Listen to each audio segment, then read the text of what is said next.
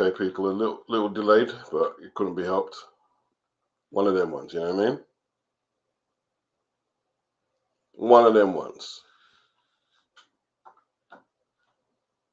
All right, I'm just gonna get the feed. It's gonna go into YouTube and get the feed. Hit the likes. You've probably done that already. All the guys that already probably hit the like, guys and girls. You know how we do.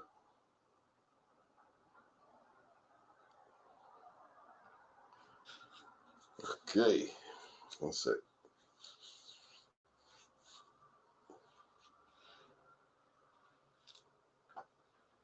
Okay, so Regis Progress is being encouraged to sue Devin Haney. He violated California weight limit law. That's an interesting one. That's an interesting one.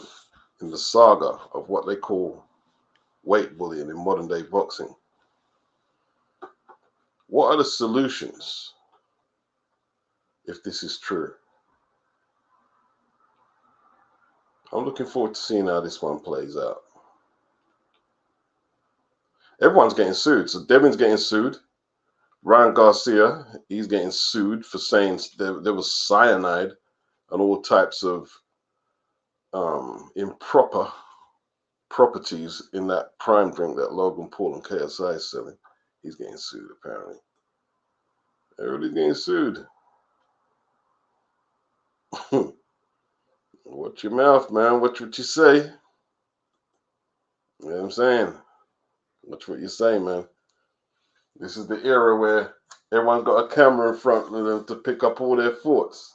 You know what's going to happen from one time to the next. You know what I'm saying? There's a lot of loose lips sinking ships. That's crazy. Everybody's getting sued left, right, and center. All right. Nearly there, people.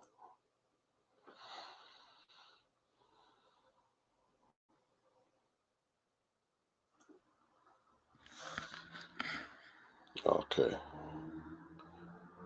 A few people in there. Hit the likes if you can. It's all good.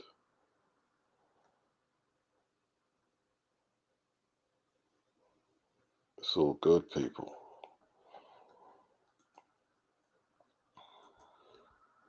All right. Let's do a little roll call for who's in there. Toby. What's good, Toby? Covered his headpiece. Jam down. Freddie Freeman. What's up? Dr. Wu Doc. Uncle Bent. Damian Brown. Okay, right. Let's answer some of them before we move on. Freddie Freeman, he says, Beats, how you doing? Thanks again for your real down-to-earth content. No bullshit. Last night in Tenerife, but kept up with the posts and got to see Undisputed. So funny. The bars were subdued. Okay. Jam down. Leaving one beat stream to go to listen to another. That's what it's all about, bro. You know what I mean? Got to give the people what the people want. A lot of GK fans. GK, Gypsy King.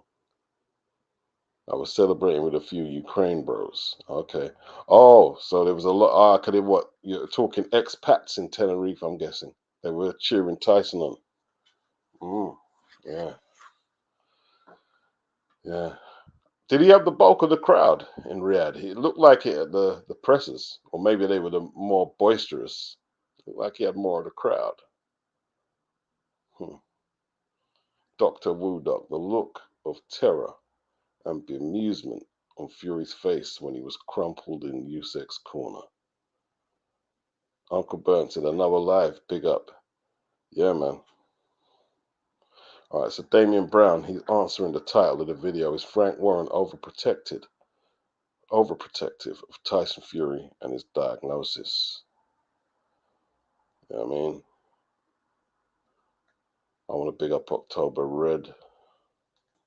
She kind of inspired me to do this in one of her comments on the vid.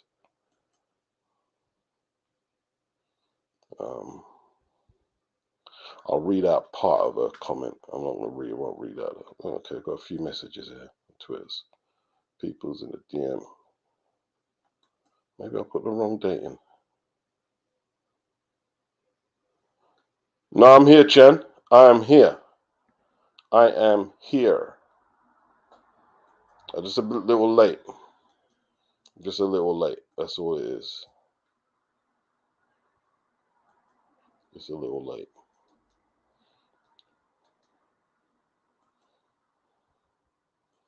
All right.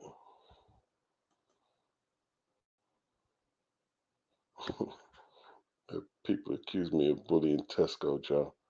Every time I see Joe Gallagher next to a Coley, the more I get nervous for a Coley in this fight. I've never been a fan. Somebody tried to say, "Oh, it's because of Eddie Hearn." Stop it, bro.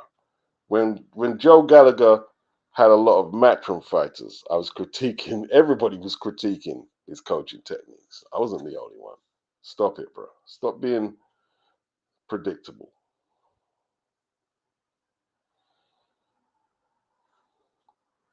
All right. Let's see if the ladies want to come on. Send Shannon in. If she wants to, October probably sleeping to go on a run. I know she's dedicated to her runs. I've got to start going on my walks. I can't do the running. My knees can't do the running. I've got my bike, and I need to do more step in enhanced exercises. You know what I mean, walking. You know what I mean, but I can't run right now. I wish I could. My knee just wouldn't just wouldn't say it was good. Damian Brown, he says, no, he's protected of his own personal interests for his business in Saudi Arabia. Frank is a sleazy promoter. Big up Damian. Danny definitely milked it. Easy to be marketed as a returning mental health ambassador than a returning ped cheat. So you're saying it's basically reinvention, is what you're saying. This is how he reinvented himself as the activist of mental health issues. Big up Mr. Doc. He says, simple answer, yes. Guzzy. He says, big up Beats, peace to the chat. Kyung Kyo. Big up, big up, big up. Big up Daniel Cole Hernandez. You know what I mean? Simon desperate for an invite to Tyson's next fight. He sounded desperate, didn't he? He sounded desperate. Let's keep it real. He did sound desperate. You know what I mean? Trying to pretend that he wasn't upset that Tyson doesn't want him around the setup. But it was him who brought it up, and he tried to fling it on Frank. No, you brought it up. You brought up the behavior, and Jim White he tried to tell Frank to go into old Tyson to let us in there. Frank's not going to do that. Tyson Fury is a grown man. What do you think? What you think Frank Warren can get Tyson Fury to roll over? Frank's not. What would Frank's incentive be to do that exactly? If it's out of you and Tyson Fury, who's he gonna pick? He's gonna pick Tyson. You know what I mean? At least you can throw a nice double jab followed by a right hand.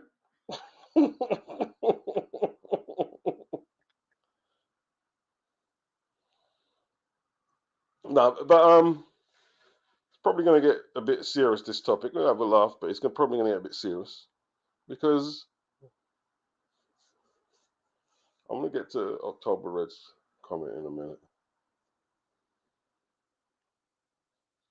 Alshil, big up. He says, Beats, thanks for being so pacific with the news content. You are keeping me tuned in. Big up, big up, big up. Much appreciate the support from everybody. I do. Guzzy, social media Beats, your reputation can be over in hours. In literal seconds, it can be destroyed. You know, in literal seconds.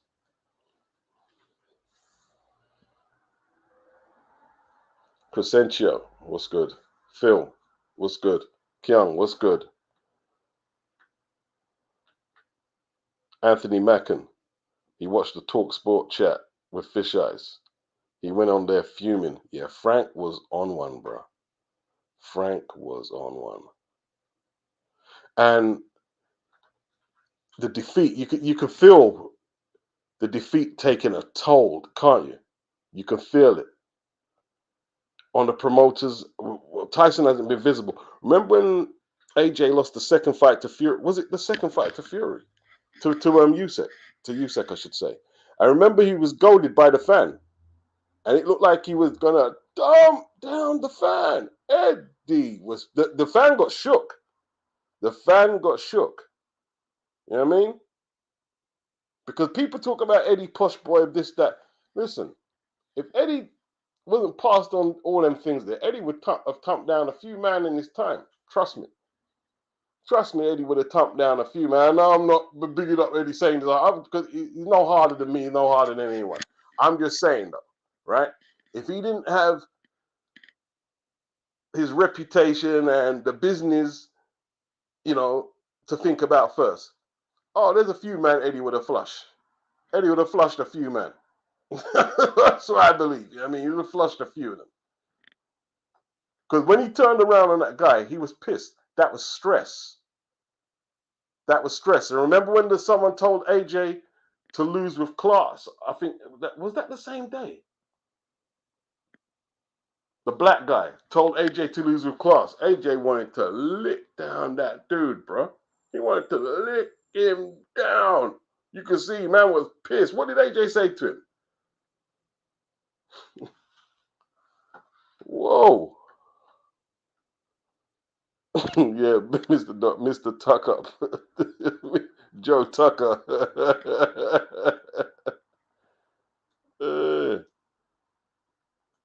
What do you mean Akoli isn't even Matchroom anymore? He isn't. No, he's not Matchroom. No, obviously not.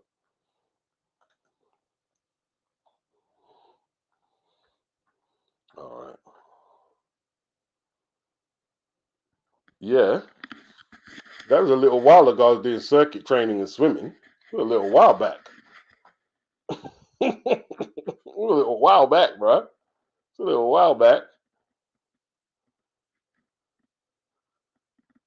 Yeah, I used to be kind of crazy on the circuits and the swimming. Yeah. The gym I had, you used to do circuit training and then swimming. Basically, you do the circuit and then go for a swim after.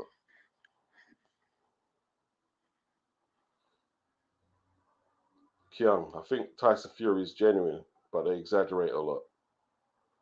Okay, with the diagnosis,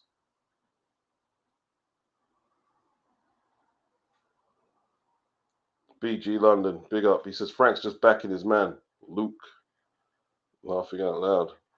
Yeah, he's backing his man, but he was also talking about his brother. Yeah, his brother remember Frank's brother committed suicide, Dave. And he was a schizophrenic. What did he say? Was it borderline or schizophrenic? One of the two. And he committed suicide. So,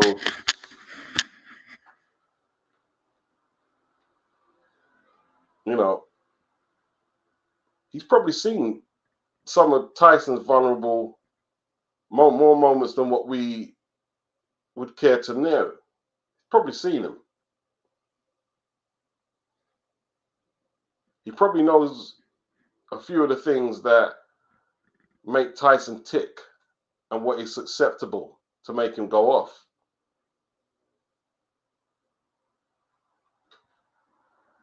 I'm not trying to give Tyson Fury a pass necessarily. I just want to have an open discussion.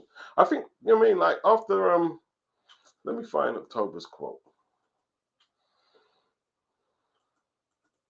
Let me find that. But I do think Frank,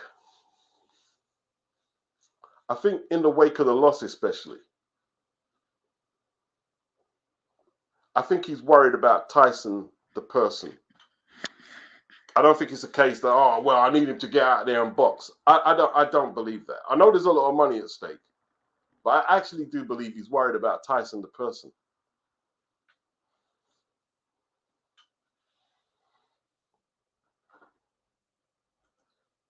Because no one's gone that hard for Fury, not his wife, not his dad, not none of his relatives.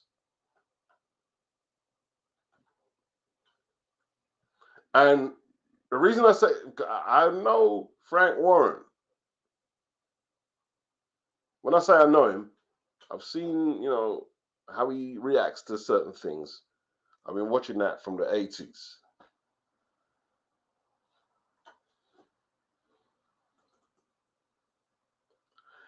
Like I said, when the Anthony Yard thing, where he said he was a free agent, Frank looked genuinely hurt. You can hear it in the way that he was speaking about it. He was genuinely hurt.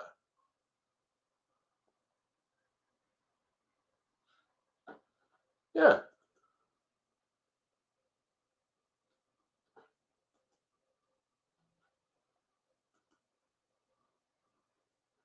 Yo, Mr. DOC.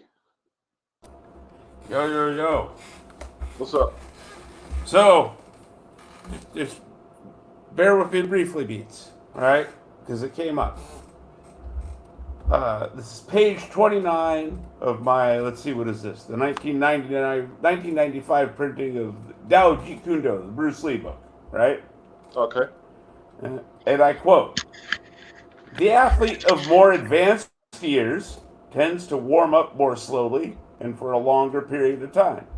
This fact may be due to greater need for a longer warm-up period, or it may be because an athlete tends to get smarter and wiser as he gets older." End quote. That's page 29 for those that want to check me. You read that again? You were talking about the running thing, I mean. Oh. That's okay. Yeah. Okay. It's a combination. See, you gotta look at the bright side of it too, right? You're more aware of your body as you get older, right? And you become wiser. Mm-hmm. Hurts more.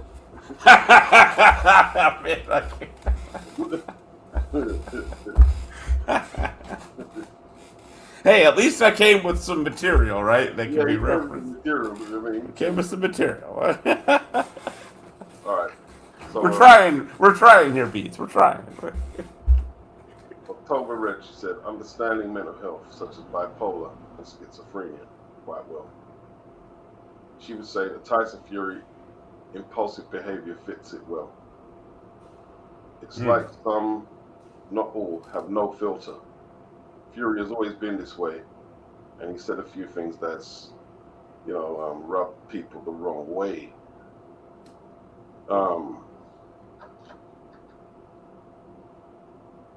And you've got, she went on, because I clipped it, I didn't get, you can read more. She said, unless you're managing it properly, I'm paraphrasing, but if it's that out of control, you probably need medication, diagnosis first, and then medication to control it. Would you, or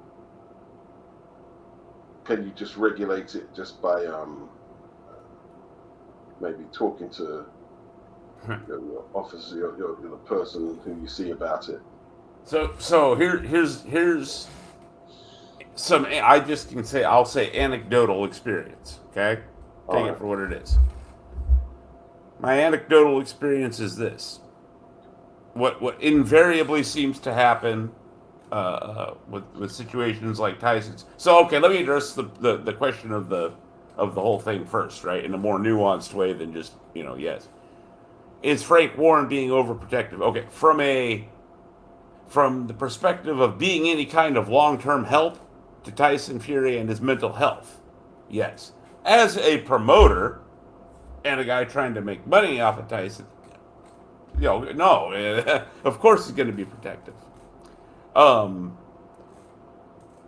What often seems to happen with regards to what you said about with these kind of cases, okay, you end up in a situation where, that you can medicate them, right? But when you medicate them, they feel they will be the first ones that I can't perform. So you end up with this immediate trade-off of, well, okay, either you know what I mean, you tolerate all this nonsense so they can perform, right? Right. Or you medicate them and they feel, or they either, it's either way, whether they feel like it, right? It's all in their heads, or it's a real thing chemically. It's all the same thing. They can't perform, right? This happened to Mike Tyson. Mike Tyson talks about it all the time. You know, the medications they were putting him on. He like just he couldn't train, and that's what got him into the marijuana. You know, and so I'm not saying that's good. I'm just saying this is. You know, there's more than one case of this, I guess, is what I'm trying to say. Or more than one story that is like this. There we go. Okay. So you're basically saying Frank is keeping them off the meds so he can. Because he can, yeah, he'll perform. Yeah. Yeah. I mean, I hate to sound. I know that's cynical, but I'm I'm not gonna shy away from it. I'm a cynical dude. I'm a cynical dude. And much like you, Beats, granted from much more afar, I've seen Frank Warren's act over the years too. Okay, I seen Eddie's old man Barry's act. All right, you know. Yeah, it's hard to like. I'm trying to judge Frank's performance because it was kind of strange the way he was like passing everything on, onto the bipolar. But bipolar or not, he says a lot of shit, and it does rub people the wrong way, man. Yeah. This is what I'm saying. Like, okay, it's like, you know, is it even accepting that okay, he's saying these things, he's how to put it. He lacks the filter, the rest or restraint. There we go. Is probably a better way to put it. That most people exhibit, right, because of some chemical imbalance, whatever. It doesn't change the fact, like you say, it doesn't change how it affects other people. Number one, right? Right, because they don't know, right? If you just randomly run into this guy and he's spewing his nonsense, right? You don't know that he's doing it compulsively, or if you know what I mean, or if he's, just a genuine piece of garbage, right? You don't know the difference. The thing is, the problem. Yeah.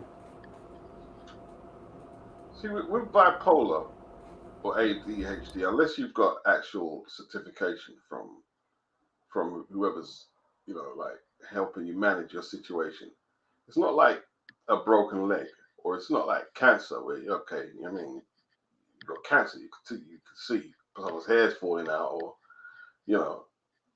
they're not who they are physically.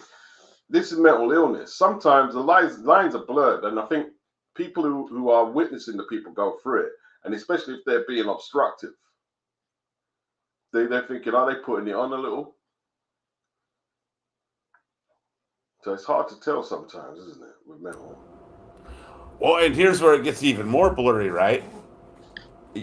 I mean, do we not think that people that grow up with these kinds of things learn to play off of them as children, right? I mean, it's just. And again, I'm not trying. That's not meant to be a judgmental statement. A bit cynical, yes, but people are adaptive creatures, and they adapt to what they have to hand, right? And they adapt to what's around them. Yeah, like a functional drug addict or alcoholic. Yes, exactly. They learn to function around it. They learn to work around it, and in some sense, either actively or passively, their friends and family learn to work around their foibles. Yeah. And the fact that he can make a lot of money for Frank Warren, I'm sorry, that's a factor in his decision making about all this. Yeah, you can't, you know what I mean? Come on, we can't be silly about this. I'm not trying to, be ridiculous. It's just that's just the truth. All right, it's just the truth. You know, let's put it even more simply, right? Go back to something you were saying earlier. Odds are, if Tyson Fury didn't have his boxing talent, he would be getting therapy and under medication. Mm-hmm. But See, but obviously, like with him being such a big player in the division, he's got other things to attend to, like training and getting ready, and like he's got aspirations and goals. So when you're in that position, you can often not block out, but you can stave it off, Beats. you can stave it off. Yeah, that's the word. You can stave it off because, like, you've got this to focus on. I'm the world champion. You got that. That's a big thing to focus. That's a big distraction, I guess. But I don't know, man. Like, remember Costa Amato? They used to say he used to let Mike get away with a lot of stuff, and when he passed and Mike had to grow up, does it really help him? No, it doesn't. Exactly. The lenience didn't do. Mike would, I think, tell you, if he hasn't probably said this somewhere, because Mike's been very open over the last 10, 15 years. I think Mike would probably be the first to tell you it didn't do him any good. Yeah, like Jim Jacobs, he cleaned up a lot of mess for Mike when he was younger. He cleaned up a lot of stuff. You know what I mean? And again, why? Because he make a lot of money off of him, man. That's what I mean. Yeah. It's like it's kind of like a twist on the old making up for a multitude of sins. Okay, having some bankable ability will offset a certain amount, right, of psychological stuff that otherwise would require treatment or management, like you said, of some kind, right? Yeah. And again, that's not, I don't think, being hateful or anything. It's just that kind of seems like how the world works to me. No, I think you make fair points. I don't think you're being over cynical. You know what I mean? But I think you made some fair points. All right, Joe, what's up, Joe? Hey, Beats, how you doing, man? Not too bad. Have Just you heard the listening in. Yeah. Yeah. Okay, Warren. I know his brother committed suicide over. I think he had bipolar or manic depression, as it used to be called. So maybe he's a little empathetic. I don't want to say he's overreacting because mental health's no joke. I don't know about Fury's case. I never met the man. I'm not going to judge him. But I do think we need to mention that, okay, people with bipolar, they got no filter. But you'll never, ever meet a mental health worker who'll say that they're going to put up with any bullshit. They'll put up with certain behaviors to a certain point, but they'll very much put their boundaries in place. And any kind of aggressive behavior is not tolerated. That's not to say it don't happen. So for Warren to come out and say, well, there's extenuating circumstances, up to a point, yeah, but I wouldn't say that the things that come out of Fury's mouth should be just deemed acceptable because he's got a diagnosis. I think you got to put your boundaries in place and say, hang on a minute, the rest of the world don't have to put up with this. There are ways of managing it. I don't know what Fury's case is. I don't know about his medication or what he's on. I don't know anything about the man, but we don't have to put up with his nonsense just because he's got some sort of illness. That's counterproductive to everyone concerned, I think. All right. Well, Frank would argue that, like, when Simon was saying there's a lot of thuggish behavior, Frank would argue, well, he's never hit no one, so he's not a thug. Is what Fury has done so?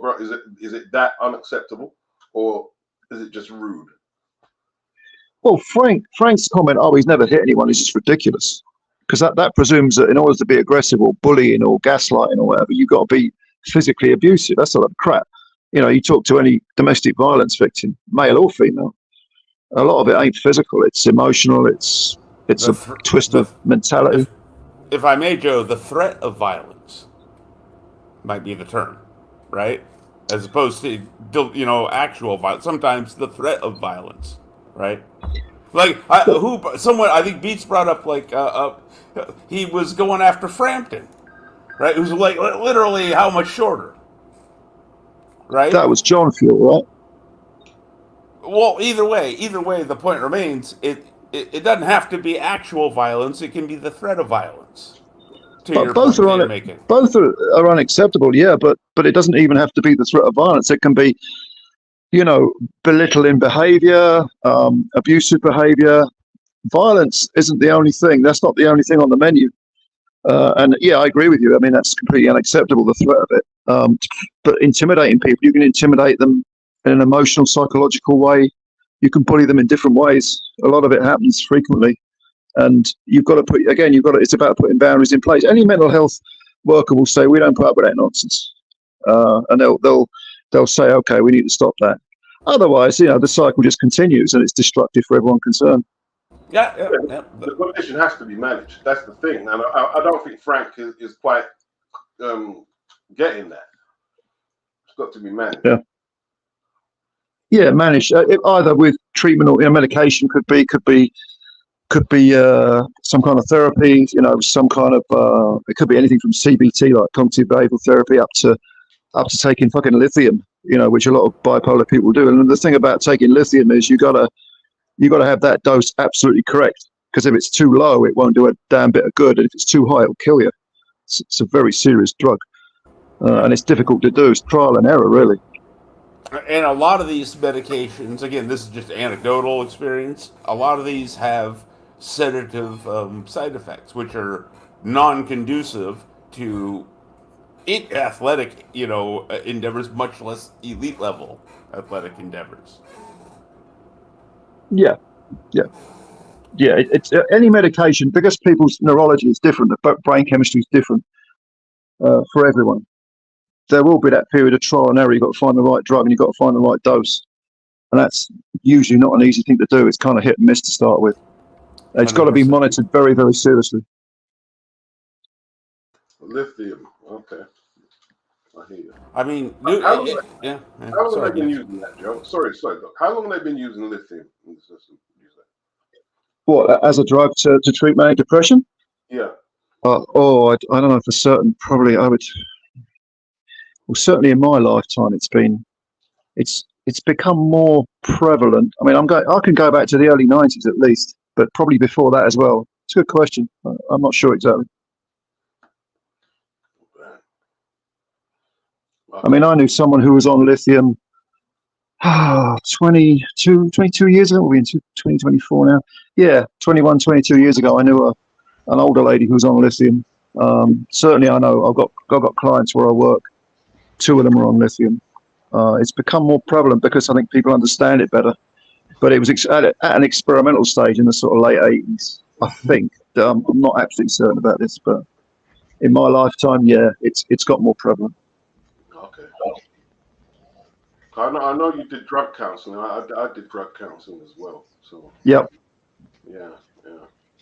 And of course, as I'm sure you know, with if you add illicit drugs, which very often aren't what they pretend to be. So, for example, heroin will be all sorts of shit in it nowadays. It's all fentanyl. They used to put everything from fucking brick dust to makeup in it, mix it all up to cut it up to make more money. But that affects your mentality as well. That can bring on all sorts of depressive illnesses, not just bipolar. Because everyone thinks depression, they immediately think bipolar because of the phrase manic depression, which I think is why it was rebranded almost.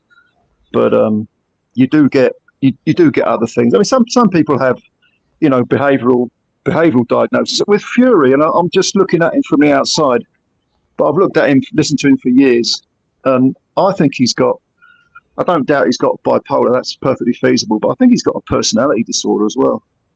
Okay. Yeah. I feel Good afternoon, gentlemen.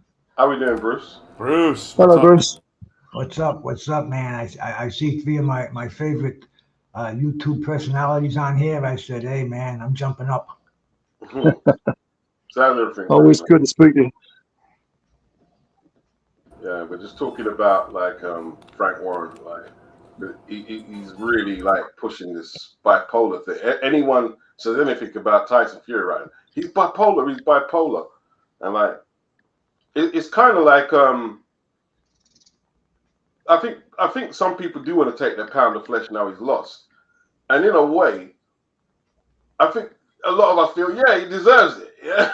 He deserves it. But Frank trying to make people feel guilty now.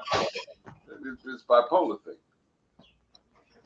And is he using that as an excuse for his defeat?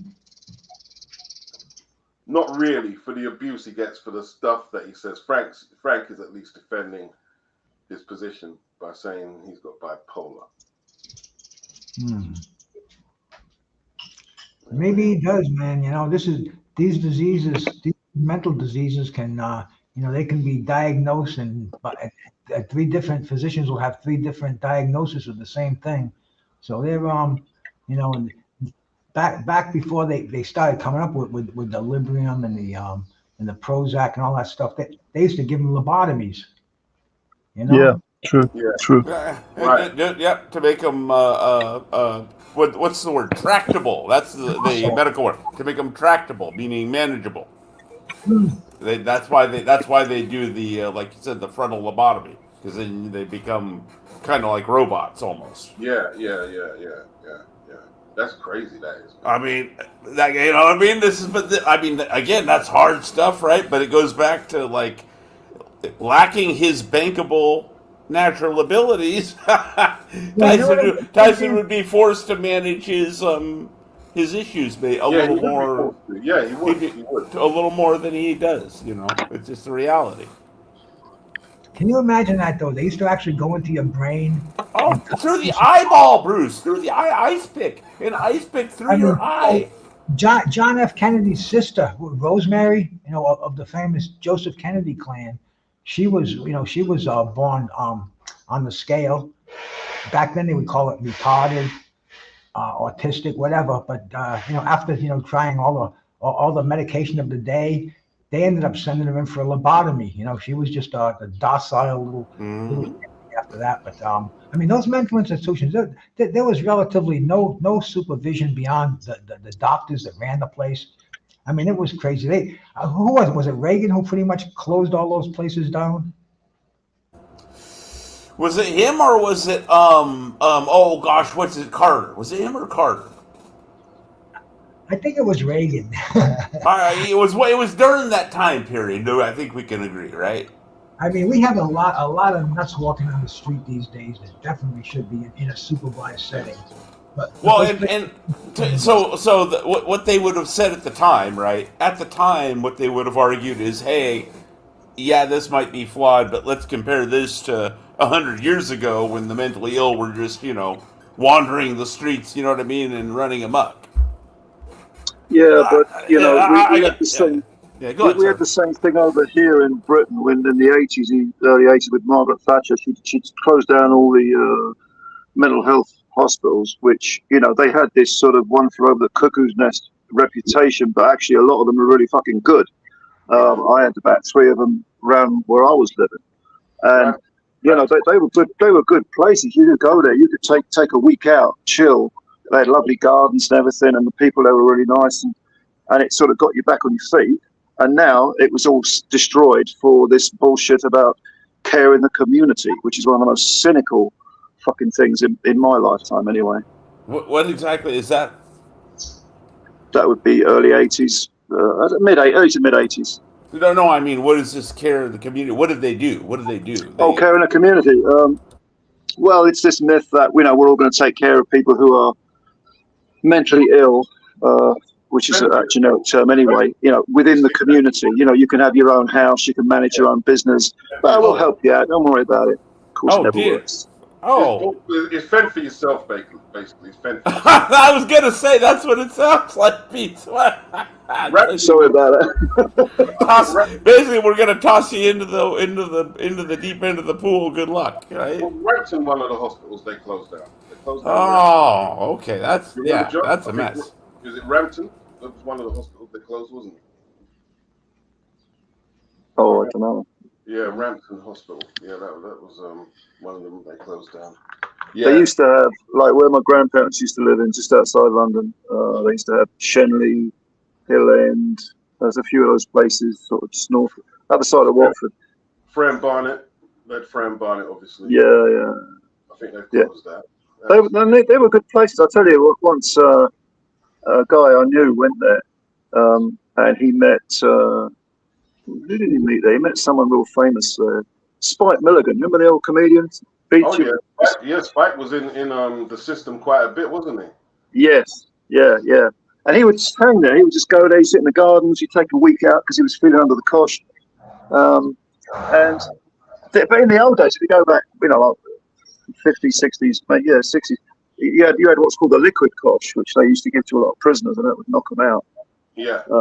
People who were being sort of aggressive or disagreeable in some way. Up until the 80s, they was using that, I think. Yeah. I think so. Yeah.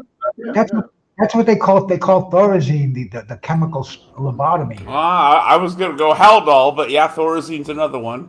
There's the Haldol. And Uncle Hal. They actually sell that on the street as a recreational drug. It's like some people would take it. Wow. Yeah, I've seen many people.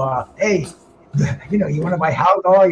You want to buy Thorazine? And basically, okay. So they're paying for a nap. What it sounds like I'm hearing, Bruce, is they're paying for a nice nap. Is that what I mean? What?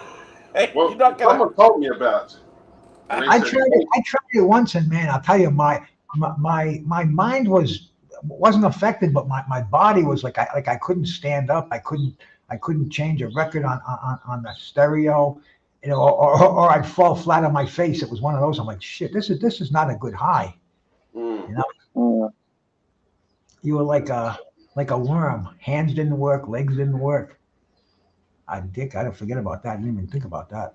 Yeah, I was told the person said that the first few days they lost their bearings of who they were for a couple of days. Yeah. Well, medicine is such a business. In this country, the last couple of days I had tremendous firsthand experience with it. But right now we don't really have Medicare anymore. When you retire, it's all farmed out to private insurance companies like fucking United Healthcare or Blue Cross, and the government pays them a lot of money every month from our taxes, but they have to spend it, and they give people like me who have the policies fucking so much. I mean, Uber rides to the doctor back and forth. It's just amazing. It's like it's a business where they can give a job to everybody. The Uber driver, the visiting nurses.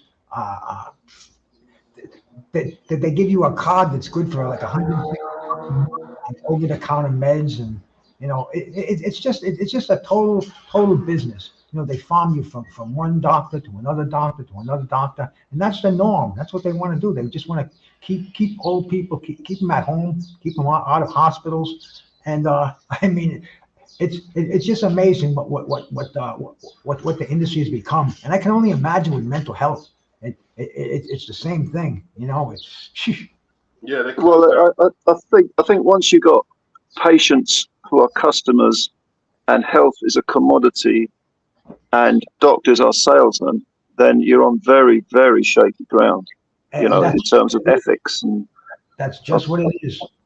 Yeah, and I mean, my wife, I lived in America years ago when it was Medicaid, and my ex-wife is American. We're still in contact with each other, and she tells me some horror stories about not just mental health issues. I mean, her sister's got quite serious mental health issues, but also, right up to people who are elderly, the way they're treated.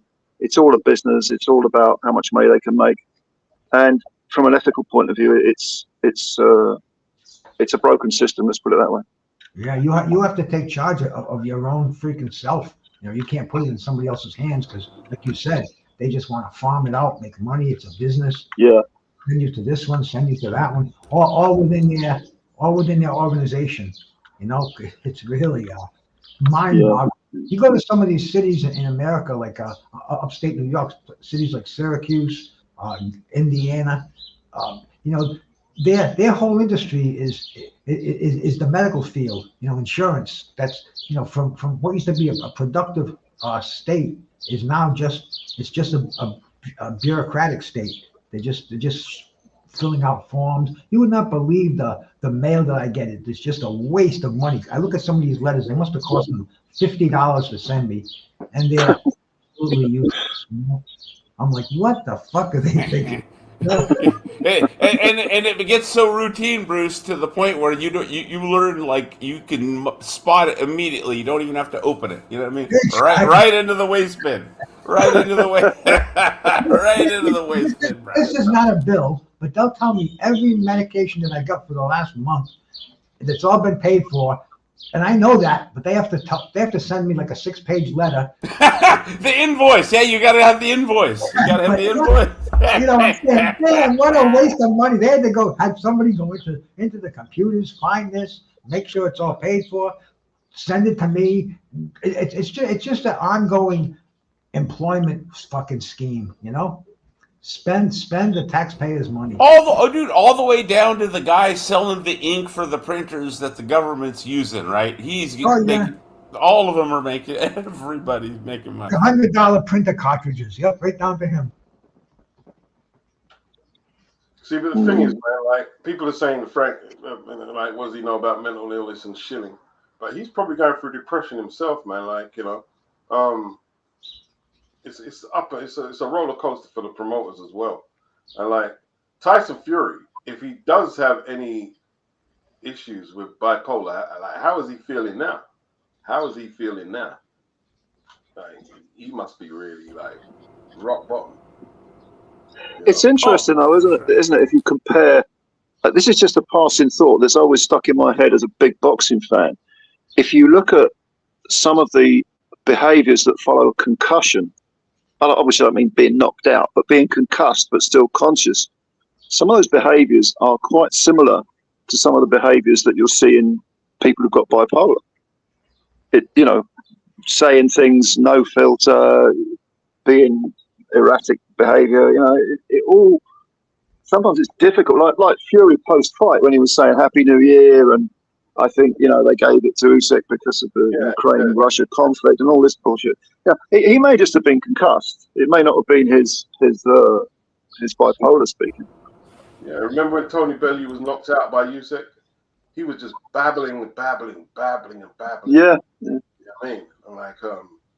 Like Freddie Mills, one of his family members said, like, after he lost the first title challenge to Gus Lesnovich, that he suffered severe migraines. Yes. And, later on in life, just before he died, he was accused of doing some serious crimes. It was never proved, though. I'm not even bringing them up. But it's not beyond the realms of belief that he could have done something really heinous. Taking him. And what was it? Who am I thinking of? Beat Ray Robinson, 64-Day Hero. Not Carmen Basilius. No. Sorry? Beat Ray Robinson. Who was it? British guy beat Ray Robinson. My mind's gone back. From Leamington Spa. Randolph Turpin. Randolph Turpin. Yeah, Randolph Turpin. I mean, he had very serious issues as well. Yeah. Like, he tried to kill his daughter, didn't he? Well, and his wife. He accused his wife.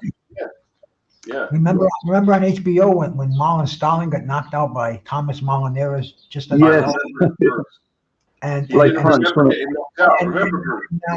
Lampley's interviewing him after, and Starling and saying, "How does it feel to get knocked? Who got knocked out?"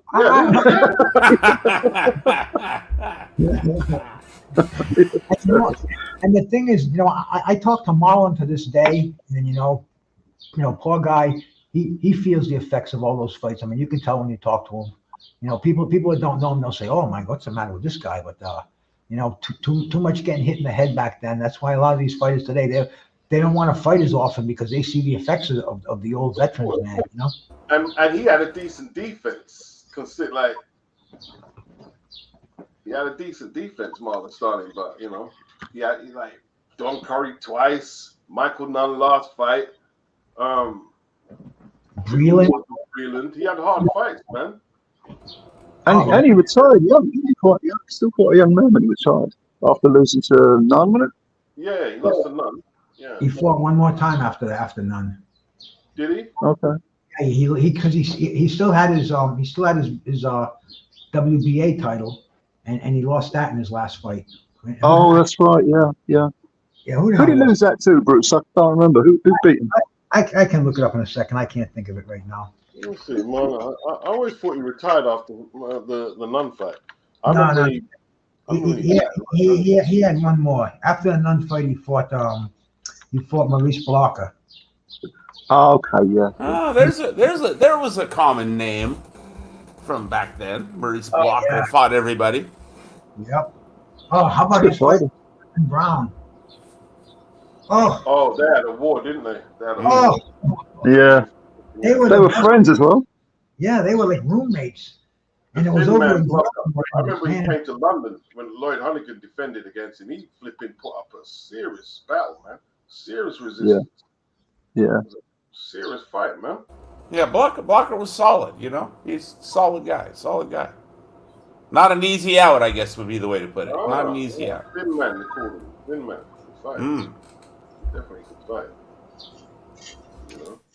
But yeah, like, I hear Don Curry is suffering pretty bad. Like, you know, I don't know, pugilist syndrome or whatever. I hear he's suffering pretty bad as well. And, he's in prison and everything. I think. I was on the phone the other day. I talked to Don Curry about 6 months ago. And he wants to do stuff on YouTube, but then like a week or two after that, I heard that he had gotten in trouble. He got in a fight with his sister. And yeah, you know, you could tell by just talking to the guy. Donald Curry's another one, man. He took a lot of blows to the head, but he was.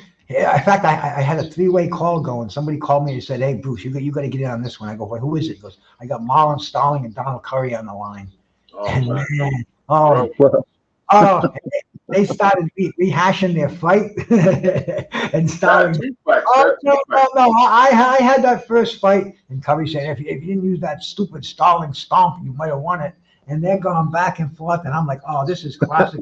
I wish I had the recording of it, but Moochie Starling, Moochie, yep, the Magic Man himself. Magic Man, yeah. The Starling stomp. I remember one commentator says, never won him around, but he said he used to stomp on the canvas, man. I remember that time he gave Hunnigan that beating, man. That was horrible. He took Lloyd's title. He gave Lloyd a beating. Horrible beating. Got it. Yeah, busted jaw, wasn't it? Yeah, busted his jaw. Well, yeah, he told me that he was sparring with Thomas Hearns when Hearns fought Leonard in the big fight in 1981, and Thomas Hearns broke his jaw. Yeah, can you imagine? Oh wow. Oh, that'll get you ready, won't it? Yeah. Tommy, not joke, man. Tommy, that right cross. I mean, I put a silencer on that thing. Seriously.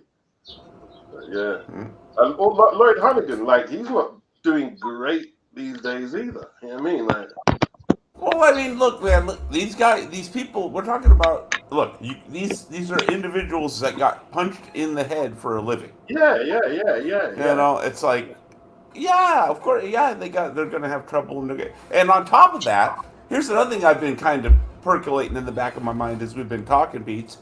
How often do any number of us here on the panel mention that, especially at the highest level, that, how can I put this? It requires some neurological atypicalness, right?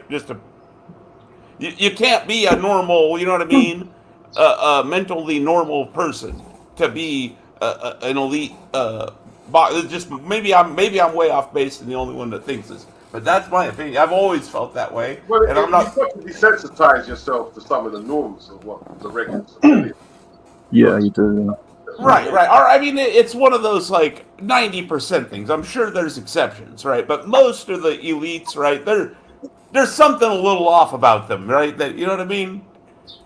Did you see the interview? Actually, it wasn't an interview; it was an exchange between Derek Chisora and Frank Warren, where Chisora was saying, "Yeah, we're going to be swapping brain cells. There's going to be a few brain cells dead." I Yeah, mean, he's just Derek's being a honest classic. about it. Yeah. Derek's a classic example. All right. I'm not saying he's not functional or anything. I'm just saying we all know who Del Boy is, right?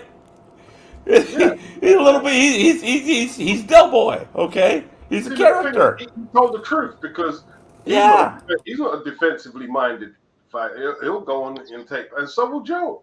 That fight is going to drain both of their batteries unless it ends very early. Of course it will. Mm-hmm. Yeah. And he seems to have come to terms with that. But you know Yeah. what I mean. I'm gonna leave part of myself in that ring when I'm done. I mean, You know. Joe He was has done already. Joe was catching hands from Cash Alley. So when he goes up a level, it's just a continuation. There's not really. It's beats. I got to be honest. You know, my first thought when I heard about that matchup, Chisora and Joyce, I'm like, even if he wins, this is the worst thing in the world for Joe, because you know what I mean. Chisora is not. He's gonna put hands on him. He's gonna hit him. You know what I mean, Beats? He's gonna hit him. Whether he get his respect or not, right? You know, if Joe's that damaged or not, right? That's all up in the air. But he's gonna hit him. It ain't gonna do him any favors. Man. That's a tough fight. That's a tough comeback fight after getting sparked out the way he did. Going to be watching that through our fingers, I think.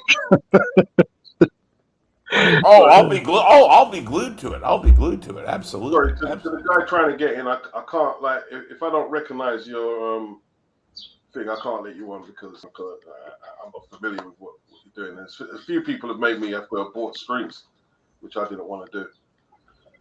And it is what it is. Yeah. This is a good conversation. Kyung is saying Harold Graham was in hospital care, but for CTE related reasons, and he was sexually. Yeah. Well, I'll tell you what. Yeah, there's a passage in Chris Dixon's book, and he spoke about the Julian Jackson fight.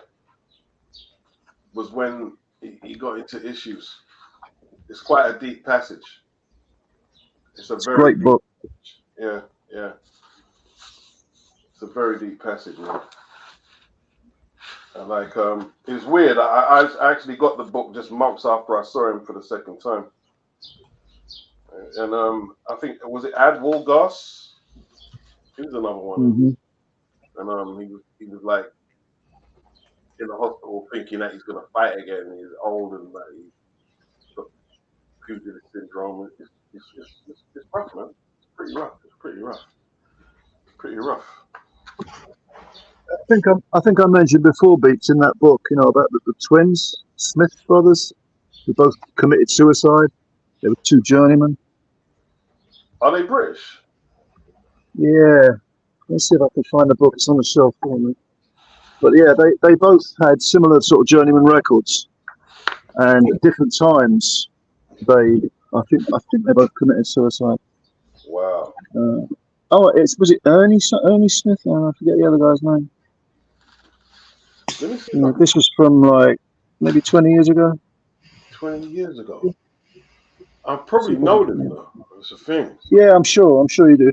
I'm sure I sat like ringside when they were the opponent, but I'll see if I can find it. I'll let you know if I find it. Boxer.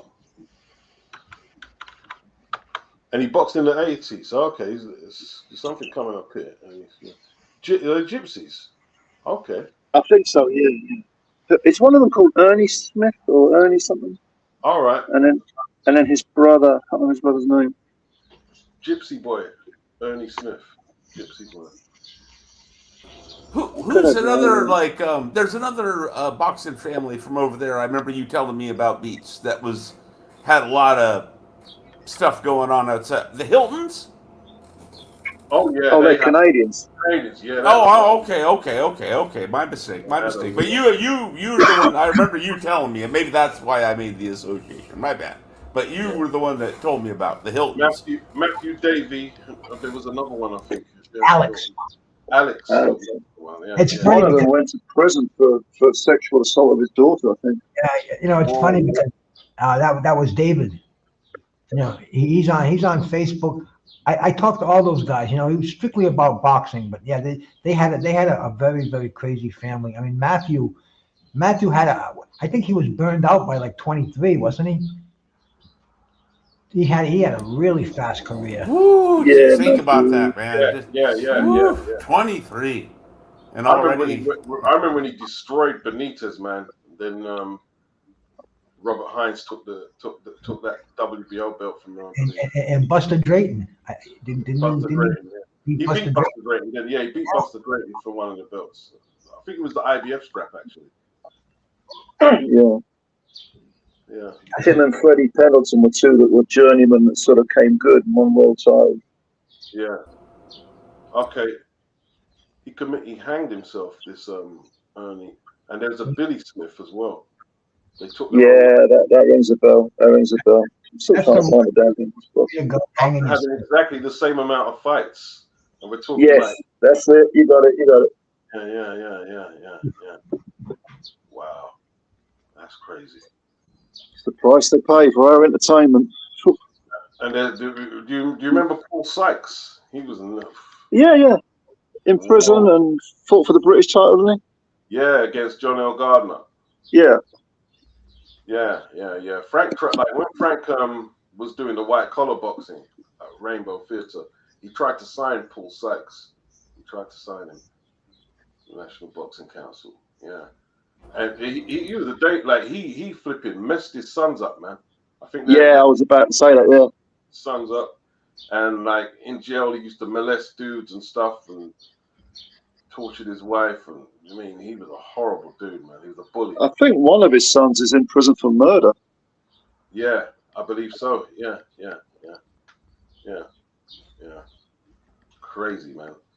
I tell you what, his story is online. It's in parts. You can see it. There's an autobiography where it's filmed. You know what I mean? Yeah. Mad person, crazy person. Guy's just crazy. You see, there you go, Beats. Right? How many? Think about it. When you really think about it, right? How many boxers? Larry Holmes, Muhammad Ali immediately come to my mind, right? For different reasons, but right, Larry's super salty, Ali's super mouthy, but nonetheless, mad people. They're both mad people, but they've got bankable ability that is, it offset it for them. Well, that's the thing, man. Like for our entertainment, as Joe said, and I mean, the facts are we all know we're discussing all this. That the outcome for a boxer who has a prolonged career is generally not good. It's generally not good. Yeah. There's going to be long-term health effects, like almost inevitably. And I agree with the point Bruce made earlier that I really do think that has affected the most recent generations of fighters because they've seen it. They've got all the clips. You know what I mean of the results of you know what I mean the states these people are in on YouTube for them and everything else. And defense is so lacking today too. I mean, you don't see any coaches teaching defense. You just don't think about it. Something happened to the American teaching trees of trainers because we used to have, the names that rolled off the tongue: Eddie Futch, right? Emmanuel Stewart, Custody Amato, Ferdy Pacheco, so on and so forth, right? And these guys had, disciples, but at some point it all dried up or they went away. I don't know what happened. You don't see fighters today that are known for their defense. You just don't see it. We had the Benitez, the Pernell Whitakers. But look how Benitez ended up. They used to call him a military. He's got severe pugilist syndrome. Yeah. He had to be taken care of. He was so mismanaged in his career, and he just took some horrendous beating. He didn't use headgear in sparring. You know? And let's remember, he was fighting full-grown men beats at 17. That's right. For titles, for Antonio Cervantes. Go look up Cervantes, everybody, in the comment section that hasn't ever watched him fight, or look up his record even, right? He basically loses to two guys. Carlos Palomino. Oh, okay, maybe three. Yeah. He loses to Aaron Pryor and my man Benitez. Right? Yeah. Is essentially it, you know. And otherwise, he's beating everybody. He was no joke. The Bruce Curry fight, man, he was nearly knocked out. I remember that one, the Bruce Curry fight, but he managed to survive. There was some hard punches he took, man. As good as his defense was, he gave Tommy Hearns fits on defense. Yep. Cervantes had Pryor on the floor, didn't he? Yeah, he did. Done that somersault. And he got up and won. A lot of people had Pryor on the floor. Yeah, I'll never forget. I can't remember. Kameda, the Japanese cat. Yep. Oh, that was a classic where he did this, like you said, beats the somersault, and before the ref could even start counting, he was up on his feet trying to throw punches. Yeah, you know, people make such a big deal about Monster Inoue getting knocked down in the first round. I'm like, bro, look at boxing. Everybody, all the big ones. Who got knocked down more than Joe Louis? I mean, shit. It ain't getting knocked down. It's getting back up, and that's what makes a great fighter. And that's why I don't knock Inoue for getting that flash knockdown. That's what Frank Warren was saying about Fury. He said, he's got a good chin. He gets knocked down, but he recovers quickly and he gets up. It's an argument that shouldn't be dismissed. He barely got up on Saturday, didn't he? I don't think that chin ages like fine wine. You know what I'm saying, Joe? Yeah. I mean, I've seen rock hard chins fighters that just hung around too long and bang, hit him with the button. Yeah. Doug DeWitt was the best case for me, man. Like Doug DeWitt took full blasted hit from Hearns, I think Hagler's brother, and he didn't go down like that. And then he fought, was it Quinones? I think Quinones bombed him out in two, unknown Quinones, and then Sungbu Calibre knocked him out. You know what I mean? Then Nigel Benn knocked him out. You know? Mm-hmm. And he could take a serious shot, Doug DeWitt. I remember DeWitt, that guy's, to your point, Beats, that guy's nose was completely sideways. Like flattened from all the full-blown shots the man took to the face. Yeah, I think he got it fixed when he retired. And he did the Carl Fracha. He was an early WBO middleweight champion, wasn't he? Yeah, he was. Yeah. Nigel Benn won it. I was just going to say, I think Nigel beat him. He beat Matthew Hilton for it. He beat Matthew Hilton, didn't he? I think it was that the base. Oh, well, speaking of that, we were just talking about that. Everything goes so close in boxing, man, you know? Yeah, man. Yeah, he took a great shot, but he hung his chin out there a whole lot, and then it caught up. Quinones just caught him out of the blue. Bang, just put him out. Same with Ray Mercer, wasn't it? He was another one who had a steel jaw, and then it kind of crumbled. Mm-hmm. Yeah. I think he had nerve damage, didn't he, after the Lewis fight? Something like that in his jaw, or something was going on. I mean, yeah, it's a tough prop, man. Oh, He was entertaining, Ray Mercer. Yeah. Right. Oh. How do you think he'd do today? Oh, God. I'll tell you what. I'll tell you what he would do, or I don't know what he'd do on the global scale. He'd wipe out all the current crop of American heavyweights. Probably Dust them off, Beats. Dust them off, Beats. Probably wipe the boots out too. I mean, he wasn't no joke, man. He wasn't no joke. I mean, Well, tomorrow night we got the Lozansky and the Bacoli fight. Now I think that's for the Bridgerweight title. I think that would be a perfect division. Ray Mercer could rule that as long as he wanted to. Ray Mercer, well, he did win the heavyweight. He wasn't a super heavyweight in '88, was he? He was. No, he was heavyweight in '88, right? Riddick Yeah, Bowe was heavyweight. with the super heavy. Yeah. But man, he was something. I'll tell you, the one of the biggest upsets when Larry Holmes beat him, that picked him apart in that, and Larry come back. That was like amazing. That was like a holy shit. Look at Larry go. Look at Larry, the old Larry Holmes over there, man. Everybody I think thought. Larry Holmes introduced me to Philly shell in boxing in that fight. There, I didn't know it was cool. So what's he doing? Oh, like, there's a Philly shell. A Philly shell on his back. Couldn't touch him. Couldn't touch him. It's crazy. He fought a lot of that fight on the ropes and in corners, just rolling. It was a real clinic. He kind of schooled Mercer. Yeah. And he even said to Mercer in the middle of a flurry, "This ain't Tommy Morrison you're punching."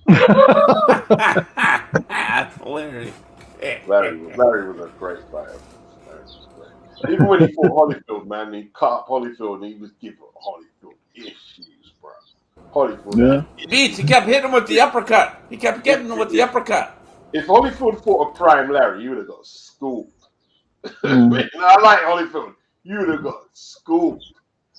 You would have got schooled. Or how about this one, Beats? Even more arguably, or way more, definitely more competitive. Oliver McCall. The Oliver McCall Larry Holmes fight. That fight. Yeah. He acquitted himself quite well, I thought, if nothing else, at the minimum. That's a chin right there, McCall. Jesus Christ, that guy could take a sledgehammer. Yeah. Fortunately, he's about 50, man. Yeah, he's got that Chavalo type chin, man. Just genetically, just a bit different Oliver McCall, isn't it? You know what I mean? Mm-hmm. Wow. Wasn't he still fighting just a few years ago too? Much to all of Recently, In his 50s, Doc. He was still winning fights when his son was losing them. That's a different dude, man. He's just a different dude. So, Errol Graham told the guy interviewing him about the Julian Jackson punch. I assume the punch could have been so hard and it knocked him so stiff and so cold that it immediately had switched off any feelings. He said, "Come here, let me try it." He said, "It hit the side of my face. I felt numbness. And I remember falling. I could feel myself going down. Then blackness. The next thing Graham remembers is being in the hospital. After that, I watched it on television. And it was then I really felt it." He says, watching it, I felt it. I felt the punch. What happens now? Seeing that and believing it caused you to be there today? I asked him. He said, "It's like shit. If I did what I was supposed to have done for myself, which is run away, but I went to him. And when you're going into a person, the shot is twice as hard. Normally I'd back off." How can Graham be sure that one strike caused years of depression and such unstable disposition, and he finds himself inside these 4 vacant walls in a ward where staff attempt to protect him from an endless cycle of suicide attempts? Science would argue that it is the thousands of blows Graham took for his career rather than the one game changer that is responsible. The fight itself triggered it, he insists. The one shot I got there was like all the shots I got in boxing combined added up into one big shot. Whether it was the solitary blow or those accumulated in his 50-fight career, we cannot be sure. Wow. He said, "It's because of the trauma to my brain," he explains.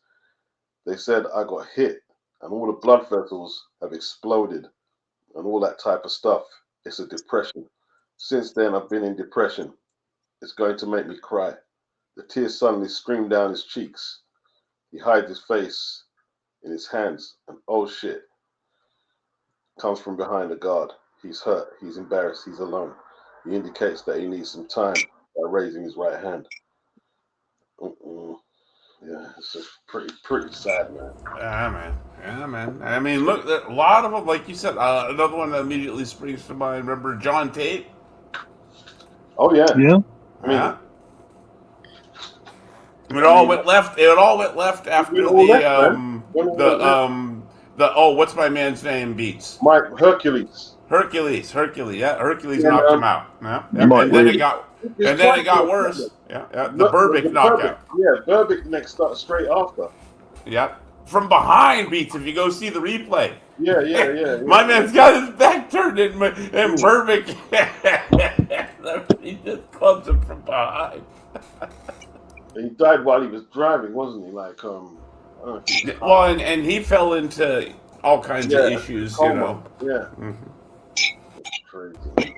Oh yeah, he was penciled in to fight Muhammad Ali if he had gotten by Mike Weaver. That was going to be the fight. Yeah. Yeah, he repped Tennessee, man. Like, he was the biggest thing in Tennessee. But, yeah. That knockout was just so beautiful. I mean, you just picture that in your head. The hands went down, the cheeks just kissed the canvas. The knees slightly bent, the ass up in the air just a little bit. I mean, it was almost like in sections the way that he went down. And Mike Weaver, he was the most surprised one in the place, I thought. But he said he wasn't. But man, I tell you, that was just he was way behind on points, man. He was way. Yeah. Practically, if I mean, I might be exaggerating a little bit. He pretty much lost every round, or every minute of every round, up until the time he knocked John Tate out. when you watch it again, you see Weaver. He does land a lot of body punches, and he hits those hips a lot. It's almost like he's aiming for those hips with his body shots. But it's a one-sided on points. But Weaver is definitely scoring a lot of blows in there when you watch it again. Those hip shots, that's the old Joe Frazier tactic to take your legs away. Hit the hips, lock the hips up. Lock your hips up, yeah. Like when he got caught Call the Truth, bro. Remember caught Call the Truth. Yeah, Call the Truth. For some reason, a left hook was his downfall. Yeah, he thought he had Weaver out of there, man. He took his eye off the ball, and that changed the trajectory of his career. That one knockout, man. 3 knockdowns, nothing. Got a little. I think he got a little too big for his britches over a loss when he performed so well against Larry, and a lot of people thought he won. Hey, Tim Witherspoon. Carl the Tooth Williams, I mean, yeah. Yeah, Carl the Truth. Witherspoon says Carl is the hardest puncher he was in the ring with. And look at his resume. Say that again, Bruce. The hardest puncher. Carl the Truth Williams. Tim Witherspoon says that on all the fighters he's been in the ring with, Carl the Truth Williams hit him the hardest. Oh wow. Okay. I guess I can imagine when he got extension on punches, he probably did hit pretty hard. Hey, listen, that guy could fight, man. I remember when he beat Burt Cooper, he like shut him out behind that jab and that right cross. He shut him out. You know what I mean? He could fight. Yeah, like I said, a lot of people, a lot of people thought he beat Larry Beats. It was close, very close. Yeah. It was a strange fight because you're watching somebody who's got a jab just as good as Larry. Like Larry was in issues because he couldn't dominate behind the jab because the guy he was fighting had a jab just as good as his. Yeah, Larry had to dig down big time. Larry got cut, I think, too, in that one, didn't he? Yeah. Yeah, that was see, that's what I'm saying. I feel like that was like, it was, even though he lost, it was supposed to be kind of set the stage for him to do the next thing, but it never quite worked out for him, like you say. I think he got maybe a little too confident off of a loss. Yeah, maybe so, because everyone was saying, "Oh, you won. You're the champ." And I think he kind of overlooked Mike Hercules, and you can't do that because Weaver got that left hook from hell. You know what I mean? They kind of brought Carl Williams in, didn't they, as sort of fodder for Burt Cooper when they were trying to hype Cooper up to be, Joe Frazier's protege, and he totally schooled him. Absolutely schooled him, man. They had to pull Burt out, bro. Pull him out. pull him out. Muhammad was just walking him on to shots, boy, and then just slamming that jab in his face. It was a cruel performance. It was like slow torture. Yeah. Slow torture. You know what I mean? Oh wow. See, like, we don't even have a Carl the Truth Williams. I mean, we don't even have I mean, seriously, what American heavy? Do you think Jared Anderson beats Carl the Truth Williams? No. He didn't even let me finish the season. No. You definitely don't. Nah, bro. Not happening, you know? Yeah. Truth was good. He was good. You know, Pinkland Thomas, he was another good one. Had a lot of substance abuse issues. I had an interview with him. A lot of substance. I mean, like Pink was on like White. Well, yeah, since he was like 13 years old. Yeah. And when he became champion, he decided to become a musician. Oh, well, them songs were awful. I mean, like I didn't play through fake, but I didn't have the heart. But Pinkland, man, them songs are horrible. But he had a great jab. Great right. Yeah. I mean, he had a jab like Sonny Liston's. That was a telephone pole jab. That jab, man. When he was on with that. I'm trying to think who did he bust up? I think he busted up James Tillis with that jab. James Tillis. He had a draw with Court Steer, didn't he? And he knocked out Weaver first defense. That was the impressive one, the way he beat Weaver. Because nobody had an easy. Even Larry didn't have an easy time with Weaver. You know what I mean? Weaver gave Larry all touch until Larry caught him with an uppercut. But I tell you what, when he outboxed Tim with that jab, like that's when he proved that, like, you know, this guy is a serious heavyweight, man. He outboxed Tim, man. That WBC title. And then he lost to, like, he wasn't supposed to lose against Bourbon. He started very well against Bourbon. I asked him, I said, what, like, because I was a fan, I said, what happened in that? Like, you was controlling the fight, but you just seemed to switch off. And he was a bit uncomfortable with me asking him that, so I didn't pursue it, you know what I mean? Because he knows that something went wrong, he just switched off. Yeah. Bourbon just kept punching and scrapping away and took his belt. Took his scrap. See, Burbick may have lacked a lot of things, but he was persistent. Oh, Burbick could fight. Mm-hmm. Burbick could fight. You know what I mean? I've heard some people like the new school dudes, oh, he was rubbish, he was shit. No, he wasn't. Well, yeah, okay, if he's so rubbish, you get in there and you know. Yeah. Ask John Tate how garbage he is. Yeah. Ask Larry Holmes. Was he Larry Holmes' first defense? Or no, yeah. He gave Larry a tough defense though. I think Larry. It was one of those ones. Larry might have won every round, but none of them were easy because Burbick, like, is it persistent? He was on top of you, just, you know what I mean, constantly, constant pressure. I used to like when Don King would put the fights on HBO.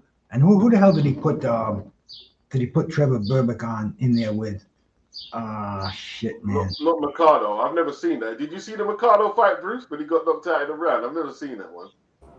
Can't find. I have been looking for footage of that for years too. By the way, are you looking for that? No one can find that. Or the Iran Barkley fight, for that matter. Oh yeah, he fought Barkley late, didn't he? Yeah. Yeah. But who the hell did he fight on HBO? Oh, it's driving me crazy. One Snipes, was it? Yeah, was it Snipes? Was it Snipes? Snipes, yeah. Ronaldo Snipes. Yep. Snipes had a devastating right hand. He did? When he fought that football player, the tall football player, which I think his name is Gerald Washington also, but I know his last name is Washington, ironically. But and he completely baits him in, like acts like he's hurt, and the guy falls. He falls. My favorite fight of his though is when he was a bit older and he fought. Is it the South African Dupleix? His mouth was so bad. but he showed some serious toughness, boy. He won the fight. He pulled it out. He made the guy quit, man. How the flip? Flipping out. Dude. Dude, Ronaldo Snipes could fight. Like you said, Ronaldo Snipes could straight up fight. Yeah. See, we don't see these guys, man. Like, they've got no positions, commentary. We don't see people like that. Yeah, But it's sad. It's very sad. Well, there's a lot of them probably just ain't doing that well these days. So they're just hiding away, man. Or it's that, and also like take the case of Larry Holmes, right? Sure, he perfectly well spoken, but he's going to tell you exactly what he thinks, right? He's not going to, you know what I mean? and I promise you, especially with the current crop of American heavyweights, he ain't going to have very many nice things to say. Definitely not. You know, so you get what I mean. It's like I think he's is or was an untapped talent, but kind of because of his personality. But I mean, it wouldn't bother me. I'd love to listen to Larry tear into all these guys. Well, he didn't hold his tongue, did he? He didn't hold his tongue. No. That's one thing he didn't do. You know. I remember Max fought Tyrrell Biggs, man, and I think that was the fight, and he cut Biggs' eye. And I think he floored him, but he gave him a serious fight, though, man. A serious fight. That was before Biggs fought Tyson. He passed away, didn't he, Tyrrell? Oh, did he? No, Tyrell passed away. Didn't he pass away? Or have I got that wrong? Tyrrell Biggs? Yeah. No, I don't think so. Okay, I think that. I met him a couple of years ago too. He can't see very well. I don't know if he was blind, but he had dark glasses on and couldn't see real well. But very, very friendly, very outgoing. What was the fight where he dislocated his shoulder? Before he fought Tyson. I know it was a good win because he really showed some guts. I can't remember. Yeah. David Bay or something like that? It might have been Bay. He was losing the fight, and that's when I said that. That's when I don't know about that. I know Danny Williams when he fought Mark Potter. Yeah. I don't know if you guys have seen that fight. Williams' shoulder came out, and you could see it. It was out. His shoulder was out, and the fight looked like it was finished. Somehow, this mother managed to knock Mark Potter out with one hand. I'll never forget that. Big left hook. Yeah. You could see like the bones sort of all trying to stick through the skin and everything. Yeah. That was serious. Crazy. Was it as bad as oh gosh, how could I forget his name now? The Russian dude he got his jaw broken by the Panamanian, the cruiserweight, Lebedev. Oh. You know which one I'm talking about. I can't remember. Guillermo Jones. That's the one. Started That all was the way an up. eye, wasn't it? That was an eye injury. Oh, was it? That's right. It looked like the alien coming out of his head. That was horrid. And like, you gotta ask yourself, like, these cornermen. Like, did you see Giovanni Santillan last weekend against? Yeah. What the flip was Robert Garcia doing, man? Like after that, I don't know, man. What were you playing at? He's from that Freddie Roach school, Beats, isn't he? He sends the guy out there to get knocked out. He taken off a couple of times when he fought. Like, that's what I'm saying. It just like Freddie got punched up. Ben Tacky, yeah, he got messed up. And he sends his fighters out there just to get taken out. Santillan showed some guts, didn't he? But he was getting smashed a bit. He shouldn't have had to take that last left hook, though. Yeah. I really don't get the impression. I have a hunch, Beats, that at least with like Freddie Roach and Robert Garcia, I don't think they're maliciously minded. I just think, like we alluded to, their personal experiences have desensitized them. You know what I mean? It's like, oh yeah, go out there, take your meeting, and get paid. That's what you do, right? Because that's what they did. Wow. Mm. Yeah, but like that kid, he's gonna have to take a long time. That was a horrible knockout, man. The way he twisted his neck. Oh, could it could that could derail his career. It was that kind of knockout. Yeah. He's not young either. I think he's about 32, 33. Yeah. And you know what's scary is like Tim Bradley said he used to spar Santillan when he was a kid.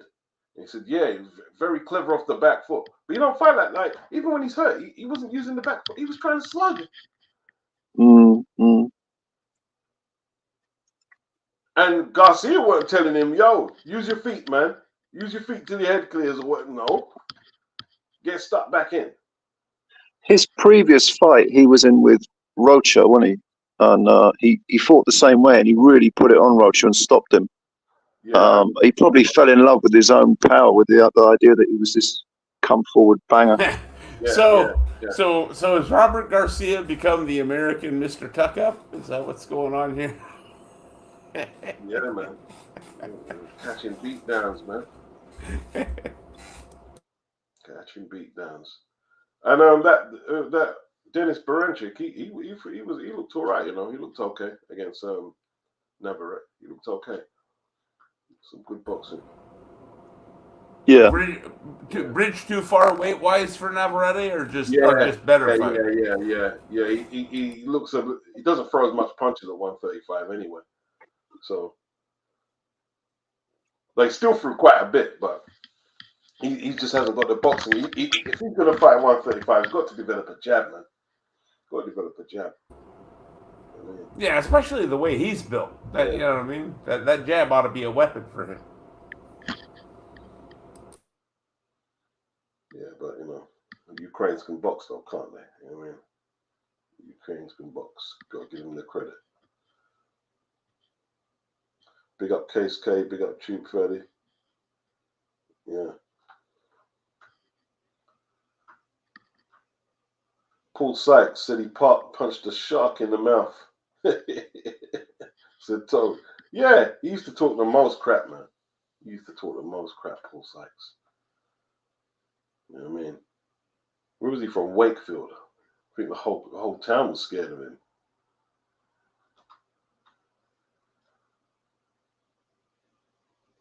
Yeah, BG London said Paul Sykes had a crazy wedding. Dude was drunk. Yeah, he's just like mad. I mean, Case K, big up Case. He said facts. Benitez was fighting grown men at 17. Yeah, his dad was a disciplinarian as well, wasn't he? You know what I mean? Although apparently, but Benitez didn't train at heart. So how does that? Like people say, oh, his dad was really strict, but from what I hear, he didn't train at heart. I think maybe I misinterpreted things. The way I understood it or interpreted it was this: his dad was a strict disciplinarian, right? And as soon as Wilfred Benitez had control of his own life, he perhaps as a response to that, I'm not saying that justifies it, but that's the way. Yeah, because now he was the boss. You know what I mean? Too Fatty saying Sweet Pea also has a significant slurred speech. You know what it is? Like, because he was a good defensive fighter, but he was knocked down a few times. He had substance abuse issues as well. I wonder if that contributes to a lot of the slurred speech and, because if Tyson has got bipolar, right, alcohol is not going to help. And he does drink a bit. I don't know what cocaine does to bipolar. Because some people saying that he's sniffing. Yeah. And there are two guys that I've talked to recently, and when they first got out of boxing, you couldn't understand a word they said, and that's Riddick Bowe and James Toney. But you listen to those two guys today, and you can understand what they say. It's weird. I think maybe living the good life, like you said, neither one of those guys abused alcohol or drugs, and maybe time does bring back heal the brain a little bit. I don't know, man, but that's facts, man. You listen to both of those guys 6 7 years ago and today, and it's like night and day. Wow, man. Yeah, it's a tough sport, man. It is what it is, Casualties, like that Ernie Smith story. Both, I wonder if they both committed suicide at the same time. That's crazy, man. That's crazy. Okay, here's another one, Beats. What's my man's name? I want to say the Colombian, the southpaw. He was gonna fight Pacquiao, but he ended up, but he murdered his old lady. Oh, but Edwin Valero. There we go. Yeah.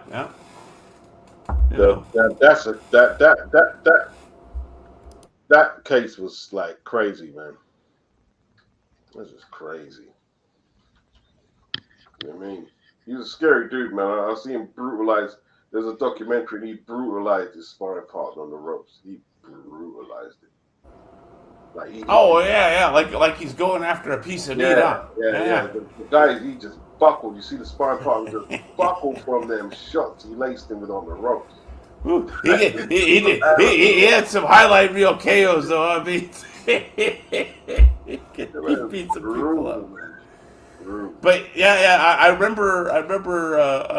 You know what? I think it was Robert Garcia saying that the only person that could really deal with him in training was Mikey. Okay. Because Mikey could keep him out and had the feet to work around him. It's funny though. The only person Robert trained who didn't, put themselves in a line of fire like that was Mikey, his brother. Everyone like Brandon, everyone else, boy. I mean. Burned out. Mikey's another one where I think Mikey had more to do with Mikey. No offense to Robert, than Robert did. Okay. Mikey was he's that gifted. Yeah, Mikey was a talented fighter.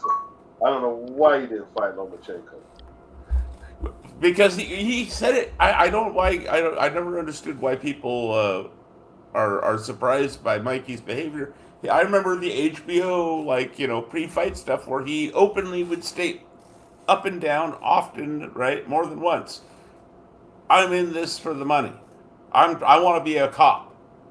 He wanted to be a police officer, Beats. He didn't want to be a boxer. I only do this because I'm good at it. Yeah.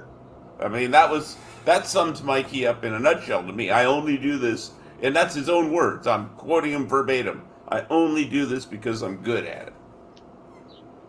Yeah, Mikey was a talented guy. Yeah.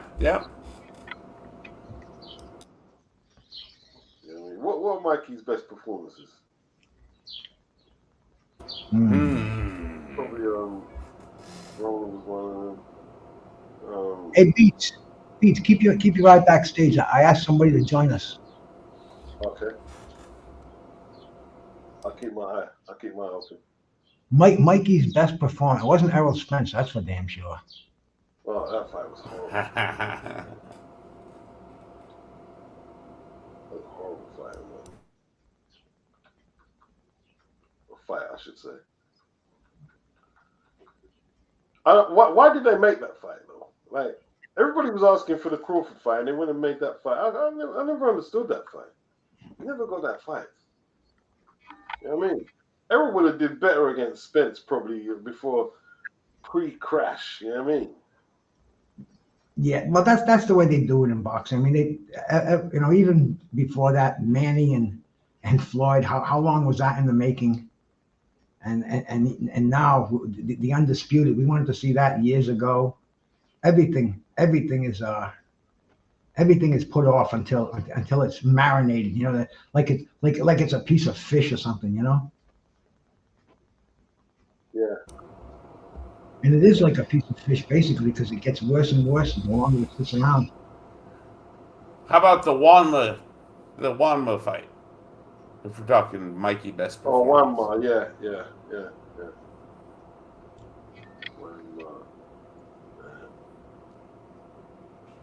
See, these are forgotten warriors, isn't it? One man used to, he had some good fights, didn't he? He's another one that burned out fast though because of the style. Yeah.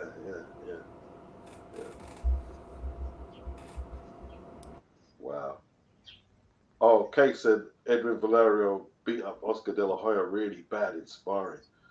Wow. He probably like contributed to because Oscar had quite a towards the end of the career, you could see like I mean he was catching up with him, man. Like the Steve Forbes fight was close as far as I was concerned. It was pretty close. So he did win, but Or how about that middleweight deal? Oh, what's the German Sturm? Sturm, Sturm won that. Outboxed him. Sturm won that fight. That was the golden boy magic, wasn't it? Because they wanted to do him and Bernard. Okay. Case said Broner. That's from one of Mikey's performance. Yeah. He stolen Broner that day, man. Right. Yeah. Where's Broner fighting? He's on that Don King card. I think he's going to leave Don King. Yeah. He's fighting Blair the Flair Cobb. Yeah, Blair Cobbs. He said he's going to leave. If ever there were two boxers made for each other, one would think it'd be them two. Well, they had Don King on the press conference. I think it was on Friday. And man, I'll tell you, 92-year-old Don King, and on the same day, 92-year-old Bob Arum did a press conference in Riyadh. They definitely both have the age showed for sure.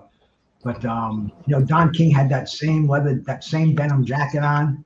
He had the flags. But it's almost sad to see, the age that kicked in. He's Don King. Man, 92, you know what I mean? The troopers, isn't it? I mean, old school dudes, the troopers, you know what I mean? Still. I think another way of looking at it might be this: how come no one's moved in to move these guys out at 92? Well, I was going to say that they've never replaced Don King and Bob Arum after. Like they've been around since the 60s and they still ain't been replaced. That's crazy. Nobody even close. Not even a competitor beats. Not even a competitor. BBC don't even have a promoter, huh? Now Don used to put on amazing fights back in the day, man. That card that he put on, Repeat or Revenge, that was like mind blowing. Remember all the rematches? Chavez and Frankie Randall. Was it Fennec and Zuma Nelson? Was that on that card? Yeah.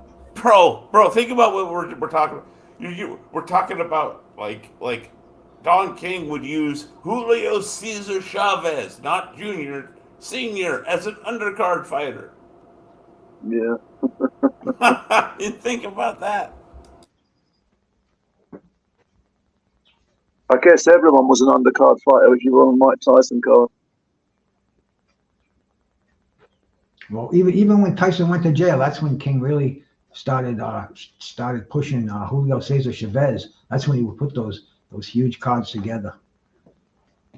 Yeah. The first time I saw Felix Trinidad was on one of those cards when he fought Yuri Boy Campus, another legend. You wouldn't. Yeah.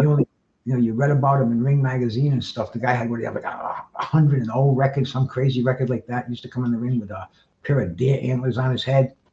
And that's another one. We talk about flash knockdowns. He knocked Trinidad. Trinidad used to get knocked down by everybody, it seemed, with that lousy footwork of his. But Don King would put those on undercards. And just great stuff. Julian Jackson was on a lot of undercards, wasn't he? Yeah. Julian always knocking out somebody fast. Yeah.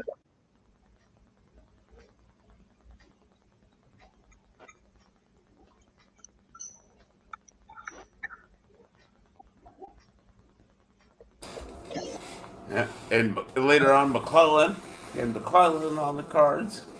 Yeah. before he eventually moved up in status and knocked off Jackson and had the then fight.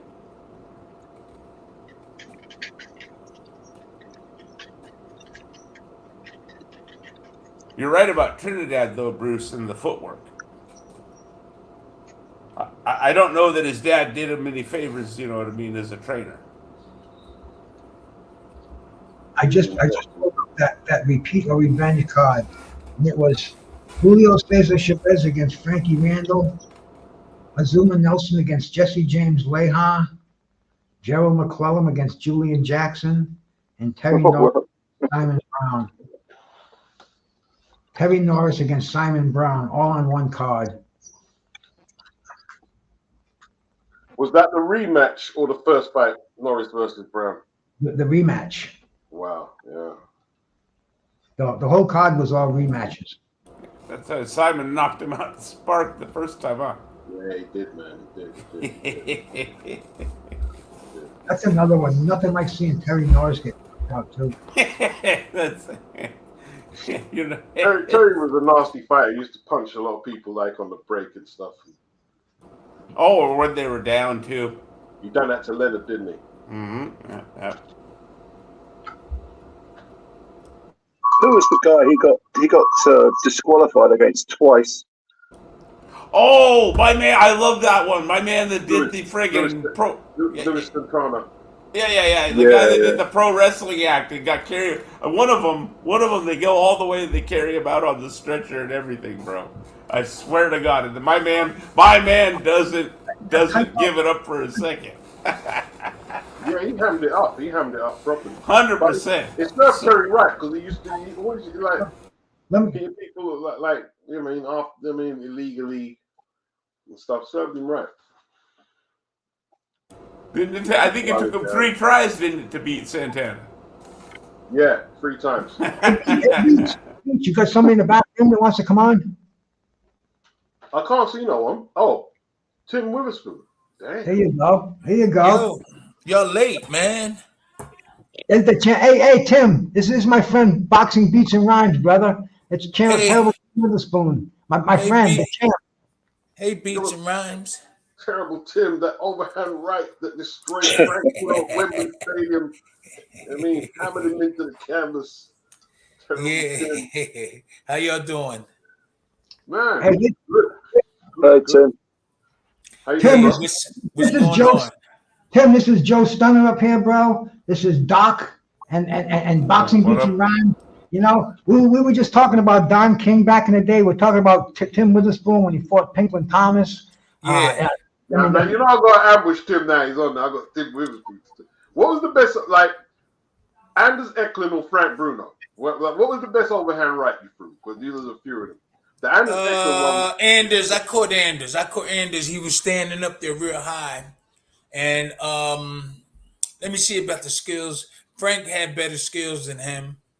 Both of the defenses was, but I caught Anders. That was really easy because he was strong. And, you know, he looked a certain ways. But when I got in close, I said, wow, he just moved me out the way like it was nothing. I got kind of worried. I was like, man, let me try to get this guy out here. And it happened. He relaxed, and I just dropped that overhand right on him. But he was kind of strong. Not that really like combos and stuff. Yeah. But he was laid European back. champion. He beat Stefan Tankstead. He was like Yeah. You know, Yeah. I caught him with that overhand, and then he went down. Yeah. Wow, he was strong, though. He was strong. He didn't look it, but when I got in there with him, he just pushed me to the side. Like I said, uh-oh.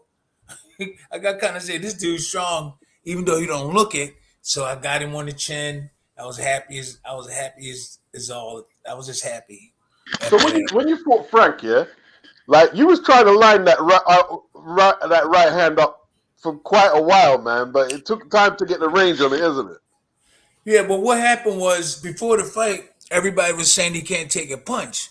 And when the bell rung, I was hitting him with shots, and he like took some of my shots, and I said, well, he could take a better punch than everybody's saying, you know. And so I just kept my defense up. He was really busy.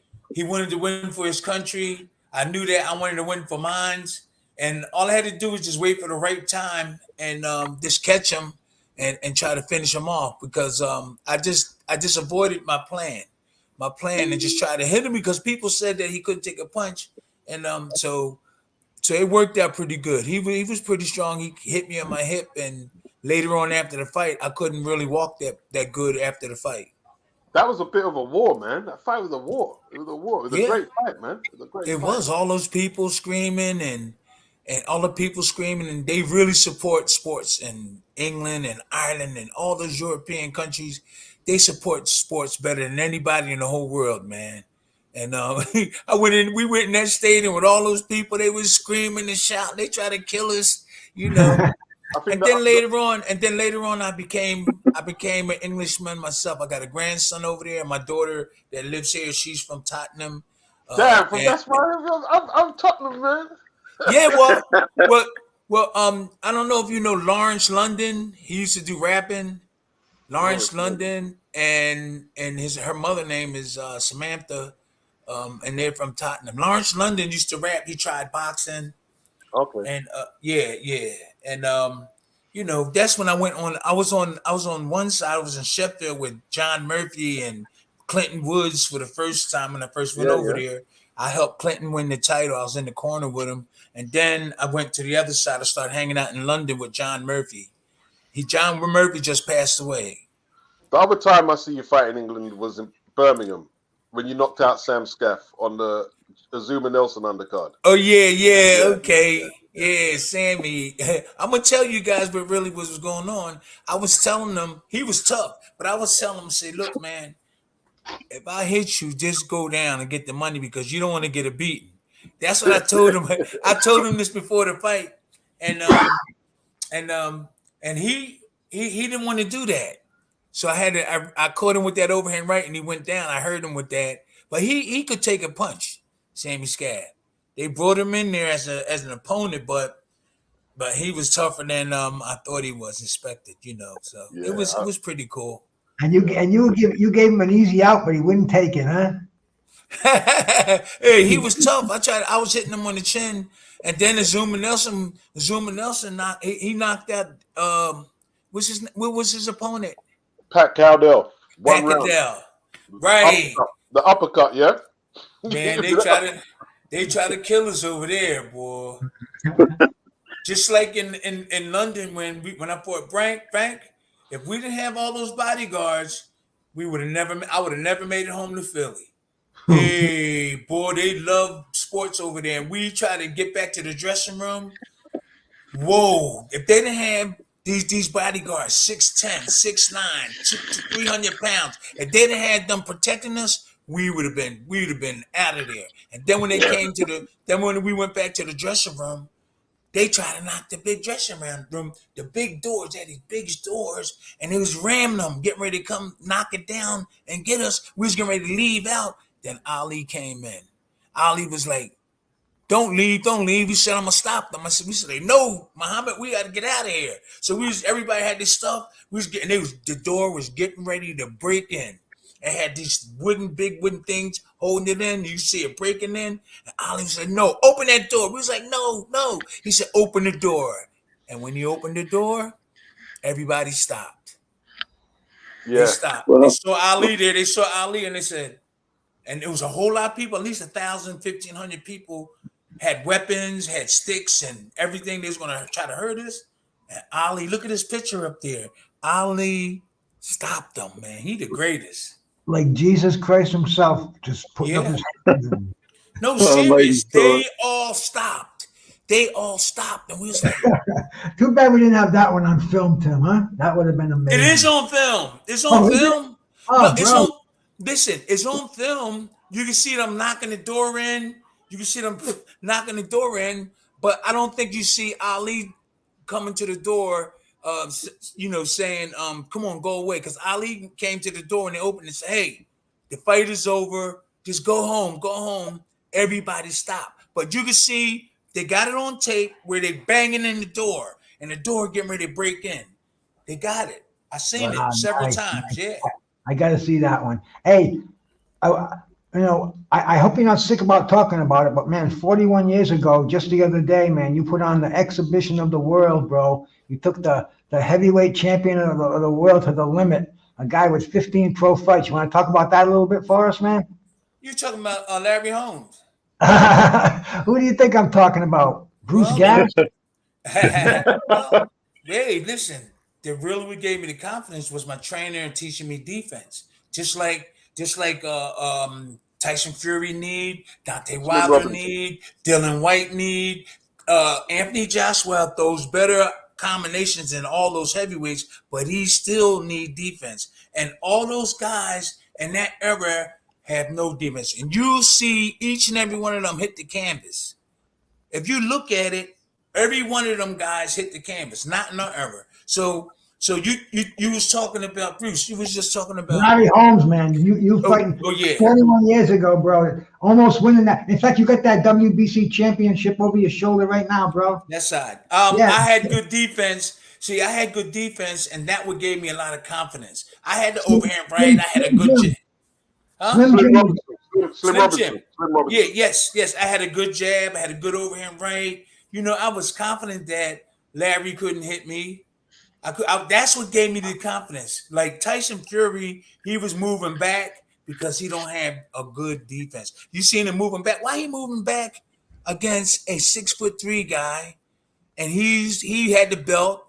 He had the belt, and he's aggressive. He got knockouts. He's very successful. Why moving back? He didn't have the right trainer. I love Sugar Hill and Emmanuel Stewart, but they couldn't teach defense. Why should Tyson Fury move back when he could stand there with his hand here, catch a punch, keep the jab on him with his long arms, right? Dig to the body, come back to defense, slip. You don't see him doing all them things, and there's nobody out there that could teach him. So he went backwards, big as he is, strong as he is, and he was throwing good combinations in the beginning. He lacked defense, and that was the only difference. That was the only. You seen Yusuf keeping his hands up, even though he got hit a couple of times, but he kept his hands up. Tyson dropped his hands and got hit with shots consecutively after that. That's all he needed. So I got some people working real quick. I got some people working on trying to get in touch with them to try to bring me over to see if he fight again, that I help him out with his defense and stuff. Somebody from Pakistan called me today and said that Azar Khan, he called me and said that he's going to try to get in touch with them because he know me. I trained some of his boxers. I trained a lot of people over there, and he said, "Man, only if they knew." Okay, I'm sorry. Go ahead. Sometimes it's hard for them big guys to keep their hands up, isn't it? Like no, no, it's just teach them. Look, you're a human being. I don't care if you're big or you're short. You can keep your hands up if somebody keep telling you to keep them up. You know what I'm saying? If somebody keep telling you keep your hands up, or they know defense, you're going to keep them there. Yeah, that have nothing to do just because you big. You can keep your hands up here. You got to keep training for it. The trainer got to be behind you and say, "Yo, keep your hands up. Counter when that punch comes. Boom, counter. Boom, bam. Here, uppercut. Keep it tight." There's nobody out there in these days could teach defense. They taught us everything back in the day. No, just because he's big, no, he's still supposed to keep his hands up. I fought guys and sparred with guys that kept their hands up and countered back in America. So Tyson Fury had nobody to teach him. Sugar Hill was just I love the brother, but he was just dead weight in the corner. He couldn't tell Tyson what to do. I don't know why. I hate to talk bad about people, but Tyson probably had him in there because of Emmanuel and everything, but he wasn't listening to Sugar because Sugar don't give no good directions. When you see these guys saying, "Well, you got to put the left hook here, the right hit there," you don't see them doing it. You say, "Oh, well, he got to motivate this, he got to motivate that." When you see somebody actually saying where to plant that punch and do this and slip, tell me one time you heard Sugar Hill say that on TV. Where to throw punches or where to block. You never, am I right? You never heard him say nothing. You just hear him talking about boxing, but nothing specific about movement or anything. Yeah. He's not the only one. I man. can tell you How about movement. I can tell you about movement where even your first two knuckles supposed to land, and where you supposed to slip, and where you supposed to put your hands up, right? Block the jab, put them both here, slip, counter back. I could say that after the fight. So, oh well, he didn't slip that good, or he didn't jab real good. It was that uppercut that really did it, and people want to hear that, Yeah, but you don't hear that with those other guys. yeah, yeah. how would you have fought Usyk then, Tim? I mean, you've given us some idea Okay, about defensively, perfect, but perfect. Yusef is a mover. Yusef is a mover. All you have to do, you have to be in shape. You have to be in shape. Tyson Fury let him come forward when Tyson Fury should have put pressure. Now, with a guy that moves a lot like this, you don't hit him here. You hit him here. And if his arm come out like this, let me put this down. If his arm come out like this, hit that arm. Hit the closest thing to you because they moving all the time. And like if you hit him here, throw a 1-2 to the arm, to the shoulder, 1-2, hit him in the shoulder, 1-2 in his body. Keep jabbing him to the body. They're going to forget about the head. But what they don't want you to do is touch them, and that's why they move it like that. So Usyk stepped to Tyson because Tyson wasn't really stepping to him, really. In the beginning, he stepped to him. So I was sparring with this boxer named Mike the Bounty Hunter. Nobody could touch this guy. He would move everywhere. You couldn't hit him. So my trainer told me to come back to the corner. He said, look, Tim, all you got to do is put pressure on his body. The 1-2s to his body, jab him to his body. He can't get that out the way like you could get the head out the way. Like you can get the head out the way, but this is harder. And if Tyson Fury would have just been jabbing him hard to the body, 1-2 the body, hit him on the shoulder, right on his hair, he'll forget about that, and you can get that head in a couple of rounds down. You might could get it after 2 or 3 rounds, but I guarantee you he'll be upset because you stopping his movement. Okay? Now everybody trying to hit them movers' head. Mike the Bounty Hunter took his gloves off, his headgear, and threw it at my trainer. He started cussing at everybody, and he moved way better than Yusuf, I'm telling you. Bruce, Yeah. you heard about Mike the Bounty Hunter, right? Y'all guys heard about him? Yeah. Well, his yeah. son, Yeah. Mike fought Usyk. Yeah. That's the only loss on his record. Is that his son that fights?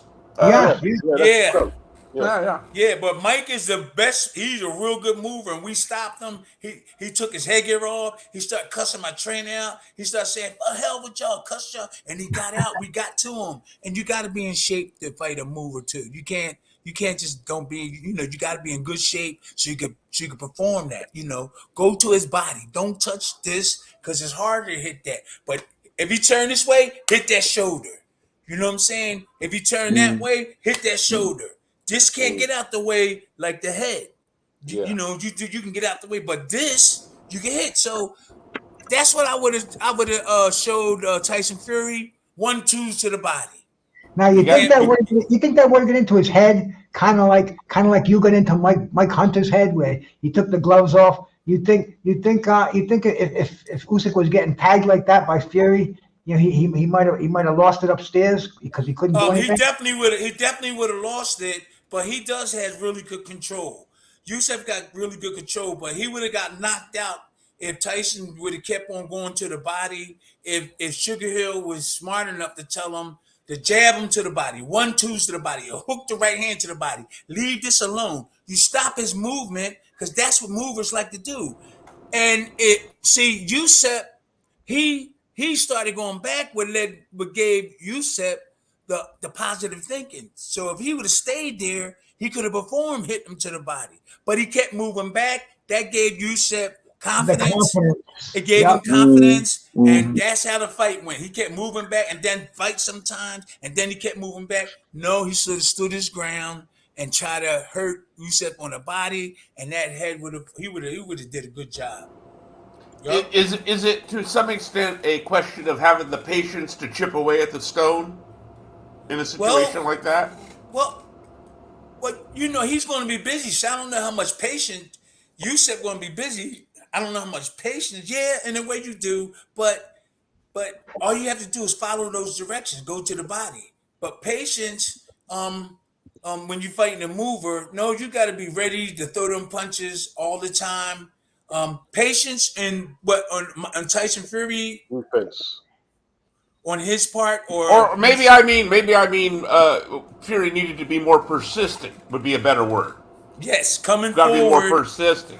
Yes, coming forward, throwing 1-2s to Yeah. the body, putting pressure on him, and make sure he come back on defense. Yeah. Make sure, because defense is just as important as offense. And you got a lot of people out there saying your best defense is the offense. That's bullshit. You got to have both of them. There is people that's successful with one of them. Tommy, now I'm going to say this again. I say it on the shows. Tommy Hearns will gun you down. But you know, when he retired, he couldn't talk because he got hit a lot. Yeah. So I love Manuel Stewart, but he couldn't teach defense. A lot of his boxers got knocked out near the end, and had, some of them can't really talk. But Tommy, I love him. I was in training camp with him. He'll gun you down with the offense. But in terms of defense, so Manuel Stewart couldn't really teach defense. And I hate to talk about these guys because I love them. I was in training camp with him, and he was giving my trainer a lot of respect, and I was confused. I was like, here's the great Emmanuel Stewart, and he was asking my trainer certain things, and I was scratching my head because a lot of people know my trainer. He passed away, Slim Robinson. Yep. And I was in camp. I was like, he trained Tommy Hearns, and he trained these other guys that's really doing good. And why is he giving my trainer all this respect? Like my trainer know more than him. And I was like, later on in the years, you could see Tommy Hearns' defense wasn't really that good. So when these guys say your best defense is offense, he can't teach you defense. And I've been hearing this for a long time, and it's true. I'm not going to tell a fighter your best defense is offense because they got to do all offense. I'm gonna tell them do both. Keep your defense tight. Slip punches. Block when he block counter. I'm gonna tell them all that type of stuff. I'm not going to tell the boxer your best defense is your offense because you got to be in good shape to do all offense just to keep a guy off you. The best defense is good defense. Yeah. There you go. That's true. But Tim, if you were training a kid from like a young kid who just come into the gym, would you teach him defense first? Like, don't get hit. Teach them both. Teach them both, yeah. Okay. Yeah, teach them both. I know both. I would teach them both. I was teaching countering. I would first teach him how to keep. I would teach him how to keep these elbows against your body like this, right? So the elbows are here and knees on the temple. So this is the Philly shell. This is the shell. We call it the shell. But after I retired, somebody gave it the name Philly shell. But this is the shell. Not all this. All that stuff like Mayweather, that's not the Philly shell. Okay. I didn't start hearing Philly shell until 5 years after I retired.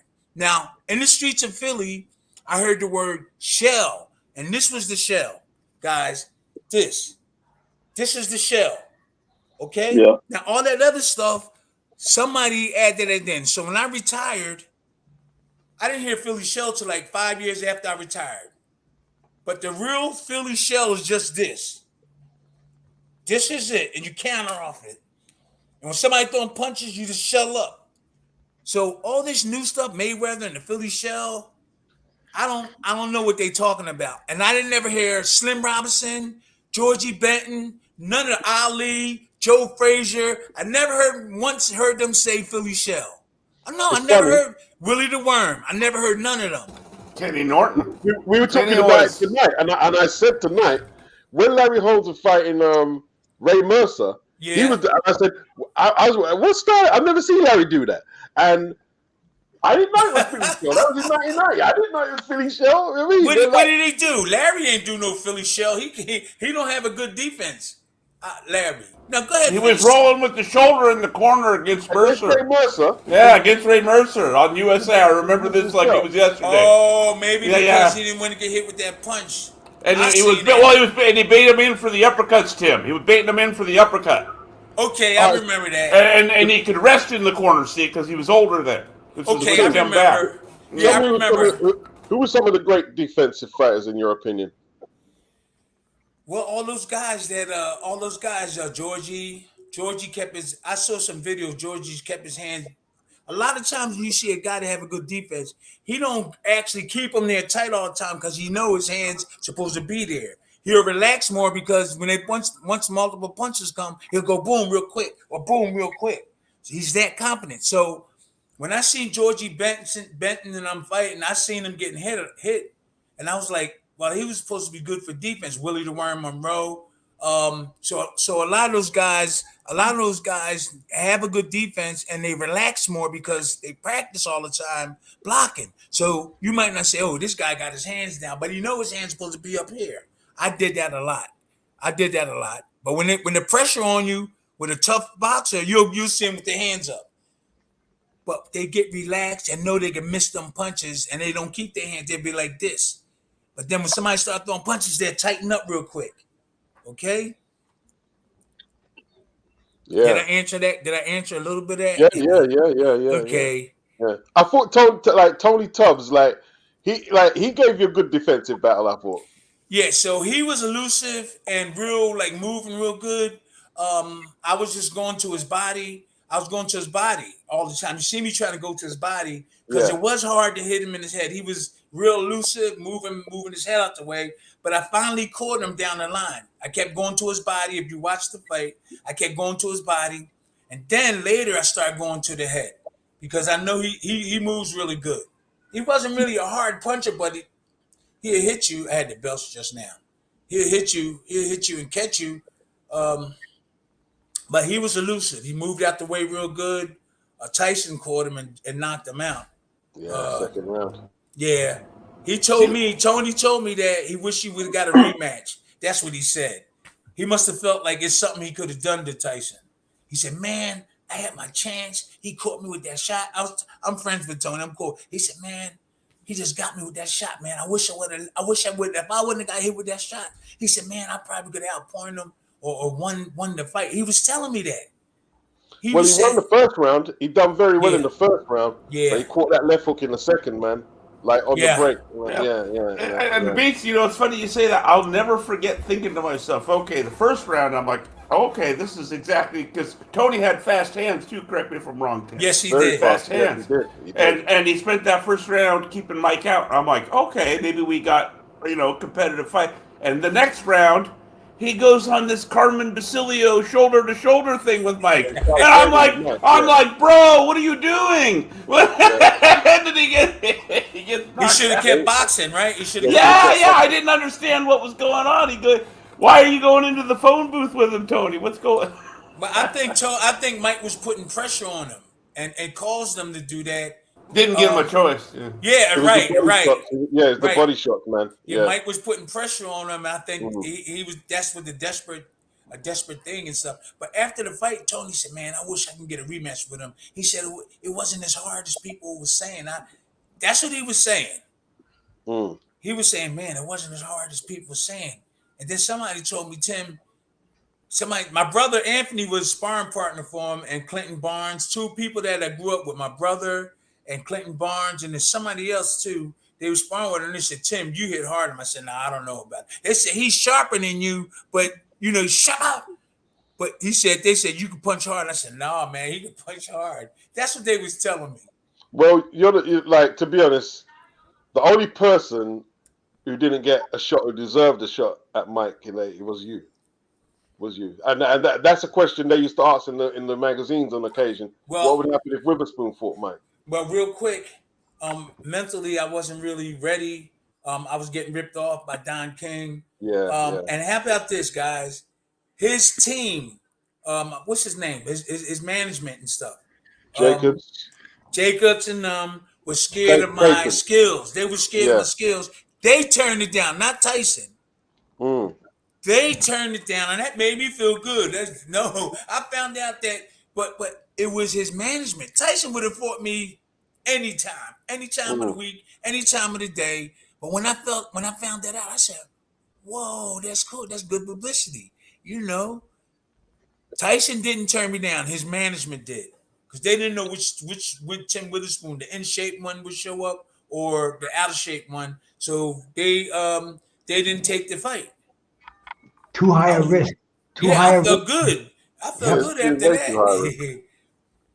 Way too high. I also read recently, Tim, that you were, I don't know if this is true, you tell me, but that there was talk of you going in with one of the Klitschko's, like towards the end of your career. Yeah, there was, and then it just faded away. You're right. Yeah, it was. It was a brief thing. It was a brief thing. Yeah. Maybe they were skeptical too, but I wasn't. I wasn't in no type of shape near the end of my career or nothing like that. You know, I'm Yeah. just trying to. I just, man, you know what? I can't. I can't get up for these fights anymore. I was older than those guys, and I don't think they were gonna give me a big fight. Maybe I was opponent. You think maybe I was opponent for him, right? Yeah. Stepping Yeah. stone. They're Yeah, trying to step. use Yeah, it. maybe Yeah, it was that like stage. that. But they didn't. They didn't take it. I think it was the. I think it was the younger one. I think it wasn't the older Who? one. It was the youngest one. Vladimir. Yeah. So I walked past him somewhere. I think we was in Vegas. I walked past him and I got like about 30 yards up and he went like this. I seen him. We walked by each other, right? And I said, hey, and he kept walking. Then he turned around and he just rushed back, like he came back like Tim Witherspoon. He didn't recognize me. So I walked by him and he kept on walking and I kept looking at him and he said, oh, and he came back and he said, oh, he said, yo, he gave me a hug. Yeah, Okay. the Yeah. youngest one, yeah. Yeah, Wow. so Hey All right. Tim, people asked earlier. They wanted to know how Tyrell Biggs is making out right now. How's Tyrell doing? he's going all right. We've been going around checking up on Mitch Green, Terrell Biggs, a lot of the former boxers, trying to trying to motivate them to do after boxing stuff like come to events, look healthy, try to build boxing up. And so he's one of them. He could. Blood Green can't walk. I was with Mitch Blood Green about 3 days ago. We was at an event, the Long Island boxing charity thing, and he getting a little bit better, Bruce, but he can't walk that good. And Terrell is training people, but he can't move. He'll stand there, but he can't really. He's not mobile. So he goes to Yeah. his brother Xavier's gym. He's down there. His brother went and got him from out of Philly and took him down to Atlanta, Georgia, and they down there. He's trying to get his brother legs and stuff right so he can be more productive. But yeah. Okay, man. Yeah. No, because people wonder about that, and I know you're one of the brothers, and you guys hang together, and Yeah. uh, Yeah, he's I'll, doing good. And Mitch Green is really he needs some help, but he's really trying to work hard to get back on top of his feet. we All right. definitely. Sorry. Look, can I just ask a question for Case K? He says, why didn't the Oliver McCall fight happen for you? That's what he's asking. Oliver was supposed to fight me, right? Well, that's what Case is saying. He's asking why it never happened. I'm not Well, too we were sure. sparring. We were sparring. Me, him, and Bert Cooper, they whipped my butt into shape. When I got in shape, I changed everything around. Oliver got big hands and he tough. He could punch. And after having Bert Cooper and Oliver McCall as your sparring partners, boy, when I was out, I came to camp, Don King's camp, I was out of shape. They whipped my behind back into shape. But then but when I got in shape, the table turned. The table turned. But Oliver could punch. He got a lot of endurance. He's strong. I think he lacked just somebody behind him. Being behind him, telling him the right things, and him listening. His communications wasn't really, because you see how he that fight he was in and he stopped fighting. Against He Leonard. had the breakdown. Yeah. Yeah, The he had a rematch, I think it breakdown. was. So Yeah. I did notice some things. I heard he was coming back though. That's what I heard about 2 weeks ago. Wouldn't shot me. Wouldn't have shot me. You said it He, wouldn't he, shut. he was in the ring only a couple of years ago. We were just talking about it before you jumped on that Yeah. he'd fought. What was it, guys? 2-3 years ago, he had a fight Listen, he could punch. He could punch. and still never been down. Yeah, I know. He could take a punch. He could take a punch. That boy is strong. Different. He just built differently than most people. In And you some know sort of what? way. If he had a trainer like I had, and he followed the rules and box like that, he'll be devastating. because he just fought a certain way. He was strong and didn't give up, and he hit you, and his defense wasn't all the greatest, but he was durable. He was durable, could take a punch. Remember Lennox lining up them punches and didn't drop them? Remember Yeah, Lennox? And he was mentally wrong, mentally messed up. And yeah, Lennox was laying them on him, and Lennox couldn't hurt him. That dude got a good chin, so I think if he had a good trainer behind him, teach him some more finesse things, like instead of being all brute and strong, just finesse, bop, bop, bop, bop, bop. I think that and defense, I think that he would have did pretty good too. He did all right, made some money, knocked out Lennox Lewis, yeah, yeah, Yeah. caught him with that right hand. yeah. Hey, He did. what do you think of Mike Tyson making that comeback against Jake Paul? I know you might get. Everybody know Yeah, that's no, just, no, no, but this is a new audience over here, man. yeah. Some What people, are you yeah. thinking about that? Well, that to me they really what they this should be a bad word for that. They're really suckering these people that don't know boxing because I don't care how old Tyson, the top 20 heavyweights knocked Jake Paul out in the first 3 rounds. The top 20 heavyweights in that ring today would knock Jake Paul out in the first round. So I don't know what non-boxing or boxing people saying they know Tyson is going to wipe them out, but the non-boxing people, the people that like box, they just like that Jake Paul and Tyson thing. They really believe that Jake probably could do something, but know that Tyson really could just take his ass right out in the first round. So they getting that's easy money for Tyson. That's why I could see on his face how he acting. I could tell. I could tell that he's enjoying this. He's not scared at all. He's gonna get in that ring, and I hope they don't have some type of plan. Well, don't hit me hard, Mike. I'm telling you, Jake. Jake got to. You think? Look, I'm telling you, Tyson. They probably talking. I don't know. I hate to mess things up, but there's other people. There's other people saying the same thing. Oh yeah, They probably saying, "Look, Mike, don't go really hard on his head, or don't try to hurt him, or something like that." I'm sure there's something like that probably being said because Mike, even though his age, he still could take Jake Paul out in 1 round if he want to. Don King ever say anything like that to you? Don't go hard on anybody. Nah, Don don't play that. Don, if you don't fight, he wants you out of there. Don never. There's one thing about Don King. If you didn't fight, I remember him cussing Dwight Davison out because Dwight let somebody, a dude from Europe, beat him, and Don cussed him out like a dog because he didn't fight. If you remember, Dwight Davison was a middleweight that could punch good, Oh but he yeah. didn't. Yeah, Simpson. Yeah, Did he fight Tony Simpson? there you go. Yeah, If yeah. Tony Simpson stopped him or beat him, Beat him on points. right? Don King gave it to him. Don King cussed him out, and Don King told him all kind of stuff. I think Don King said, "I'm finished with you," because he let this dude beat him. I was there. I was in camp with Dwight Davison and all of them. Michael Dokes. Michael Dokes had his own camp. Like he sleep like about 15 people slept in his. It was brand new. 20 people. 20 people was in the one I was in. I stayed in the first bunker. They were brand new. Then there was a second one, and there was a third one. So that Dynamite Dokes had the third one. Then they had all the sparring partners in the middle one, and I was in the first one with a lot of different boxers. Azuma Nelson was in like the second one. Oh, it was a beautiful training camp situation. Yep. Wow. It was a great story, man. Thanks for sharing that, man. Yeah, Michael Dokes had his own, and Michael Dokes was Don King's prize. I know God bless him, he passed away, but he wouldn't really interact with us, with everybody else in the camp. I was belching. He was by himself. He stayed in his room. You never really see Michael Dokes coming out hanging with all the other guys. Like all of us was hanging out together.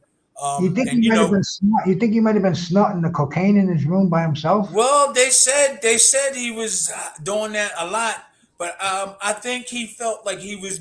I'm not gonna say he was better than everybody, because Don King treated him better than everybody else. Like that was Carl King, and him was cool. He was from Ohio. That was one of his real projects. That was his ace in the hole, sort of like. but everybody else, we all together. Everybody else, but Mike didn't come out and socialize with us or anything.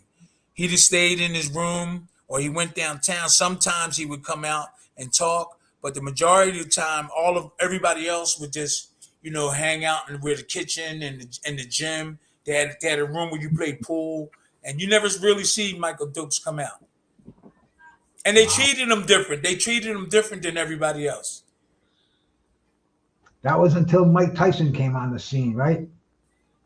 Right. And then when Mike Tyson came on the scene, so Don King pulled in the camp. We all sitting, everybody. It was after the run and after breakfast, and there was about at least 30 people in the camp then. And so Don King pulled up in his car, and he got out the car, and he got a chair and put it out in front of the place where I was standing. Really nice places. And he said, "Yo, come on." He said, "Get all them heavyweights and tell them to come in there." So he said, "Yo, he said, you sit over here." He said, and not to me. And I was just standing there. He said, "Look, there's this new kid. This is the first time I ever heard about Mike Tyson." He said, "There's this new boxer coming in town.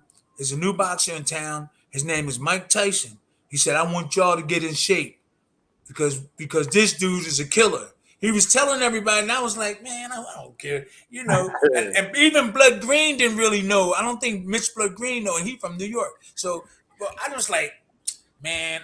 And then about 2 weeks later, I saw him on TV. I said, "Oh," I said, "Okay, yeah." Nobody knew about Mike Tyson. Maybe Mitch Green did because he's from New York. But then Don King said, "Get in shape because this dude is tough." And and I think he said you might have to fight him or something. But in his mind, he was trying to prepare to go get Tyson away from his people and get us ready as opponents. That's what happened eventually. We all became opponents for Tyson because Don King worked his way in, and then he finally got Tyson, and all of us was opponents for him. Mm-hmm. That's what Don didn't care about me. He didn't care about Blood Green or David Bay or none of those. He didn't care about none of those guys.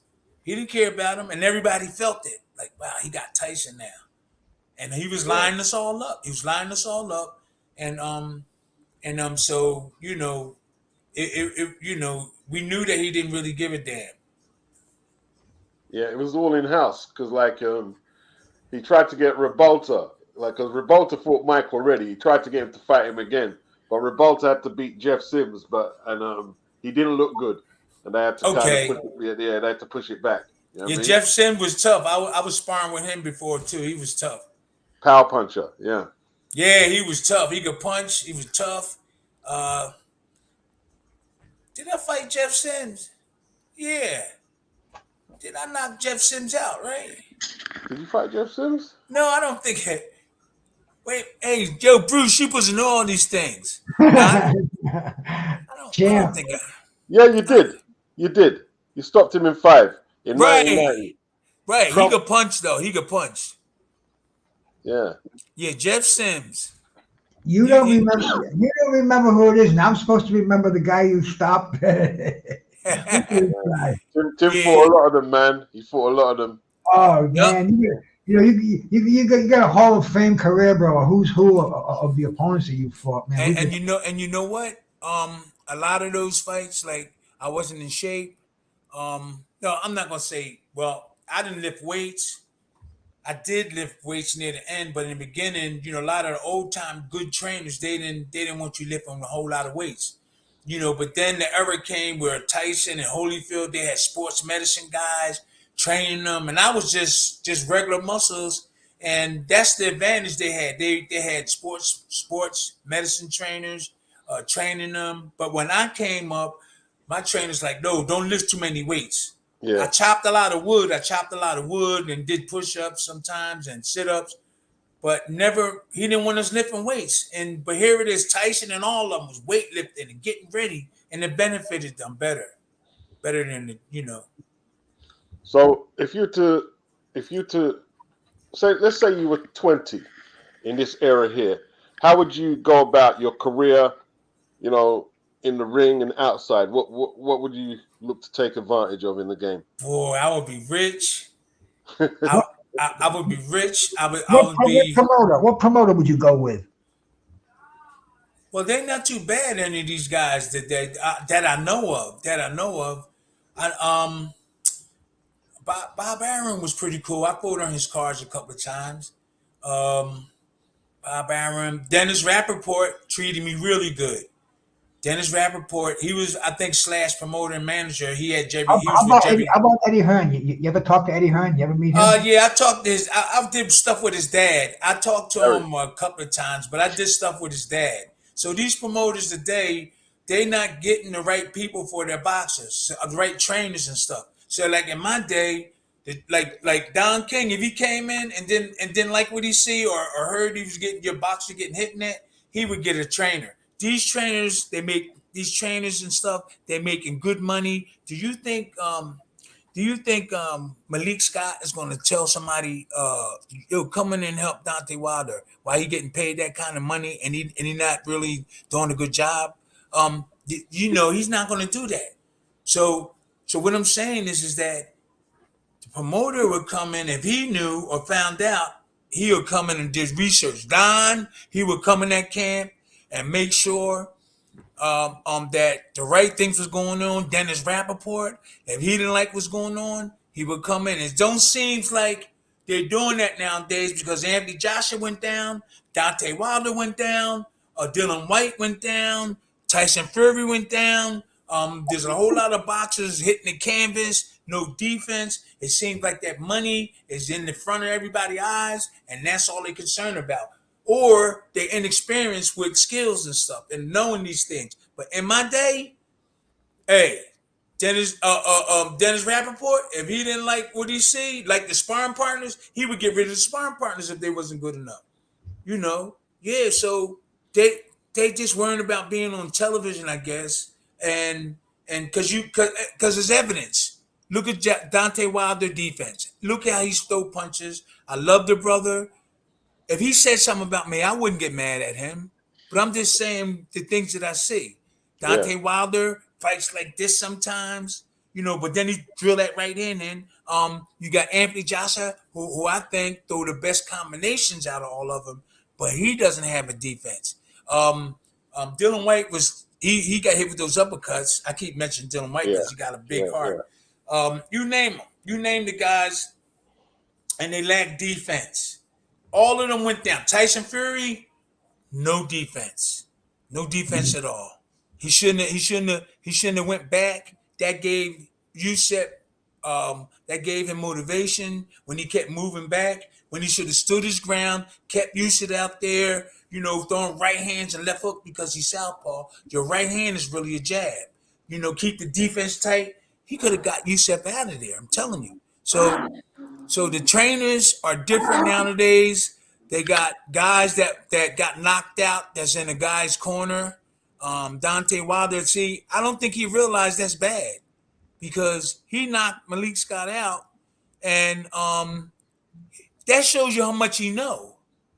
I'm serious. It shows you how much he knows. And his management, who's behind him. They got Shelly Malik Finkel. Scott. They got Shelly Finkel. I know Shelly too. I think I fought for him. But that shows you what's going on. He knocked this guy out, but he's his trainer. That don't make no sense. What kind of confidence does that gives Dante? So I just Malik Scott was mad at me, but I wouldn't care what Malik Scott say about me. If he say, Tim, I don't think you did this. I don't think I would say, okay, what the hell? I was saying these things and he was actually getting upset with me. I think it's because it's the truth. I'm not going to get upset with you. I'll take criticism and all that. But I would have never got somebody I knocked out. And then another thing, they're getting Deontay Wilder therapy, mental therapy. They're getting them all kind of like therapy, right? And all they need is a teacher and training in boxing. He don't need therapy. He need a teacher. That's where the problem is. When I heard that, I was like, he took that ayahuasca. What's that? The ayahuasca, the psychedelic. It gave him a whole change of outlook on life. He doesn't want to hurt anybody anymore. But then maybe he's been retrained again. But for his last two fights, his head was in another place, man. Listen, man, all he needed, his right hand is devastating.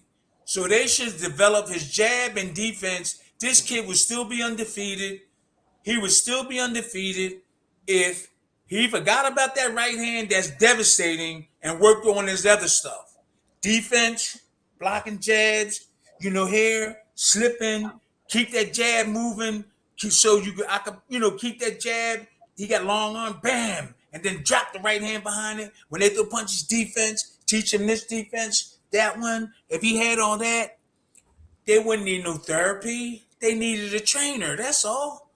They wouldn't pay money for other stuff when really it was the teaching. You could see it in his skills. He'll drop you with that right hand now.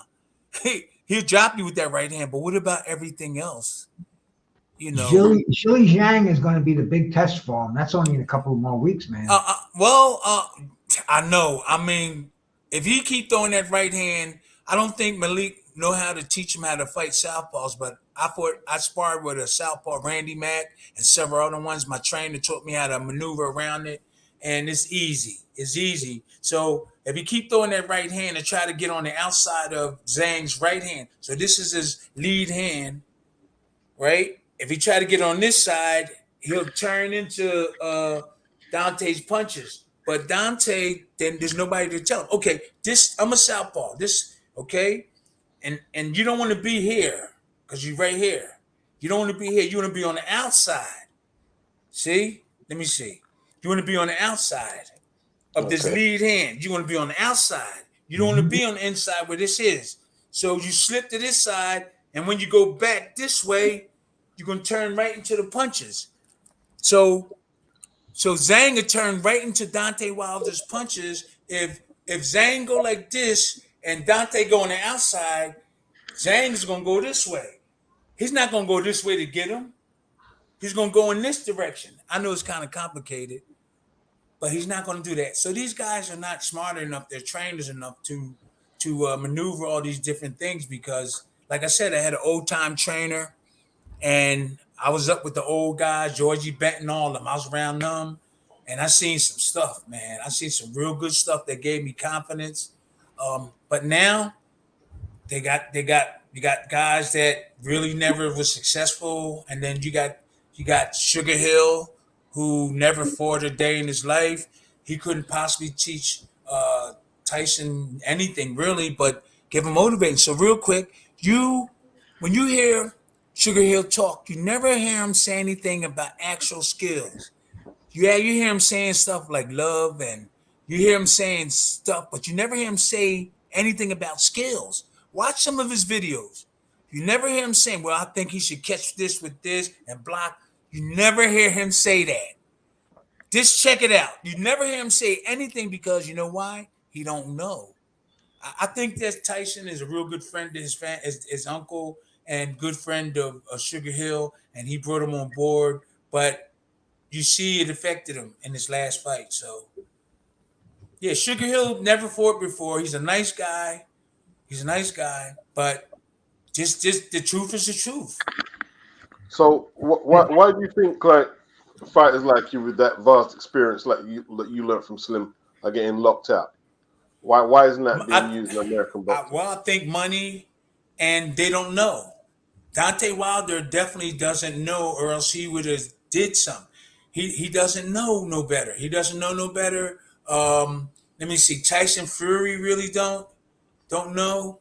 I think they're getting big paydays.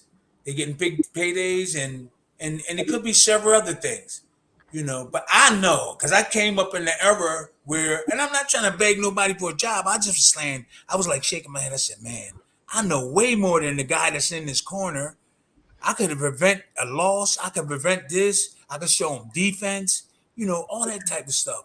So you take the horse to the water. The old saying is, but if you don't drink it, you don't drink it.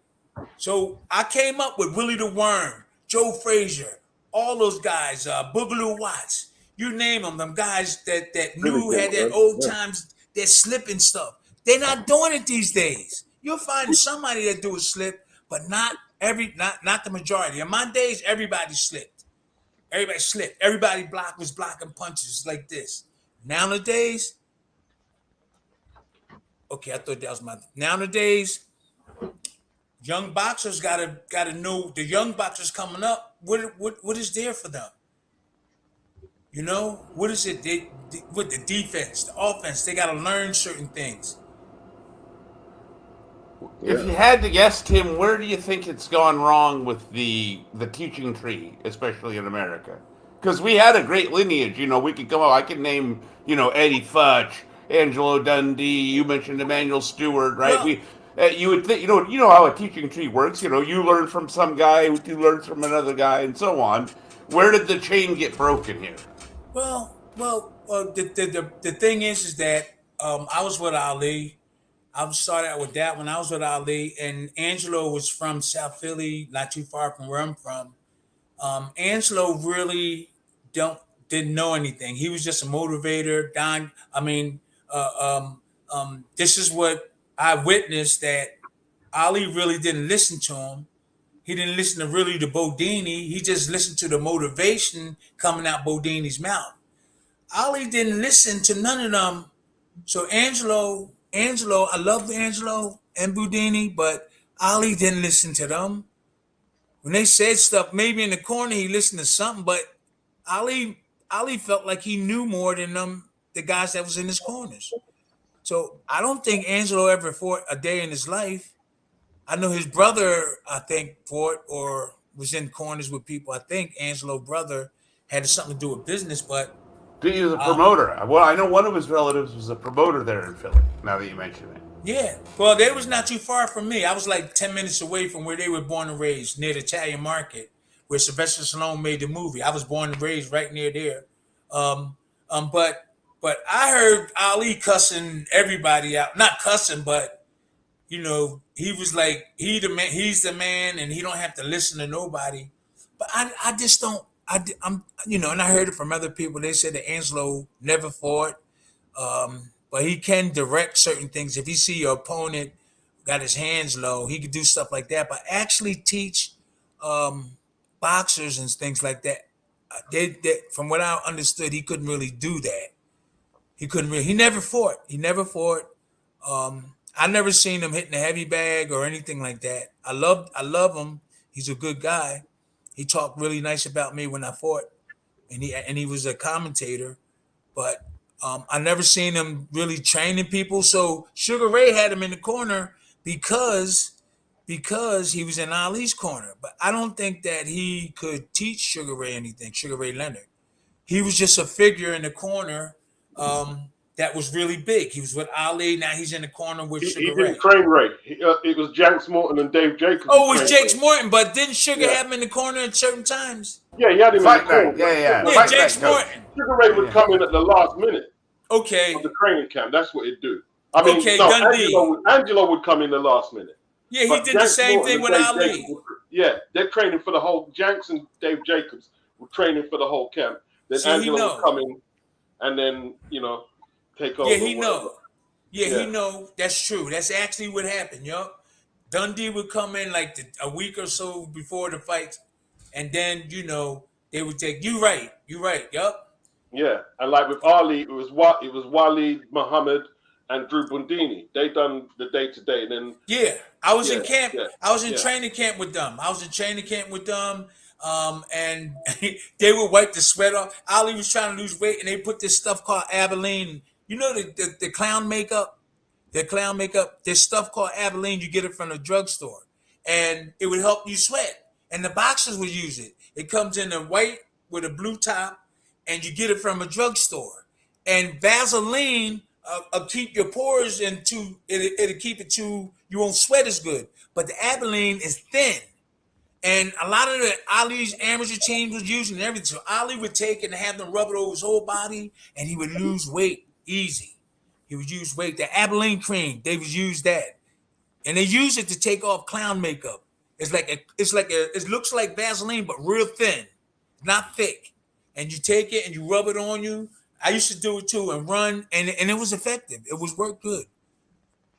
I never heard of it. Yeah, Abilene cream. Go to the drugstore and ask for Abilene cream. And Damn, check out Tim with the weight loss tips. I like it.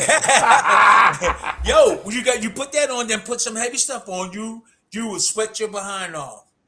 Ask some of them boxers. They'll tell you what Abilene. All the amateurs and Ali's amateurs were using it.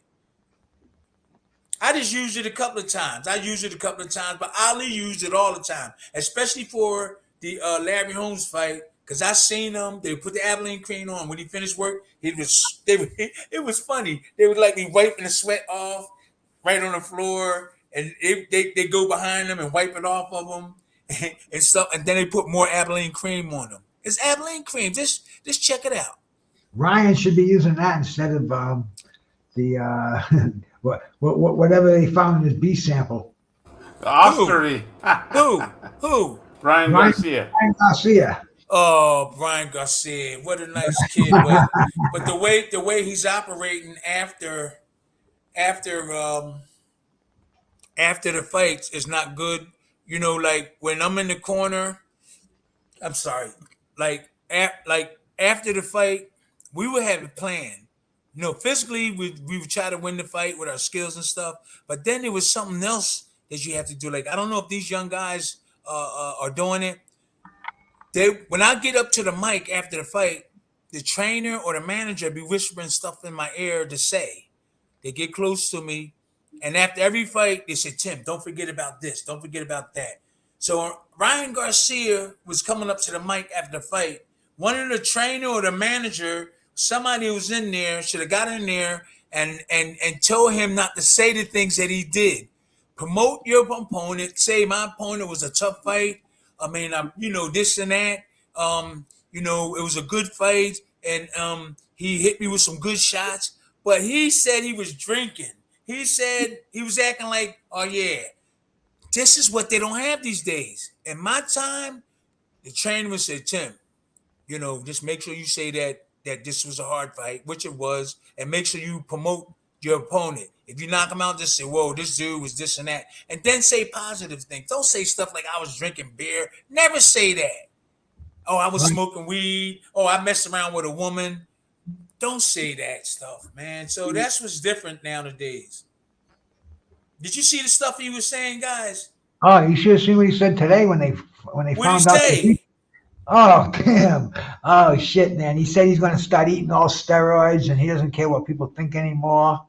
And then in the next sentence, he says he doesn't take any nutritional supplements. I mean, I think the man is bipolar. In fact, that's what we were talking about earlier. We were talking about how guys are, mental illness is yeah, buy money.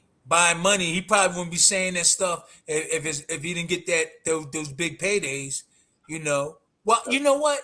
He don't have nobody directing him. See, he had somebody. That's a shame. That's making boxing bad. Come on, man. But the thing is, he's over there at Golden Boy, and he's got Oscar De La Hoya and Bernard Hopkins, but he don't listen to none of them. He's just doing his own thing. Yeah, somebody has to talk. Somebody has to get control of his behavior and stuff, because he can't go out like this with all these negative conversations and all this negative stuff. He got to leave the boxing world positive. Right now, there's a negative thing if you leave. And the first time you said, "Oh yeah, I was drinking," I would have never said that. Even if as a boxer, I would never say, "Oh, I was drinking and this and that," all this, and this is why I lost the fight. No, man, that's the wrong thing. That's the difference between now and then. We ain't making up no excuses. Just look, man, he got me. It's over. I'm looking for the next fight. Now I'm drinking. Oh, I was this and that. Oh, this and that. That's making everything look bad. Go ahead. I'm sorry. Yeah, like 7th of the 13th of July, Wells Fargo. You got Boots Ennis bringing boxing back to Philly. What you like Boots? Yeah, I know. I remember when he wasn't even boxing, right? His dad. I was cool with his dad. I really like his attitude. He's a really nice kid. We were at a boxing event, and this shows you how nice this kid is. He sounded like a young kid too. Like he got up. So when I'm walking the fight, He actually got up and walked over to me. I was walking towards him. Here it is, the next future champ. He is champ. The face of boxing could be. And he got up and walked towards me and gave me a hug and shook my hand. I said, this is a good dude. He's a cool dude. It's like he's acting like he's not above nobody. Or he acting like, yeah, we all the same and all that. That type of thing. He got up and walked over to me in the fight and gave me a hug and said, "What's up, Tim?" This was like 2 weeks ago, 3 weeks ago. And I was like, okay, I like that attitude. That's one, I like that kid. I like him. He fights real good. He tightened his defense up, but I think he has to learn how to counter off his defense. He does a little bit, but he has to do that a little bit more. But other than that, I like him. That's good, man. That's His good. dad Bozy is always on him, all around him, training every day. But if y'all meet this kid, he's a nice kid. He don't brag. He just talk. He's really respectful. I like his attitude.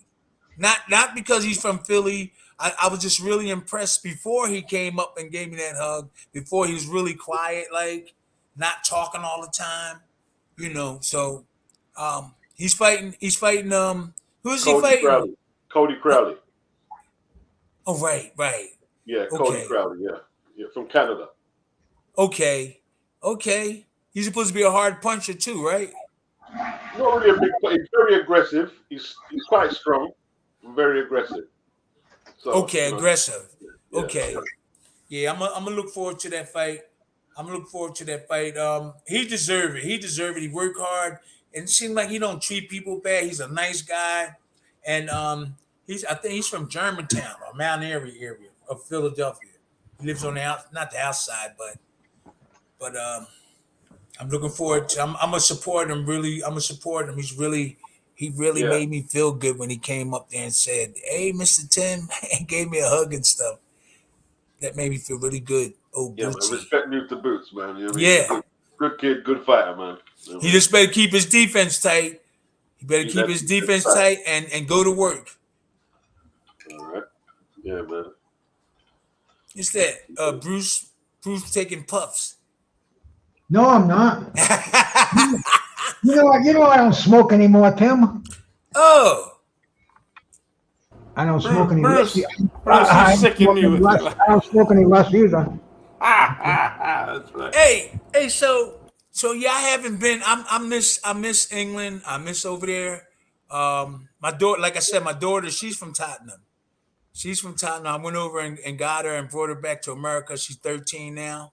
And I was hanging out in London. You heard of John Murphy? What does he do? Box? No, he was working with the boxers down at Fifth. Was it some? It was in not Hazleton. John Murphy? No. Where's Clinton Woods from? Clinton Woods from. Sheffield. You should know. Clinton Woods is from Sheffield. Sheffield. Sheffield. Okay, that's right. Sheffield. I was in Sheffield all the time, like 3 months at a time, and Doncaster. I was hanging out there. I'm surprised you didn't come by and say hi to me, man. Yeah, Sheffield is pretty cool. Hey, it's tough. You think that's just like Philly over there, like Sheffield and Sheffield was really tough. They to me, that's what I got. Sheffield and all that area. Yeah. And where you from? Edmonton and all around there. It's cold up there, man. Sheffield. It's cold. Yeah, I know. It's tough up there, man. In terms of like if you want to fight, Edmonton and where did I say his mom is from? Tottenham, man. N17. It's rough. N15. It's rough there, right? Yeah, I mean, well, not as hard as the areas over where you are, but Okay, I heard it was. You've got to have your game on. You know what I'm saying? Yes, yeah. That's. I was there, and I was in Edmonton. But I stayed in Sheffield. I was down in Sheffield training Clinton Woods. And Clinton Woods had a trainer. I think he died, but the trainer was like both. I think he was like both. He went with both and stuff. And I was trying to show him some slick stuff, but Dennis Hobson. I was with Dennis Hobson and all them there. Yeah, I was with all them for a while. They'll fight you, man. I'm telling you them. Hey, people think you come to England and think you can push people around. Nah, they tough over there too. It's just like Philly. I felt like I was in Philly when I was in Sheffield. I felt like, man, this is just like Philly. People strolling like this. They strolling like they're strolling like this. Yeah. Northerners are hard, man. Northerners are hard people, man. Yeah. So yeah. The Manners brothers, Rick Ruiz Manners. I was with those guys hanging out with them. Colin Manners, Colin and Nick, yeah. Yeah, Mick, the Manners, the Black brothers, right? Yeah, they're from Leeds. Leeds, right? That's right, Leeds. I was up in Leeds. Yeah, it was pretty cool over there, man. If anywhere I want to live, it would my second home in the world. It would be over there. What, Leeds? You like Leeds? No, in the UK. Oh, okay. Yeah, there was a second place on this earth I want to live. It would be there. I really enjoyed I enjoyed myself there. Yup. Yeah.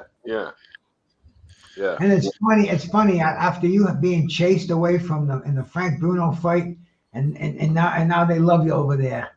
No, but that was only then, Bruce. That was only that's then. What I'm saying. Everybody, big difference. Big difference. Yeah.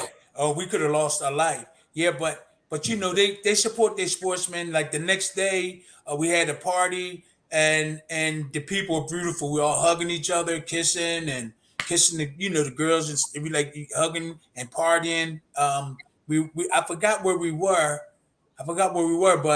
But it was beautiful. They were mad directly after the fight, but when the party came, everybody was cool. Everybody was cool and everything. It was a beautiful party. Then we went home about a week later, but everybody else went home before me because the setup was in. I only went home with like 150,000. Frank Bruno went home with $1.4 million, and I knocked him out. So and I had to pay everybody. And you were the champ, Tim. Yep. I had to pay everybody. After I paid everybody, I had about, I think, like 95,000. And that was really messed up. That was really messed up, man. But I really loved it over there, though. You got to go back. See, but the thing, like, man, I don't know, man. It's sad, man. Like, you guys put all that hard work in, and then for someone to do that. But that was Don and Carl in it. Like, they were taking expenses from you that they shouldn't have been taking, man. Well, Carl didn't even have nothing really to do with it. If I ask Carl how much I'm getting, he don't know. He had to ask his dad. So he's just a figure. He's just a figure. Well, and his Don was using Carl because Don couldn't manage and promote you. So you get nobody could. Nobody could. Yeah. Well, there's that story, Timmy. You went into his office and there were 4 contracts, and you had to sign the 4 contracts, and you didn't know what was on the contracts, and it's just unfathomable when you think about the. In order for me to move forward, I had to do that, and if I wouldn't have signed them, I wouldn't have, I wouldn't have been, I wouldn't have went forward. So I signed them. I didn't read them. He didn't give me copies to take to a lawyer. And if I didn't sign them, I was out. So I just went through with it and just went forward. And this is where we wind up. So I learned a whole lot. The world and everything that happened in it with me, that was more blessings and more fun than dealing with the contracts with Don King. Just meeting everybody, coming to England, going to different countries. That made me feel good that I did accomplish some things. And I left it behind me now. Now I'm just like, you know what? It happened. It's over. I'm enjoying my life. I was 2-time heavyweight champ of the world. So I'm trying to find a way to make income and everything. But I never thought I was going to make it like that. I just got in there. It wasn't just you, Tim. You was at the press conference when Mitch threatened to kill Don. Do you remember? when Mitch. They got a video. I saw it the other day. Like You didn't see? I was there. I think he was. Yeah, it was, I don't. yeah. Was I there? I think I was there when he tried to get Don King. Yeah. Yeah, Mitch wanted to do him some damage. You know what I mean? Don was scared. Don was scared. Yeah, he was. Don was scared because I talked to Mitch right now, and we try to get Mitch work. He tried to get his own work. We helping him. He can't really walk that good. And what I try to emphasize to Mitch now is to leave Don alone. Start doing this is what I'm saying. If you want to get Don, get him later. Build your profile up now, like you, Mitch Blood Green. Get those money. Go to like we just was at a thing like last week. I met him there, but I was supposed to pick him up, but he wasn't answering the phone. So I just went to it was in Long Island, New York. So he made it there. Somebody else took him there. And I said, whoa, he made it. So what he has to do is keep doing that kind of stuff, doing interviews, come on like podcasts and talk about him. And once he build his money up or whatever back up, then he could talk about Don King. Or I just left it alone. But I was encouraging him to leave him alone. I was like, come on, blood, just go forward, man. That's in the past. But it's hurting him so bad that he got to keep doing it. I left it alone. Was you supposed to fight Mitch? And then they brought Bone Crusher in. Is that what happened? No, I was supposed to fight the rematch with Tony Tubbs. See, that's right. See, we knew that real quick. We knew that Don King was trying to get Tyson at that time, and I was training for Tony Tubbs rematch because I smoked the weed and got in trouble. They took $50,000 from me and sent me to the rehab for that. For just smoking but took about 10 drags.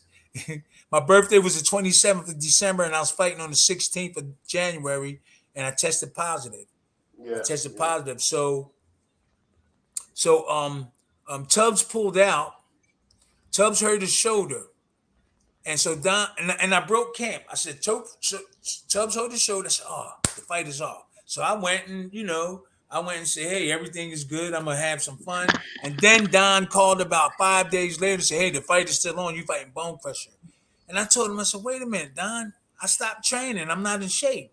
You know the things you do when you're not in fight and you're not training. You drink and maybe be around girls and stuff. And he said, no, you got to come back. You got to come back. You fight. And I said, I'm not in. I said I'm not in the shape. He said no, you fight. So I went to camp and I was calling I called these lawyers and I said, look, it's just time for us to leave. It's time for us to get away from him, And so I decided to if you see the first fight, I almost won every round. Yeah, you won them. Yeah. And so the second fight, I said, you know what? I'm not getting hurt. So I told everybody, I said, yo, I'm not getting hurt. I'm going. And so my lawyers know that we was going to sue Don or get the lawsuit started after that fight. So I said, I'm going down in one. Make sure it's a 3 knockdown rule. And I feel bad for Bone Crusher because he think he really knocked me down. Watch both fights. Watch when I first fought him. I just walked right through him, had a good defense, almost stopped him. I don't say stopped him, but I hurt him a couple of times. No, you hurt him. Yeah, I remember the first. Yeah. So the second one, I had to be a good actor. He think he really hurt me or knocked me out. So I met him. I said, Bone, man. I said, I had to get out of there, man. Don was doing too much stuff to me, and I wasn't in shape because I was in shape before they told me that Tony Tubbs hurt his shoulder. I was in shape and everything, and then they let it go for like 4 days. They didn't say nothing. And then they said, oh, the fight is on. I said, you fight. He said, you fighting Bone Crusher. And I said, I wasn't going to fight. And then I said, you know what? It's time to get away from Don. So I got lawyers and everything. And we talked about the things that was going on. And so they didn't know that I was going to go down and go down in the first round. But everybody in my corner did. So I made it look good so I can get paid. And you know what? I could have got $1 million because I think I got $600,000 for that fight. They just wanted me out the way because Tyson, Don King had Tyson. He was lining everybody up, right? He didn't care about me or Bone Crusher. So we got 600,000 for that fight. We got 600,000, and I gave the fight to Bone Crusher, and I told Bone afterward. He said, "No, I knocked you out." I said, "Bone, I had to do this." He said, "No, man, I knocked you out." I said, "Okay." But everybody in my corner knew. My mom and I think my daughter, they was crying, and I told them afterwards because I didn't tell them before. And so I said, "Yo, Mom, I had to do this. We got away from Don. Now we're going to sue him. We got the lawyers waiting and everything." So real quick, guys, before the fight, Don King found out that I was seeing lawyers. So he sent me to Florida. He sent me away from New York. He thought my lawyers was in New York. How about this? He sent me 10 minutes, 15 minutes away from the lawyers. The lawyers that I was talking to was in Florida. So he thought that the lawyers was in New York. And I was going to New York. He sent me about 10, 15 minutes away from the lawyers that I was talking to down in Florida. So when I was training, I was going to see the lawyers. I was talking to them, trying to set things up. I was going back to training camp. Then I was going back and forth to seeing lawyers. And then we flew up to New York. And then we knew that what the deal was. It was going down. And I felt bad for Bone Crusher because he really didn't beat me that fight. And after that fight, I just left Don. I left him, and we had a settlement. All the stuff went down back and forth. Our lawyers had him at one point, and then Don King just took off, and that's when they settled it. Like they had him. They had Don King. Yeah. And I'm thinking they might have paid him off, but I was just glad to get that money and just glad to get away from all that stuff. Wow. But I feel bad for Bone Crusher because if you watch both fights, you see I stepped to him every second of that first round. Could have knocked him out if I'd have hit him with a couple more shots on certain rounds. And so the first round, I had to do a good acting job, and I did it. And I wouldn't get on podcasts and say that and say unless it was true. So everybody in our corner, you can ask Aaron Snowell, who else was in the corner? I think my brother was in the corner. Steve, Anthony. No, how do you know Anthony? Anthony Witherspoon. He used to box, man. He boxed Dave Garside out here, man. I think, yeah. Hey, I hated to box him. That's my older brother. He's like 3 years older than me, and he could punch his ass off. You got people saying stuff on the podcast here, Bruce. Huh? Bruce, you got people saying stuff on the podcast. People saying stuff? What do you mean?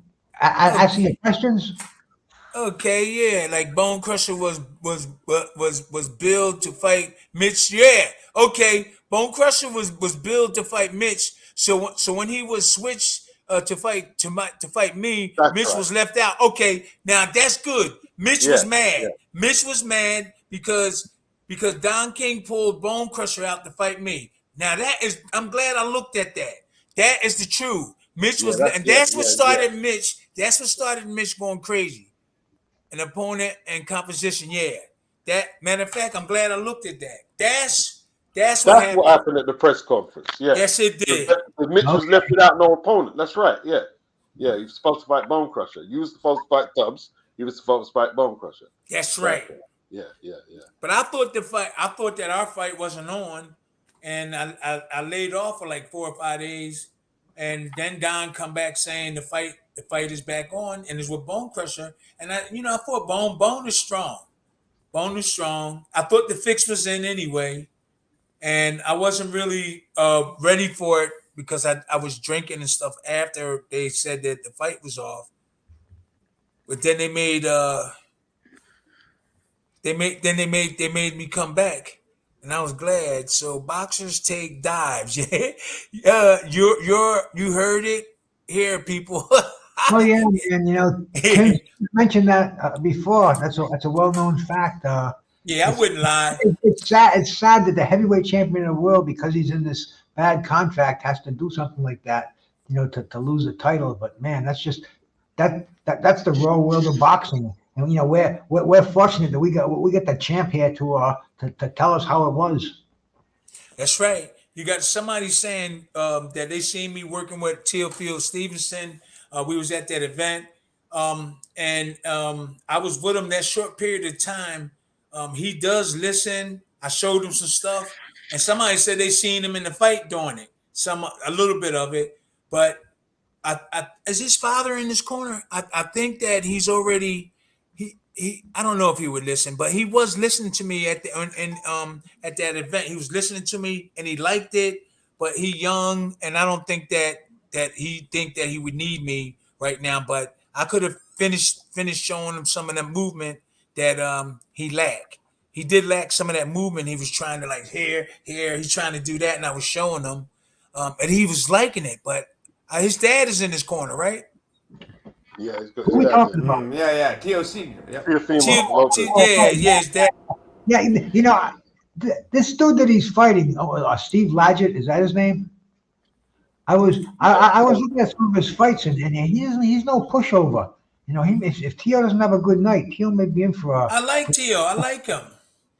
He's a nice, colorful kid, and energy, and his personality, and everything, and stuff like that. But he wanted to listen.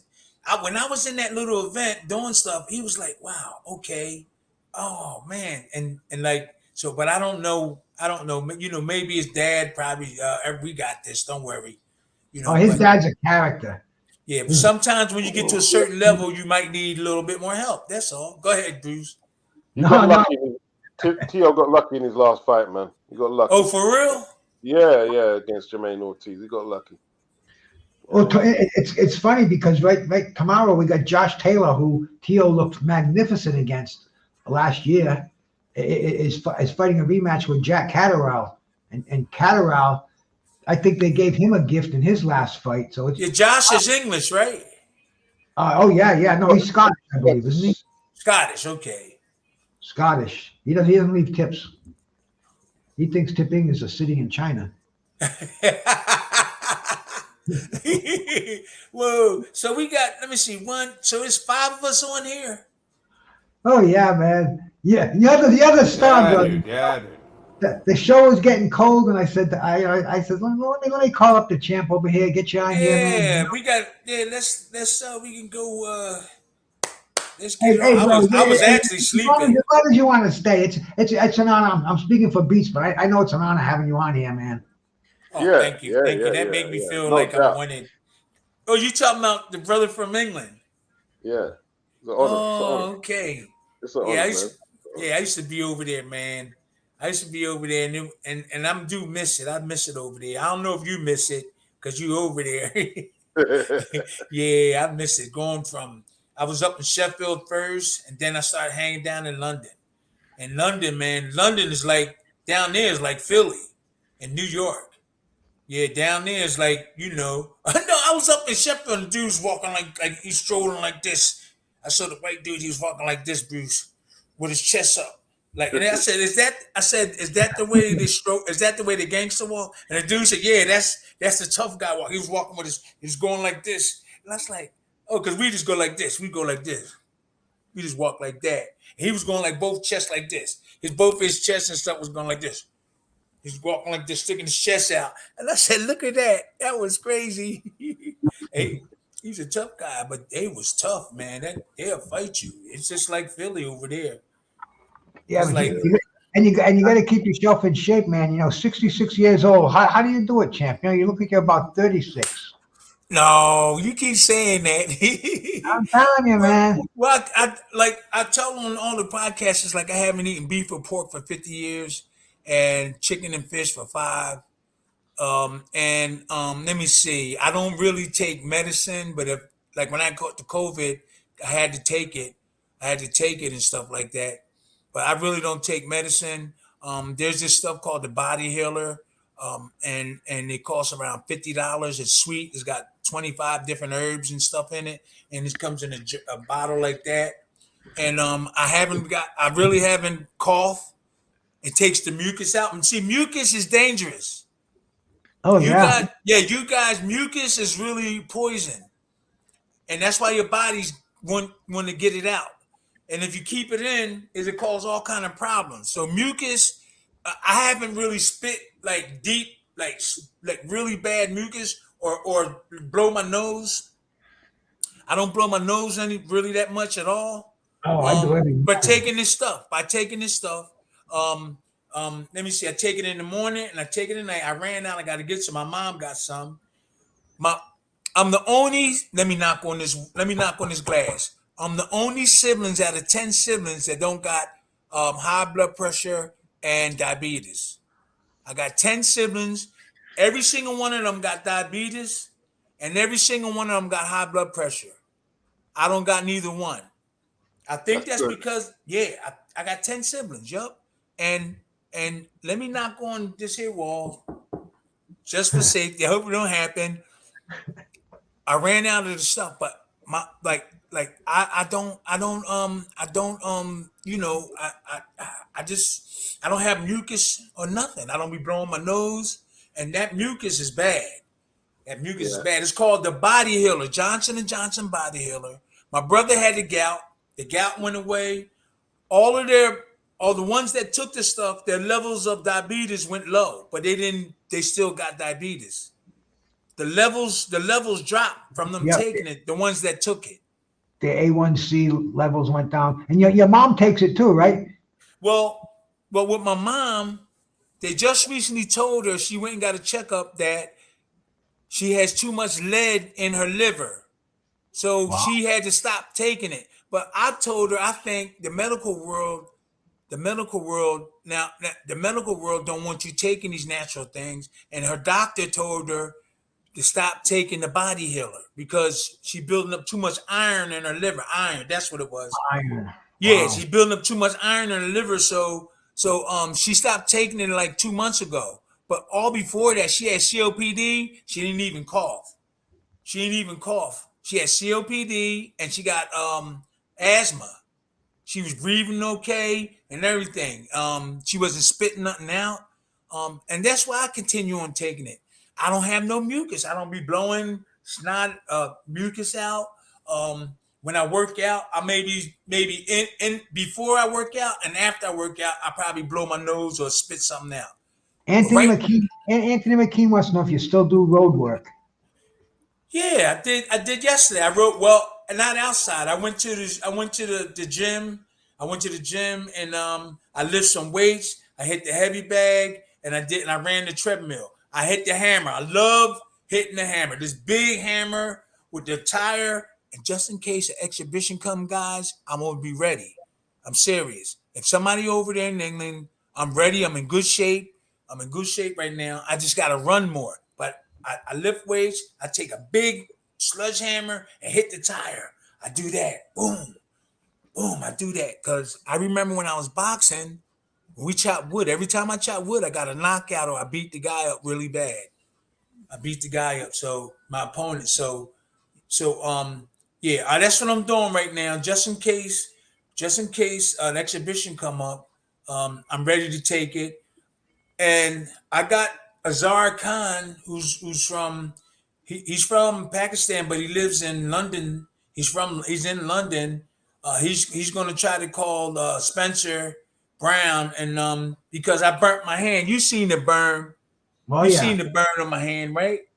Yeah. And no, it was really bad. And I didn't go to Saudi Arabia because I had my hand was burned. I was cooking chicken for my daughter, and I turned this way and slapped, and the grease fell off on me here.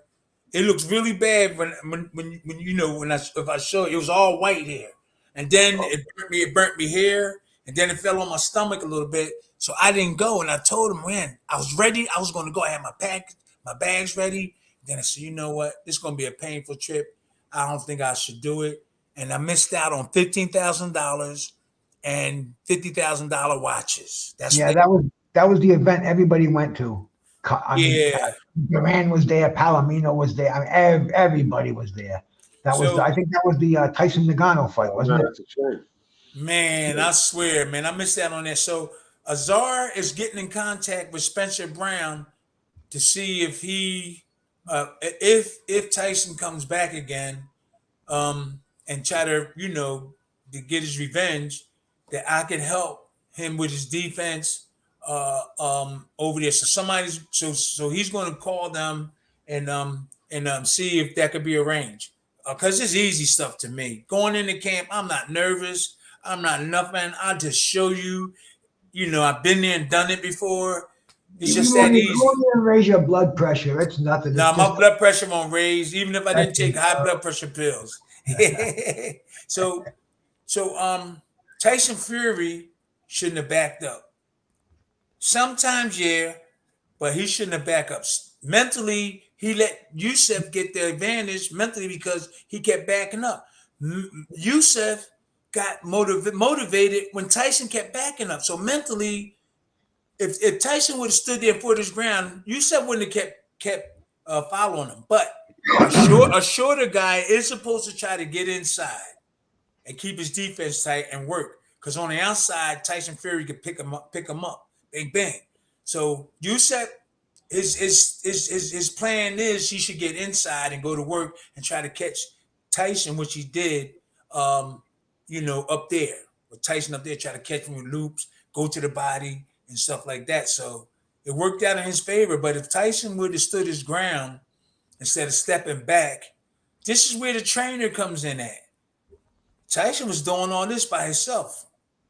Sugar Hill probably didn't have no really nothing to say. And did he say anything on TV, guys? Well, there was confusion in the corner because you had Sugar Hill. He's supposed to be the main guy, but Tyson Fury's dad was shouting over him and Andy Lee sometime. So there was a bit of confusion in the corner as well. You serious? I was just gonna say to Beats' point. I can't remember any specific words because of what Beats just said. There was a lot of crosstalk, but I did notice in the second half of the fight, Sugar Hill got increasingly stern, body language wise. You know what I mean? Pointing the finger, emphasizing points, that kind of thing. So he was telling him something, but because of the crosstalk, you weren't able to make out what. In at least in the two times that I watched it once live. And I watched it once, you know what I mean? I got to look at that. Replay. I got to look at that. Well, what could Sugar Hill tell him? I don't know, but you could tell. You could tell. I get in hindsight, you could tell that Sugar Hill could tell that the worm was starting to turn. You know what I mean? Because his body language is turning before Usyk takes over. If you get what I'm trying to say. But like you said, that's two different skills, isn't it? Seeing what's happening and knowing what to do about it are two different things. That makes a lot of sense, yeah. Seeing and knowing exactly what to do. I think Sugar know a tiny things, but really, I don't know, man. I don't know. I mean, I do know, but I just don't want it to die. That Sugar Hill tried, he's tried, but that's really Tyson Fury in a way his fault, or I don't know if it's his fault. Maybe he just likes Sugar Hill. But he should have got somebody that really could help him, really, And you know what? I seen Tyson in the corner listening to Sugar Hill a couple of fights ago. He was like this. He was acting because Sugar Hill don't know. I don't think he really know exactly what to do. He might know some of the things, but Tyson was doing like this to Sugar Hill. Just like shaking his head, like, yeah, okay. And I was like, I don't know about that. He doesn't change one thing for the rematch. Huh? I'll bet that he does not change one thing for the rematch. Well, we're going to try, and if he don't, what can we say? That's it. What can you say? Yeah, he definitely have a better chance. He'll make his $50 million. Usyk will make his $30 million. The IBF is already going to strip Usyk of their belt. Why? Tim, let me ask you something. Like, okay, Usyk is undisputed champion now. Like, let's say 1985. How would he fare against the likes of you, Holmes, Pinklin, Tubbs, Bruno? How do you think he'd do? Me in good shape. I'm stopping him in good shape. Cause I wasn't in shape. I know how to fight southpaws. I've been fighting southpaws when I was an amateur. You got to get on the outside. You got to listen. There's a couple of things you do that a lot of boxers don't see today. If I was in top shape, I'm knocking them out. I'm telling you, I'm knocking them out How do or you think beating he them would have up. done? How would he have done with the other guys, like with Pinklin or? Mike Tyson, Holmes, and the rest. You think? Well, you see what I did with Holmes. I only had 7 amateur fights. I only had 13 pro fights. I only was fighting for 3 years, 3 years, and I'm fighting one of the greatest boxers in boxing. I had a good trainer, so You think in Usyk? shape. You think Usyk would do as good as you did against Holmes? You know, Holmes is a jab guy. Yusuf, I think, would have did pretty good. Unless Larry would throw that right hand at you and get that jab on you. I don't think he knew how to fight a southpaw. I think that Larry was just a jab man and big determination and courage, and that's how he got a lot of his guys out here that didn't have a great defense. But I don't know, Larry in his prime, he beats him, and I don't know. Was he in my prime when he fought me, or he's going out the door? Let me know, guys. But Well, he was yeah, okay. he came back and he fought. He fought for the world title twice after he fought you. So I don't know how we can say that he wasn't that he was in a severe decline. Yeah, he was a courage. He was tough. What I mean is like he was determined. He was determined to win everything. That's what I love about him. He didn't back off of nobody. Tyson knocked him out. Knocked him down. He stood there with Tyson, tried to go toe to toe. That's you got to respect Larry. He didn't back up for nobody. Wow. He didn't back up for nobody. Anthony Mackin wants to talk about your fight with, is it Jose Luis Gonzalez? Jose. Yeah. Jose. Okay, with Jose, I knew I was fighting him. I was getting in shape. I saw videos of him. But what really motivated me even more is when I got there, he had this attitude with his chin up in the air, like he was better than everybody. And like when we walked, he thought he was like this with his chin up in the air, like this. And I was like, whoa, this guy's conceited. He's really you think he's this and that, right? I watched the videos of him and Reddick Bowe, the fights, and I said, oh, I could get this guy. So when I got in there with him, defense always made me relax. I get in there, I know a guy can't hit me unless I make a mistake or unless he beat me to that area. So I was really relaxed with him, Larry Holmes. Oh man, sometimes I drop my hands, but I knew it would pick them up real quick when the punches start coming. So I was that relaxed. I know my hand's supposed to be here. So Jorge was like, I knew I had the fans on my side. The fans were on my side, and they wanted me to win because he didn't seem like he seemed like arrogant and stuff.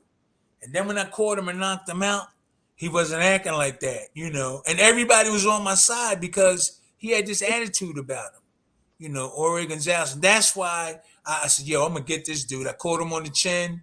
But like my defense helped me again in this fight.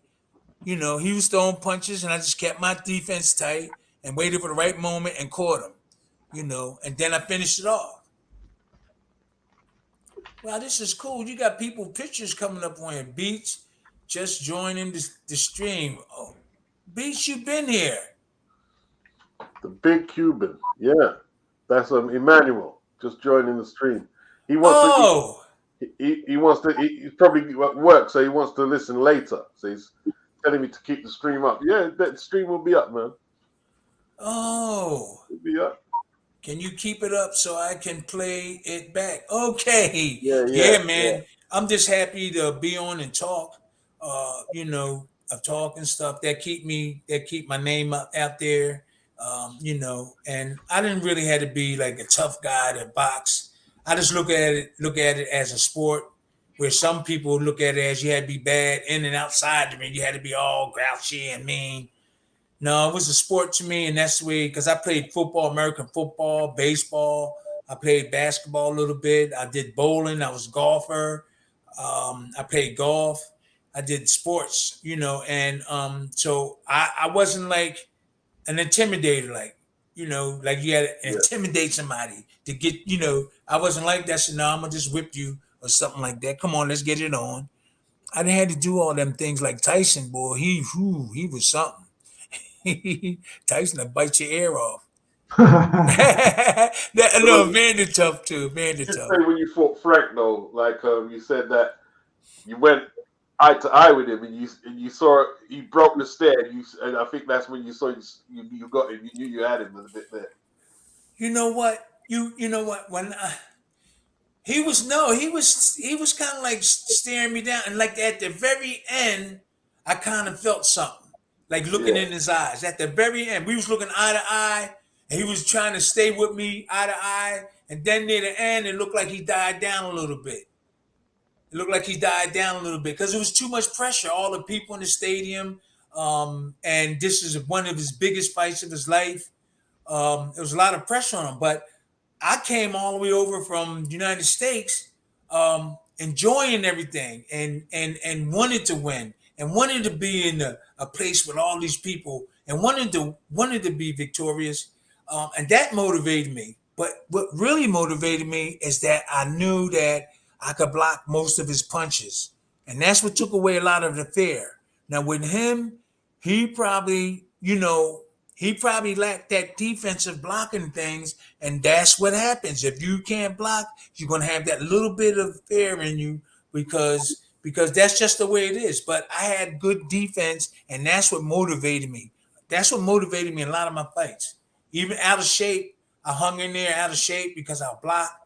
And then a couple of times, near the end of my career, I just didn't put up like Lou Savarese. He didn't even hit me, and I went down. This is when my career was over. I was just trying to make money. And Lou Savarese, he barely hit me, and I balanced, and I went down, and the referee stopped it, and I was happy because I just wanted to get the money and go. I'm going to fight Lou Savarese. He said. Then Lou said after the fight, he said, "Man, if you was in shape, man, you would have killed me." And I said, "Nah, man, you won the fight." No, just like that. He didn't even hit me. And the ref called the fight. Go look at the fight. When you get the fight, look at the fight. I don't watch them fights, Tim. Huh? I don't like watching them fights. I'm a fan of yours, so No. He barely hit me, and I went down. And when I got up, the ref stopped it. And you know what? The ref asked me after the fight. He said, "Did I stop it too soon?" And I said, "No. I swear my right hand." I said, "No, you did the right thing." I'm serious. I have watched it though. I have watched it. You watched it, right? Yeah. So if you watch at the end of the fight, you can see the ref talking to me. And I said, "No, you did all right." I said, "No, everything good." So I got the money. And because I knew I wasn't going to get a title shot. And Lou, and I seen Lou about a couple of years after that. And I think right after the fight, he said, he had said to me, he said, "Man, something about you would have killed me," or something like that. He said that to me. He said, because he didn't hit me. Watch that video, and he didn't even really touch me. And I went off balance and fell down, and I got up. And when the rep did that, I said, "Oh, God, I can go party now." I can go party. No, not really. Not really like go there, but I didn't put up no fight when the ref said that. If you look at the fight, I didn't put up no fight. I didn't say, "Hey man, what you mean?" I didn't do that. I said, "Oh, okay," and I just walked. So when I went and threw the fight with Brian Nielsen in Denmark, they already told me. They flew to America and got me. And I wouldn't do that in America. But I was in Denmark. So I went, what? What'd you say? Oh, the kids, my grandkids coming. That's okay. My daughter told me again. But they came to my house. They knocked on the door. And they was talking to me and stuff. And they said, "Look, we want you to fight Brian Nielsen." I didn't have nobody representing me then. And I was drinking beer and weed and stuff. And so I said, "Okay, how much money?" And they told me a number. I think it was 40,000 or something. And they said, "Yeah, we want you to go down, and I guess 4 rounds." And I said, "Okay." And the fight was only 3 weeks away. They flew me over. I wouldn't do that in America, though. I wouldn't do that in America, even though, I wouldn't do that in America. So we flew over there. And how about this, guys? We flew over there, and people was whispering to me, saying, how much money they giving you to and I was like, what? People already knew. So when I went down in Brian Nielsen fight, people was booing and saying, yo, how much did they pay you? People were automatically saying that. They was booing. They was booing because I went down. And he wasn't really no threat. But I had to go down in like the fourth. So I had to make it look good. And I went down the fourth. And then people would say, screaming, how much did they pay you? Because he must have did that before. Tim, you're telling us the ugly side of boxing. You're telling us how rotten boxing is, man. Well, some of these guys think it's a real sport. You wouldn't get away with that in America, though. But in their country, they controlled it. Over in Denmark, they controlled it. They're trying to build him up, I think, so they can get a fight with Tyson, which he did. And I was just one of the opponents. But they actually was telling me, hey, how much did they pay you? When I was walking out the ring, they said, yo, how much did they give you? I'm serious. You think it's still going on? You think it's still going on today? I don't know. That was the first time that happened to me. Something like that happened to me. I don't think they got much boxing out there in Copenhagen. Is it Copenhagen? Was you? Yeah, Copenhagen. Yeah, that's where we was. Yeah, I don't think they got too since Brand like that. But Joe Jacobson, but they ain't got too much boxing over there. But in America, I guess in some of it like you get in Oklahoma, trouble. You get some of that stuff in Oklahoma though, Tim. Fixed fights in certain other states. Yeah, you can in those little small towns and stuff like that. Yeah. And maybe in New York, depending on what you say to the boxer before the fight, he can do a good acting thing. He can do a good acting thing, but if them judges see something fishy, they're going to investigate. Yeah, because Bruce the Mouse Strauss over there, he had a lot of fixed fights, man. Who? Bruce the Mouse Strauss. He was a welterweight. Okay. Yeah. He used to drive his Pinto from arena to arena, sleep in the Pinto, go in, get knocked out. 3 weeks later, drive to the next town. Shania, when they coming? Okay, you got to go get them when they come. Go ahead, guys. Come on. And even Jake LaMotta, like against Billy Fox way back in the day, he had that fixed fight. That's how he got his title shot. Who, Jake LaMotta? Yeah. Oh, yeah. That's in the movie and everything. Yeah. Wow. Yeah, well, hey, the boys can fix whatever fight they want back then. That was Blinky and that crew, wasn't it? Back then? Blinky, that Blinky Palermo and all those guys. Hey, I actually had Blinky come up to me and try to make. Oh no! Yeah. No way. No, Blinky. We call him Uncle Frank Palermo, right? Yeah. We would call him Uncle Frank, and he actually came face to face and told me that he wanted me to go down. He actually told me that, or wanted to do something. It was something he came to me and made me an offer, and I didn't go through with it. And nothing happened to me. So I got to remember, because we call him Uncle Frank in Philly. We call him Uncle Frank. And he knew a lot of people, serious people. But this was near the end. This was near the end of everything, in the end of, I'm not saying he was like connected to the Italian brothers, but this was near the end when his power wasn't really too strong. But he tried to get me to do it, and I wouldn't do it. Because I had a lot of Muslim brothers on my side. Yeah, they was telling me don't do it. Wow. Yeah, they was telling me don't. Yeah. Yep. Yeah, ran into old Blinky. That's excellent. That's excellent. No, but we was cool. Blinky was cool. He didn't bother me. So, He was so he was like a fixture around there then. Is what no, you're saying? Yeah. yeah. We called him Uncle Frank. We talked to him. I was talking to him. He was nice to me. But then he said, "Yo, you got to do this," and I was like, nah. I said, "Nah, man, I can't do that. I couldn't do it." Frankie Cabo, and Blinky Palermo. Yeah, I never met Frankie, but Blinky, I was in his presence like 5 or 6 times. Yep. Wow. And then he had a couple of black dudes come approach me to try to get me to do it. A couple of black dudes approached me saying man, we got to do this, man, and all that. And I said, nah, man, I can't do that. I remember that happened that was a while ago. Wow. Old Blink, we called him Uncle Frank. Wow, man. Yeah, But that didn't bother me. He liked me for some reason. You know, I ain't no gangster or nobody carry guns around. He knew that, but he tried to get me to do that, and I didn't do it. Wow. Frank Palermo, yep. The I'm mob. from down there. I'm from down where I'm only like 2 minutes walk to Angelo Bruno. Not 2 minutes, 5 minutes. By car, 2 minutes. With Angelo Bruno, Nicky Scarfer, all those guys, I'm only 10 minutes from them. The Chicken Man. Chicken Man, yeah, Chicken Man. All those mafia names you hear, I was born and raised 10 minutes from them. Wow. You see the Italian market where Sylvester Stallone made the movie.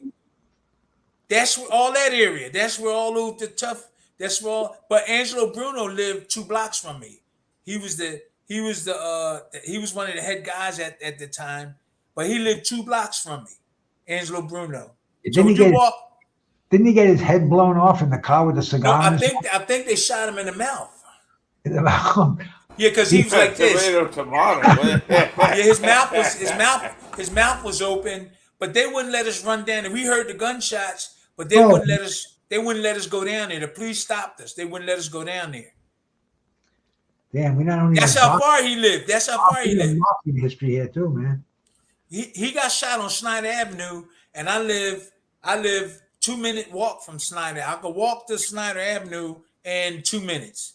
One minute, and I'm at Snyder, and then you go to 10th. That's like about a 3.5, 5 minute walk. You can hear the gunshots. So when we walk to school, South Philly High, you can see Angelo standing on the steps sometimes with his men. Almost not every day, but we used to see him sometime he was standing around with a lot of his Italian dudes. So it was Snyder Avenue, South Philadelphia High School, where I went to, was at 14th, Broad Street. But he lived on 9th, and all the blacks had to walk up the big street to get to the high school. So we used to see him standing out there sometime with his boys. And my grandmom lived on 8th, and he lived on 10th. My grandmom lived on 8th and in between Snyder and McKean. And right around the corner was Frank Bruno's house. No, not Frank. Wait. Angelo. Yeah, Angelo. I'm talking about Frank. Yeah, so like I seen him a couple of times, but that was it. And now they had a new young Turk. What's his name? Jimmy. He just got out of jail. I don't even follow it anymore. I don't even think they have as much power as they did back in the 80s. It's different now.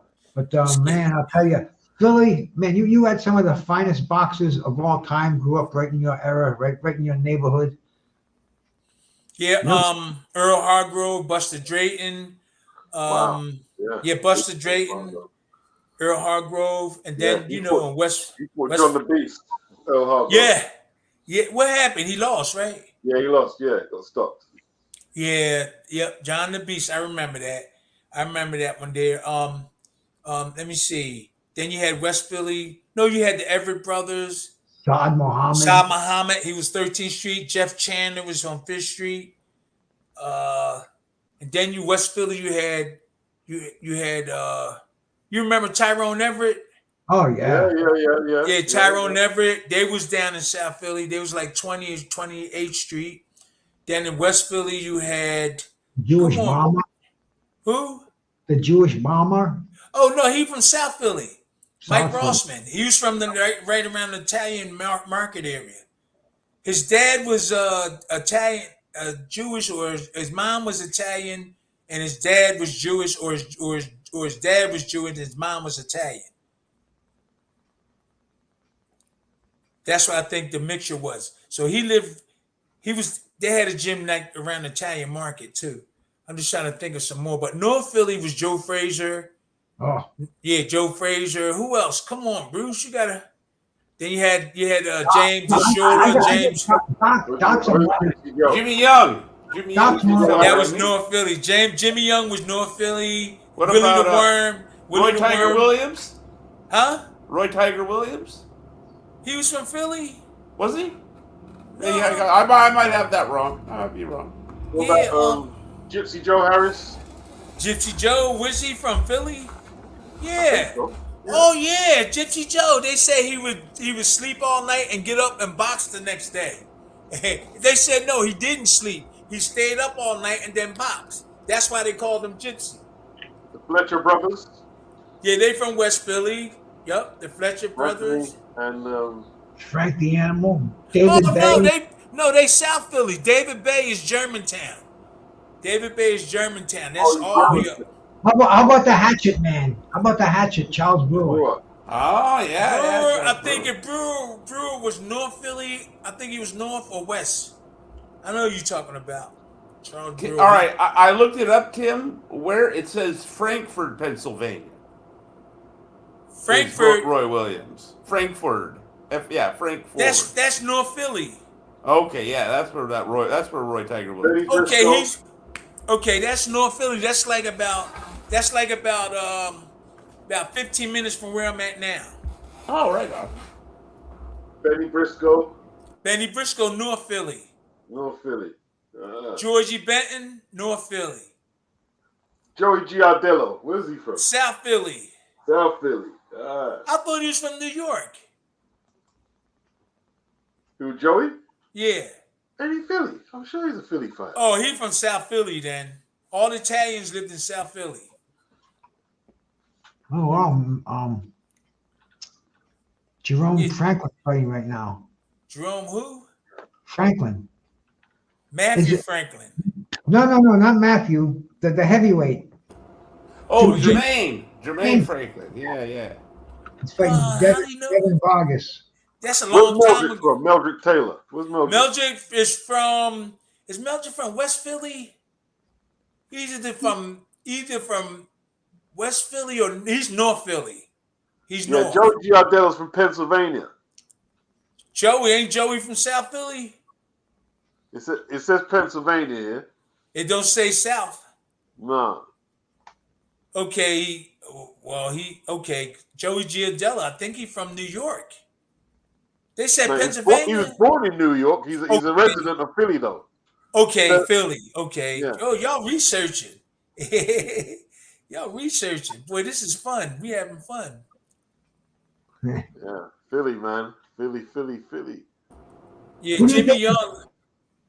Oh, Jimmy. Did you spar with Jimmy Young? Yeah, I sparred with Jimmy, and he caught me with a right to my abdomen. We was doing real good. I wasn't an amateur, was I? I think I was an amateur. And we was banging, and he caught me with a solar plex. I had to stop for a minute. He hit me right in my solar plex. I said, I'd stop for like 3 seconds. So he got me right in the middle, boy, right in that solar plex. And somebody said, yo, that's the shot. He always throw that shot. But I was backing him up.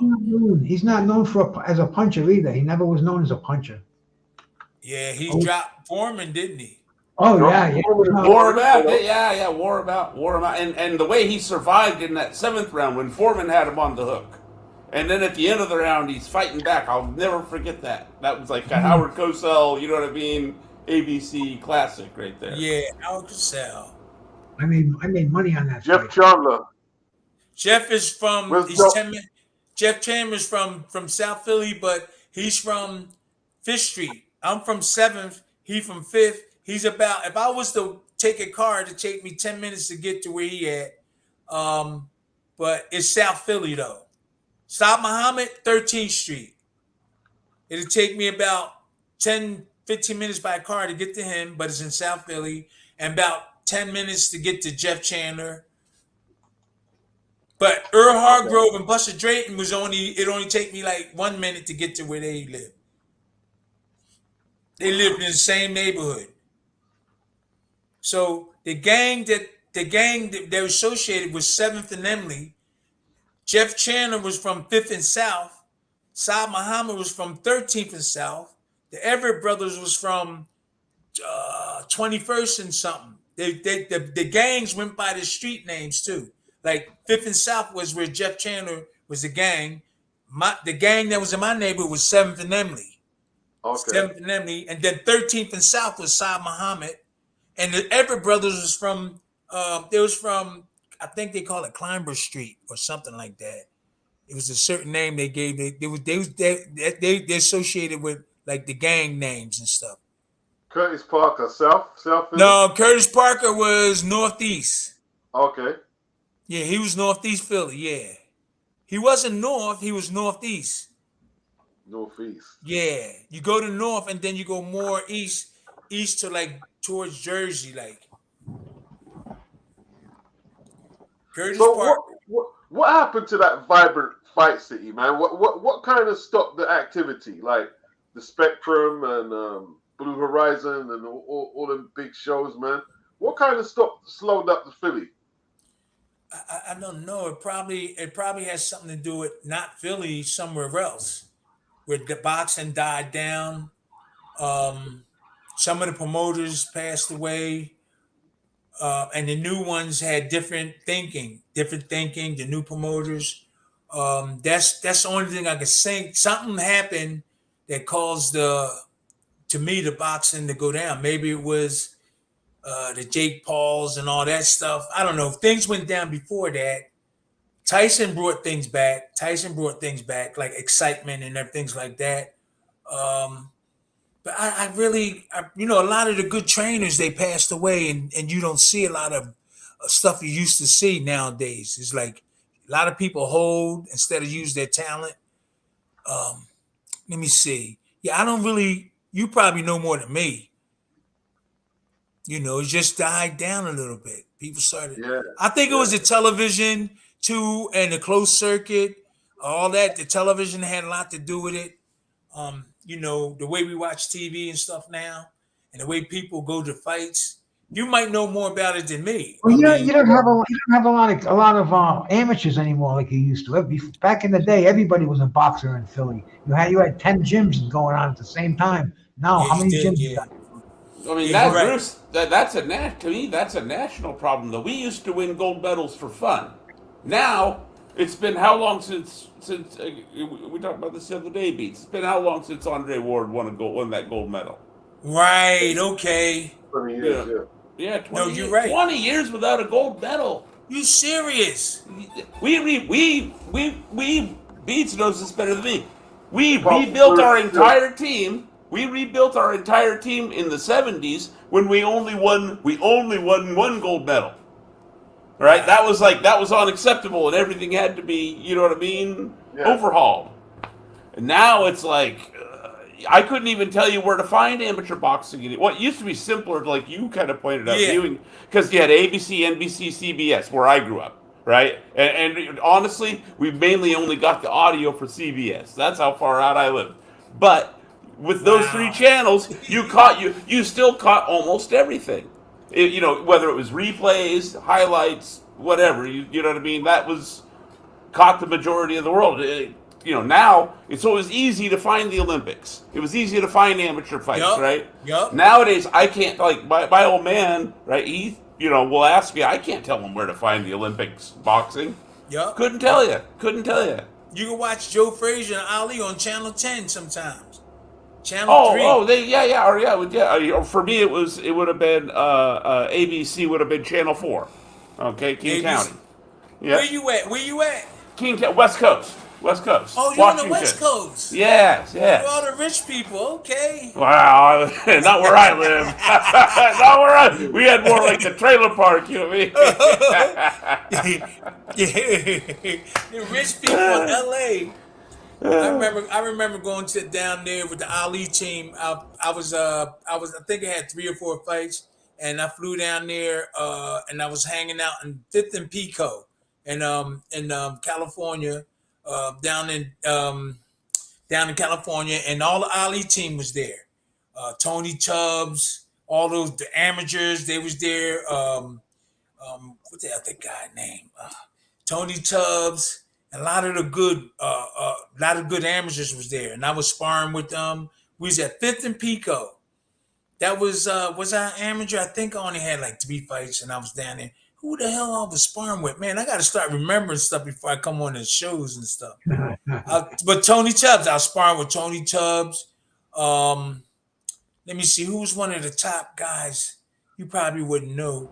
Casanova Carter, but he never made out there. He was really sharp, fast, and everything. Ali was down there. Remember? Was he a short guy, Carter? Was he short? No. You talking about Johnny Carter? You talking about the guy from Philly, Dancing Machine? Dancing Machine, yeah. Dancing Machine Carter from Philly. He was like 120. He was like 120 something pounds, right? Yeah. And Yeah. Ivan Robinson. Got Ivan. Ivan Robinson. Yeah, Ivan Robinson. Yeah, man. Oh, that guy that had the killer fights with Gotti. Yeah. Those are man. No, he's a nice guy, man. Ivan Robinson. I see him from time to time. Talented dude. He training boxers right now. He's training boxers. Oh, he is? Yeah. Mighty Mike. I think Mighty Ivan or something. No, Ivan Robinson. He had that fight. That was a good fight too. Gotti. He fought Gotti, right? Twice. Yeah. He's training people now. I think he's in Germantown. Well, ain't this something we reminiscing about old time stuff? So how long we gonna be on, Bruce? My grandkids gonna come. Well, I'm ready to jump off, Tim, man. You know, I appreciate you jumping on here for the show. Yeah, but when these brothers gonna be back on, I'd like to come on with them again. And you know, when something comes up, we can get back on if they ready. Yeah, 100%, man. Yeah. Okay. Yeah. Boxing Beats and Rhymes. My brother up here, man. You know, he's got this channel. He's been on YouTube. I think he's one of the original YouTube warriors over here. He's been on here for what, 15 years or something, Beats, no? At least. At least. I never did nothing with you, Beats. I don't think so. No. No, I've done videos about you, but and they're good videos. You know what I mean? Okay. All right, well. Now we got the real thing here, man. I'll give me your number, brother, and you know you can hook up whenever you want to. Okay, yeah, that's beautiful. Okay, all right, it's a pleasure. Thank you, guys. Likewise, man. Well, who's the guy with the Ali? Who's the guy with the Ali? That's me. Oh, That's from a coffee table book. You know what it says? It says, it's one of his quotes. It says, "I wish everybody would learn to love each other as much as they love me." Oh, I like that. Oh, I'm starting to do that now. I love everybody. Who's that other guy? That's Joe Stunner. Yeah, Joe. Joe Stunner. Oh, he kept quiet, huh? Must have fallen asleep. It's got to be 3 o'clock in the morning. Yeah, he's over UK time. See, he's over. We're all over the place. I'm West Coast time. Beats is over there UK time, and so is Joe. Bruce is East Coast. I think you're East Coast. Yeah, I'm East Coast too. 6 o'clock over there, man. Doc's like just getting out of work. Well, thank you guys. I really appreciate it. Looking forward to working with you next time, Bruce. Yeah. I'm gonna get the stuff ready for my grandkids to come. I babysit them like twice a week, you know, at nighttime. But when I'm not around, she take them somewhere else. So thank you, everybody. All right, Tim. Get in touch with me so we can collaborate, okay? All right, Jeff. Have a good one, brother. Hey, did everything go good? Did you like it? Yeah, I did. Okay. All right. Thank you. Peace. Thank you. You're the man, brother. No, peace. Not all. Okay, peace. Thank you. Hey, Beats, how's that go, huh? Hey, it was brilliant, man. It was brilliant. I really appreciate that, Bruce. Really appreciate that. I appreciate that, brother. I'll talk to you later, man. And hey, My email. I'll if you want to get in touch with Tim, man, you can just go on my page. You can find my email. Shoot me an email, and I'll shoot you his number. Okay. All right, Bruce. No problem, man. Peace out, bro. Peace, peace, peace, peace, peace. Yes, man. I hope you guys enjoyed the live stream. I wasn't prepared for that, but it turned out even better than planned. Turned out better than planned. That big Tim Witherspoon in the building, people. You know what I mean? Down memory lane. You know? Yeah, it was it like the cheesesteak. The cheesesteak, man. Yeah, cheesesteak. The Philly cheesesteak. Shola says appreciated. Yeah. Good stuff. Guzzy, big up. You know. Anthony said you must have been buzzing beats. Yeah, I was, man. I was.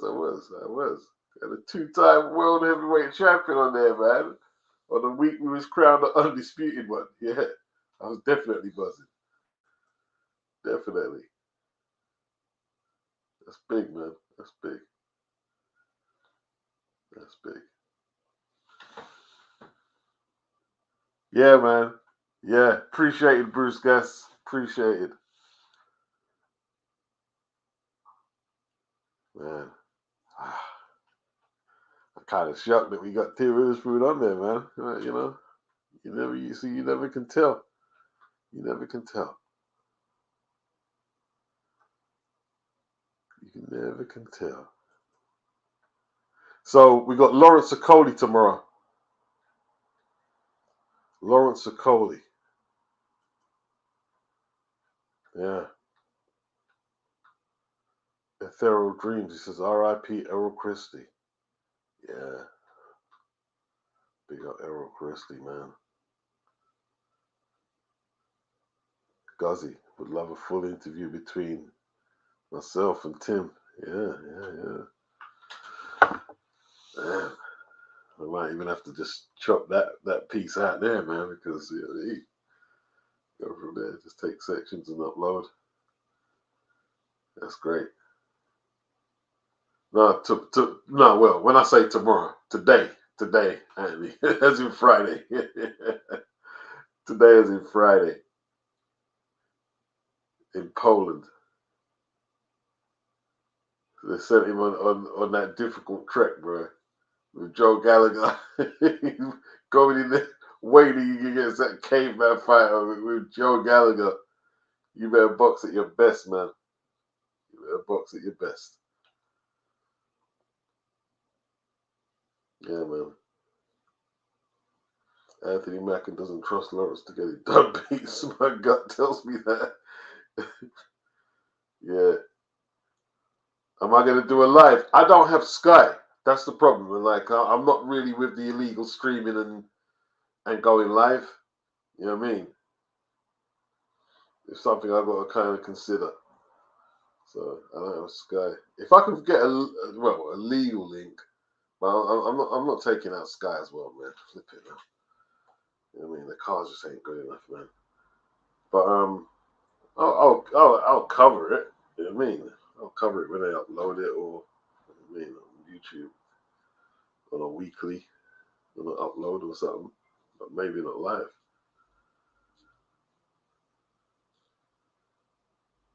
You know what I mean? Hopefully he can bring that belt, man. He can bring that. But it's Bridgerweight. Would you consider him a 2-weight champion? If he wins a Bridgerweight title. Anthony says, although rudimentary, will always overwhelm him. And Lawrence, as you said, is a weight bully. Well, his Bridgerweight is 225, isn't it? He's a lot big. Even he's a lot bigger than that guy. Still a lot bigger. Still a lot bigger. You know what I mean? Better do his thing, and then you got the matchroom card on Saturday. Saturday as in tomorrow. We got Catterall versus Josh Taylor. Siobhan Clark versus Zorro. Yeah. All right. Hey, people, I'm going to jump out, man. It's been good. Say peace.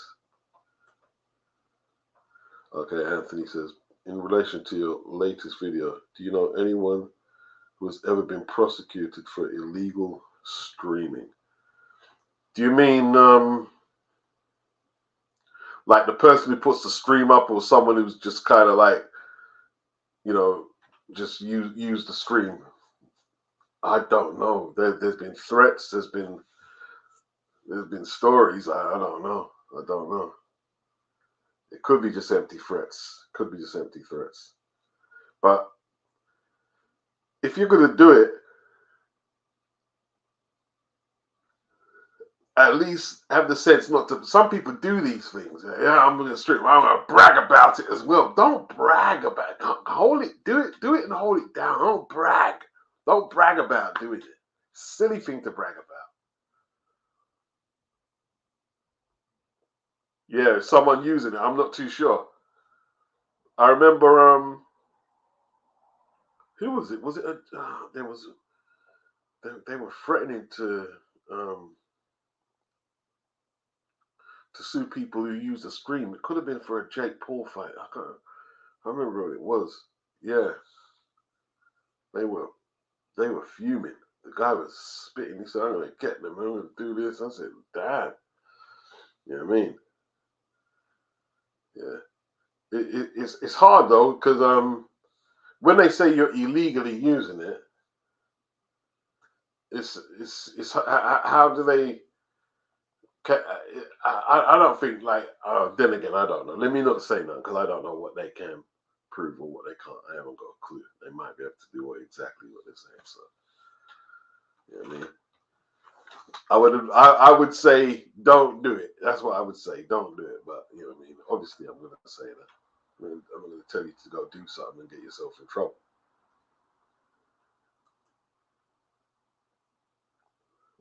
But people are always going to scream, because like the prices are getting higher and higher, and like, you know, okay, there's no pay-per-views this weekend, but you know, the week after we got June the 1st,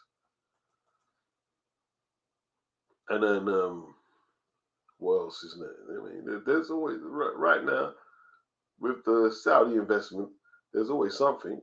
There's always a pay-per-view. Like there'll be at least once every 2 or 3 months right now. That's what there'll be. At least, or maybe two every 2 months or something. But that means the quality is going up,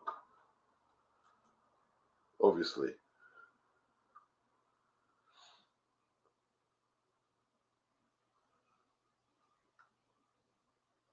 Hemlock, he says, "Am I low class for enjoying the Franklin fight versus Zone?"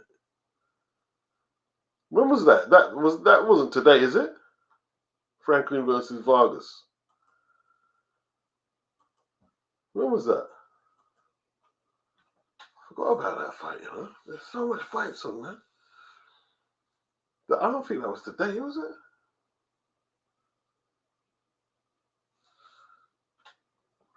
You see, they're already trying to sell me the Matchroom versus Queensbury. I ain't got my details up. I ain't paying for it now. When was that? It's a watch now. Okay, that card's on now. Oh.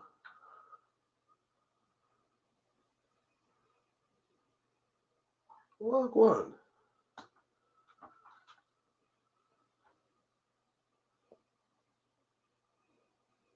Devin. Oh.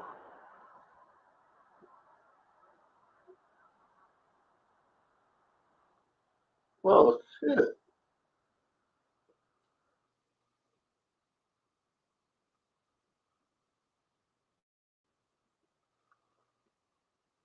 Okay. What about this? I didn't even know it was this. See, there's so much better. See, these fights get buried under an undisputed fight. They get buried. Literally get buried.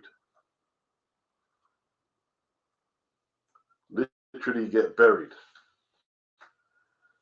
In the same week you got an undisputed fight. Nobody remembers this. How do you promote it? I mean, like, Salita just, he's on the zone, you know?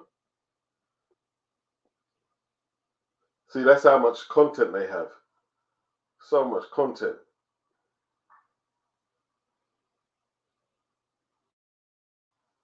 All right. So good. So it's just starting. Looks like it went a few rounds.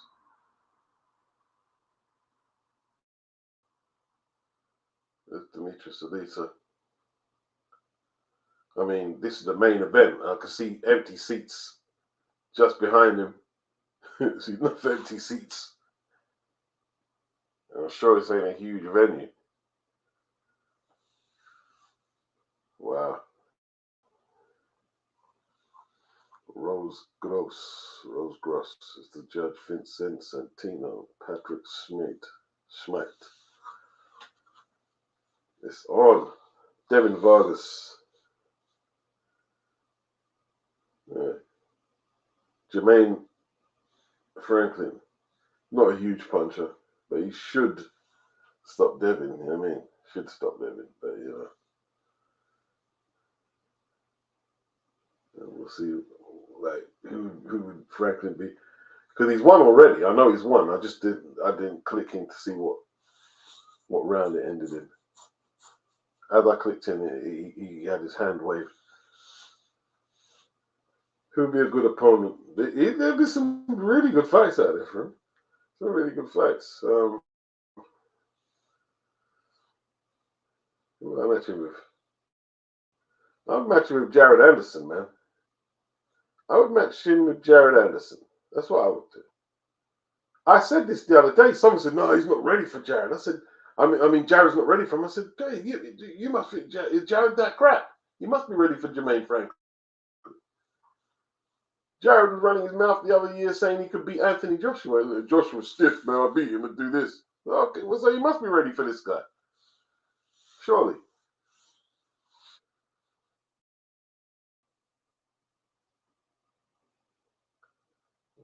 Jermaine.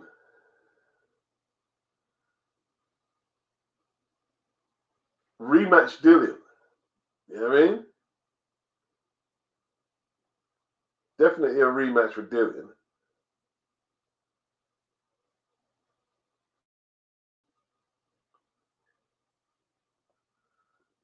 Okay. From Sanyor, Michigan. Michigan in the house.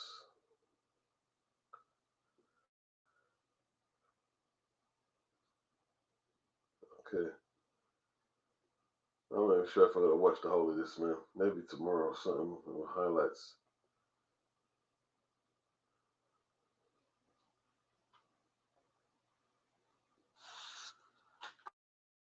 I'm not sure if I'm even going to watch this. Because I've got it here. I can watch it tomorrow. I can watch it tomorrow at some stage. Franklin versus White is good enough for a Saudi undercard, says Anthony Mackin. Yeah.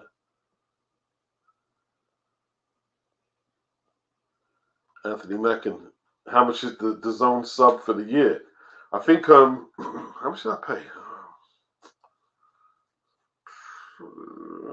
It went up a bit. It's probably about 100 or 110 or something. 110. I should keep a record of how much I'm bloody shelling out for him, man.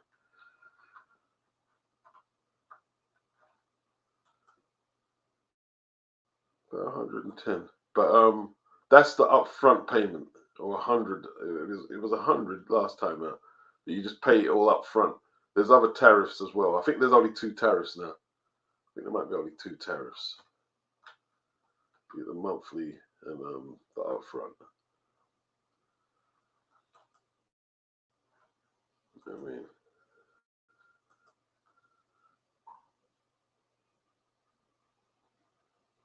see? What are you talking about, man? You having trouble watching this? No. Okay, I'm just watching the first round. Franklin starts off with his jab to the bicep. Oh, that's a good jab, though. He popped Devin with a hard jab early. straight to the nose. Yeah, Devin, I mean, doesn't look like he's been doing much training, and Jermaine never has the most athletic looking body. He took Joshua 10 though. Took Joshua 10. He's jamming to the torso combinations. He's got good hand speed. You hurt him. He's trying to put his shots together.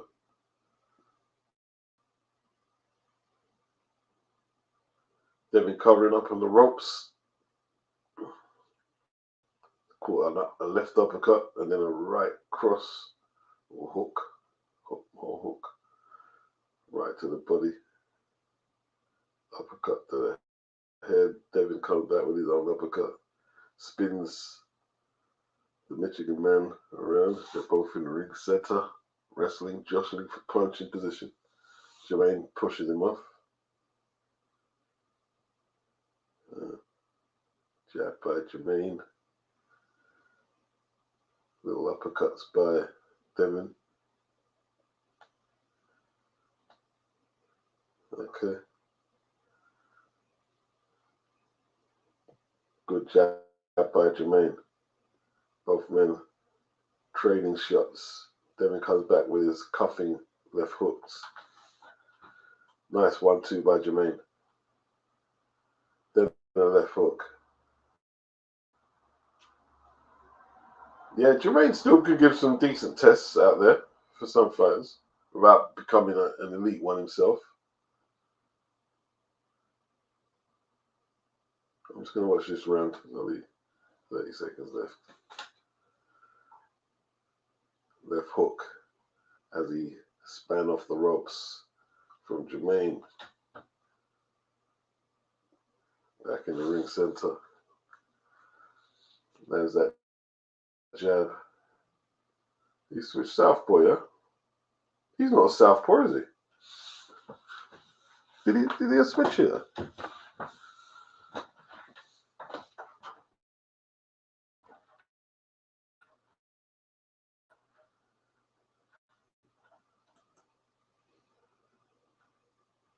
Is he a southpaw? He's not a southpaw. What's he doing? He's a southpaw.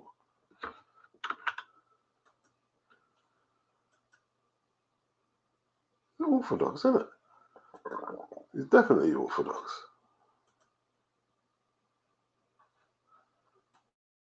Yeah, you can see that. I mean, why is he switching southpaw? You can see it don't really work for him. But you know, he's just trying to ting in it.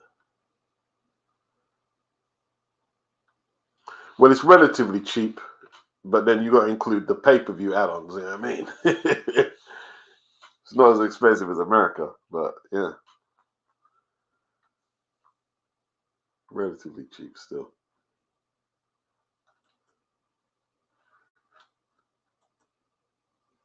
All right, people, I'm out. Peace.